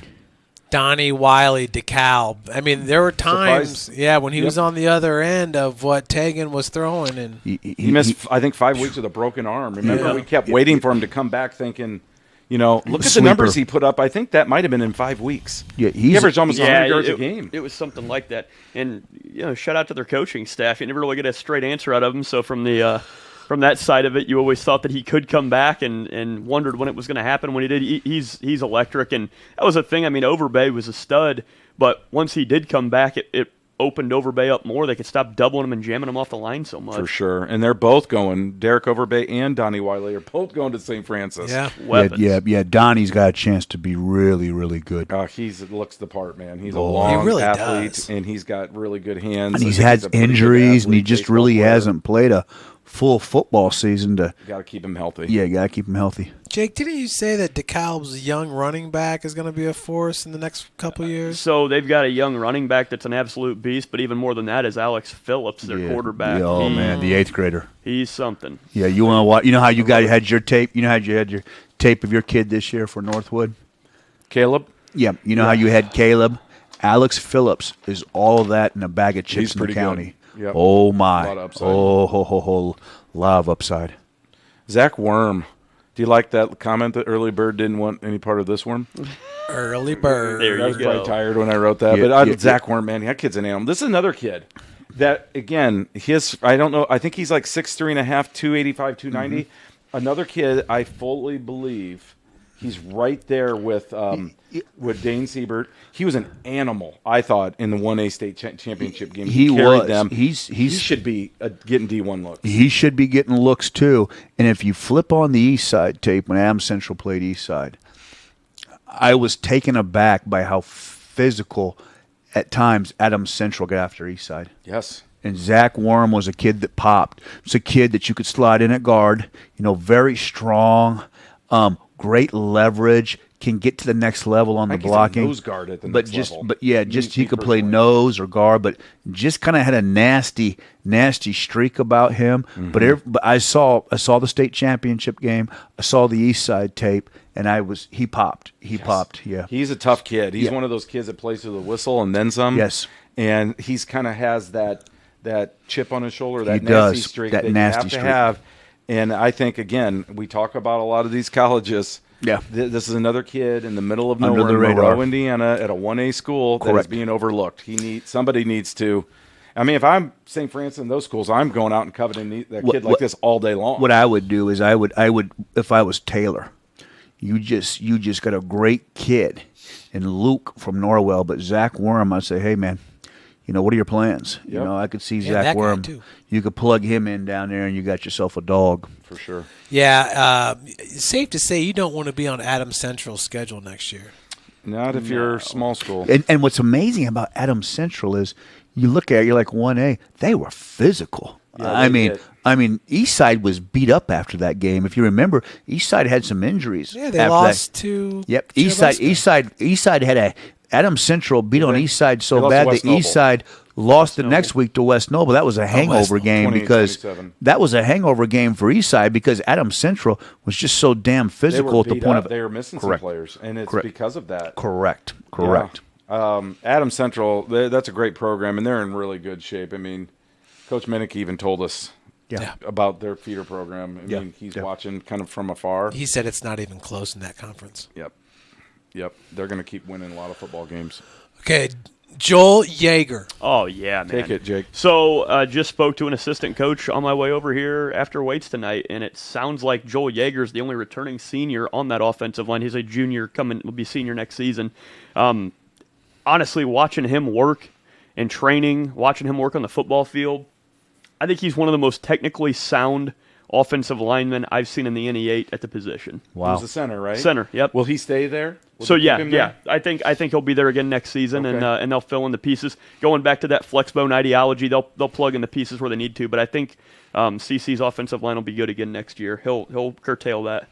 Okay. Good player. Tough kid. Congratulations, Joel. That was another kid that I didn't know a lot about, and he's on the ballot as a center with a bunch of other really good centers. He got the votes to warrant a spot. So to Joe's point earlier about hips, footwork, he really does have a solid base underneath him and quick feet. He knows where he's supposed to go on every play. He's going to be a good player next year. He's going to be one to watch. That's a great point. He's never really out of position. He's kind of one of those guys that sticks. Remember Sherwood was here and he talked about Nehemiah, how he just kind of sticks to guys? Mm-hmm. So that's kind of how Yeager's game is. So he wasn't the mauler that Maley was, but he was technically sound and would seal, block, and move people. And it fit beautifully with Maley because Maley would just maul you and take your wallet. Good. Where Joel Yeager will just stand you up and put you where he needs to. Good. Speaking of maulers. 2 more Z's. Speaking of maulers, we did the Columbia City Norwell game, Jeff. Remember, I don't know who it was, but remember he took a kid to the field and planted him? Oh, yeah. That was tremendous. Played some nose, which I don't know if you guys know this about me. I don't like the 3-man front, but I would have loved him if he would have played in the 4-3 at one of the defensive tackle positions. Played the offensive line, nasty road grader. I mean, there was times where he looks like he's 40. Well, I mean, if we're being honest, he showed up at the photo regal, shoot. Kyle Zettis, a regal-looking guy. Yeah. Couldn't tell if it was him or Ryan Bolin, Brody's dad, that drove the bus. He's got a great head of hair. I still can't grow a beard like that. Well, I'll tell you what, the beard looks great, but I'll tell you what, when Columbia City was in trouble in that game and had to make, and credit to Coach Fox and the defensive staff, Jake, because you were all over it, they had to make the adjustments because on the offensive line for Norwell, he was flattening the weak side end of Columbia City. And as we sat there and did the game, I thought, oh my, Columbia City's in trouble with that end because Zettis was just so incredibly dominant and had a tremendous season, tremendous player. I'd love to see him put about another 15, 20 pounds on and go play for somebody that has a 4-3. Where he's he going could to Taylor, right, with Luke Graft. Yeah, he is. Yep. What a great pickup for That's Taylor. a great. No, he is a tremendous player, and he will be dominant at Taylor because not only his size, but the strength and the nasty streak that he plays with. Agreed. And then Cam Zeisloff. Oh, yeah. It's the NE8's Steely, man. He's all over. He's great on the back end. He's fast. He's rangy. Great closing speed. My favorite thing about watching his tape is if you throw a lame duck pass up, he will go and take it. He has great field of vision from the back end. Definitely one to watch. And he could play quarterback for you if you needed. Yeah. It'll be interesting to see what they do next year because they've got I call him the purple Lamborghini, Landon Hepner, who's a tremendous prospect who was a sophomore this year. And so we'll see what they do at the quarterback position. But Zeisloft, unbelievable player. Really fit well in that Johnny Z defense. And Zeisloff think of Ed Reed ball hawk. That's what Zeisloff is. And I think, more 6 size. picks. What's that? 6 picks. I bet he has 8 to 10 next year. I think more size, Jake, and I think he could play D1 AA, possible D1 ball too. He is a tremendous high school football player. Like a Valpo or something like that, maybe? Maybe a Dayton. Okay. Maybe go down and play for an Indiana State. I mean, he's underrated. I mean, a little more size, Needs put more the size. strength on, but you know what? When you put the tape on, man, he's dominant. He's a player. And I love what Johnny Z does up there at the defense, Jeff, because that defense is so attacking, and Johnny does such a nice job putting guys in position of where he's got a nice feel of where guys should play. And I thought Camden's tape, Jake, this year really popped, and I agree. He is the Steely of county ball. Both those guys, last quick comment on both those guys, they have what I like to call something similar to Bob Sanders. I don't know if you guys remember him when he got Defensive Player of the Year for the Colts. From Iowa. He was an Iowa guy. Not afraid to put his life on the line when going for initiate an impact on the back end, and both those guys have that attribute. Yeah, totally. Guys, as we wrap up a little bit, first of all, thank you for all your input. It was awesome. Disclaimer number 3, last time. If you didn't make this team, guys, it doesn't mean that we're not supporting you, that I'm not supporting you. It stinks leaving guys off. We've got a list here of a bunch of guys. We've already mentioned some of them. Maybe we can rattle off a few here in a second. But I have a quick question for you guys. I thought this would be fun. You can pick one person off this poster. Doesn't matter the grade. Doesn't matter the position. One person who you think will play in the NFL. Who are you picking? Ooh, Mylan Graham. Okay, Joe.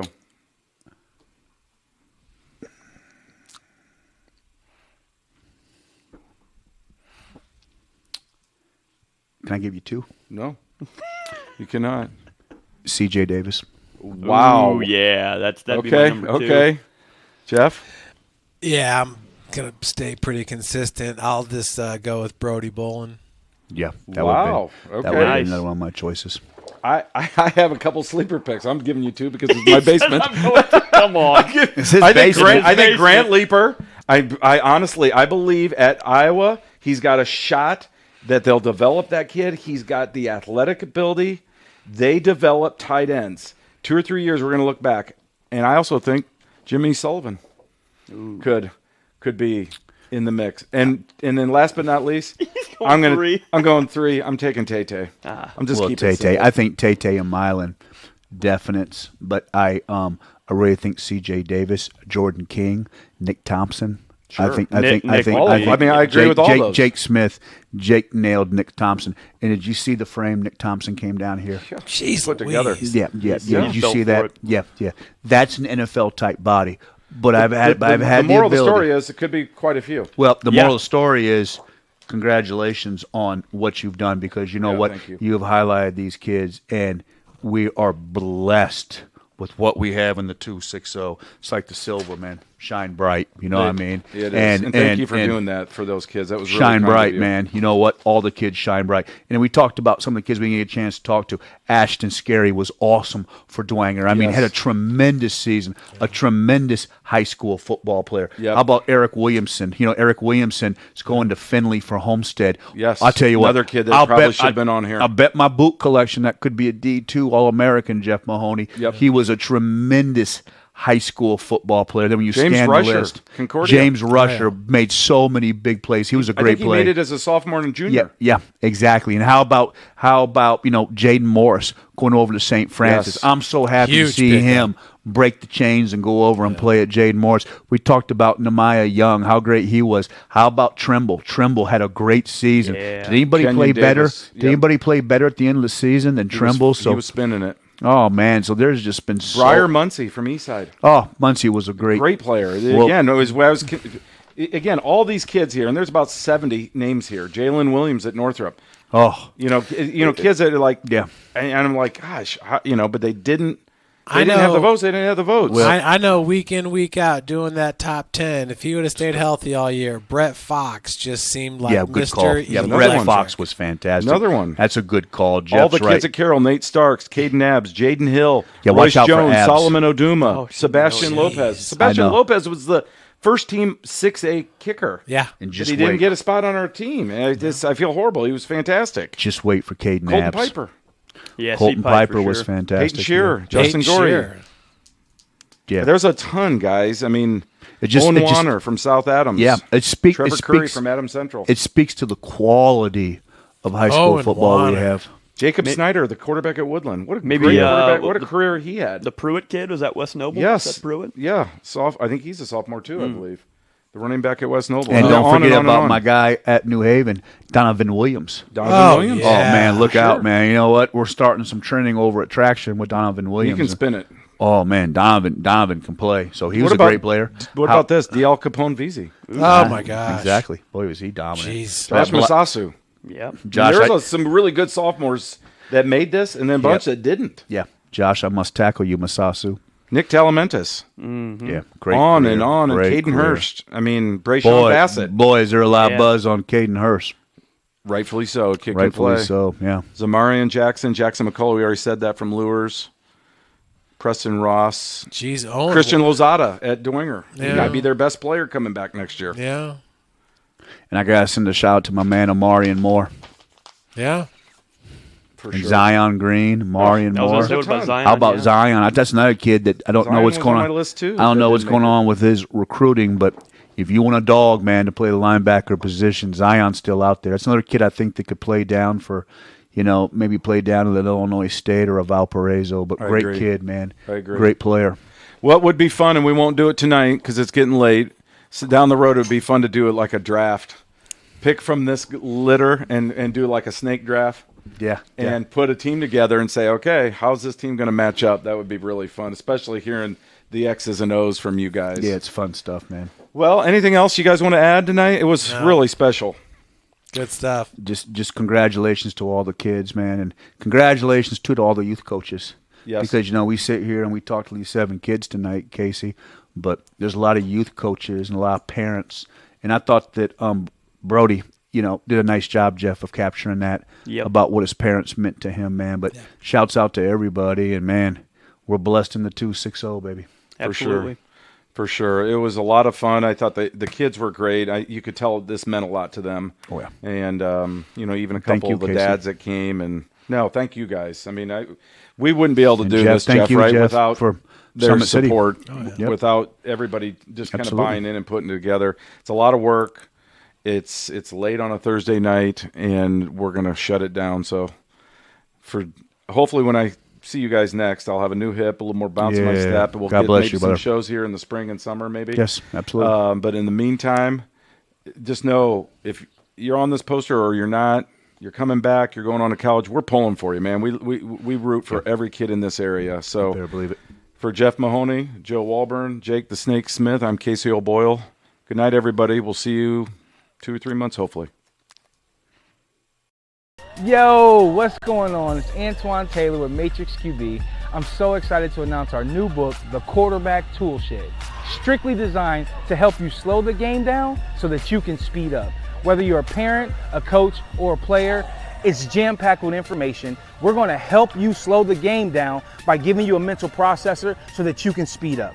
This resource has all the things you need, from reading the defense, passing mechanics, pre-snap filters, coverage ID, and much, much more.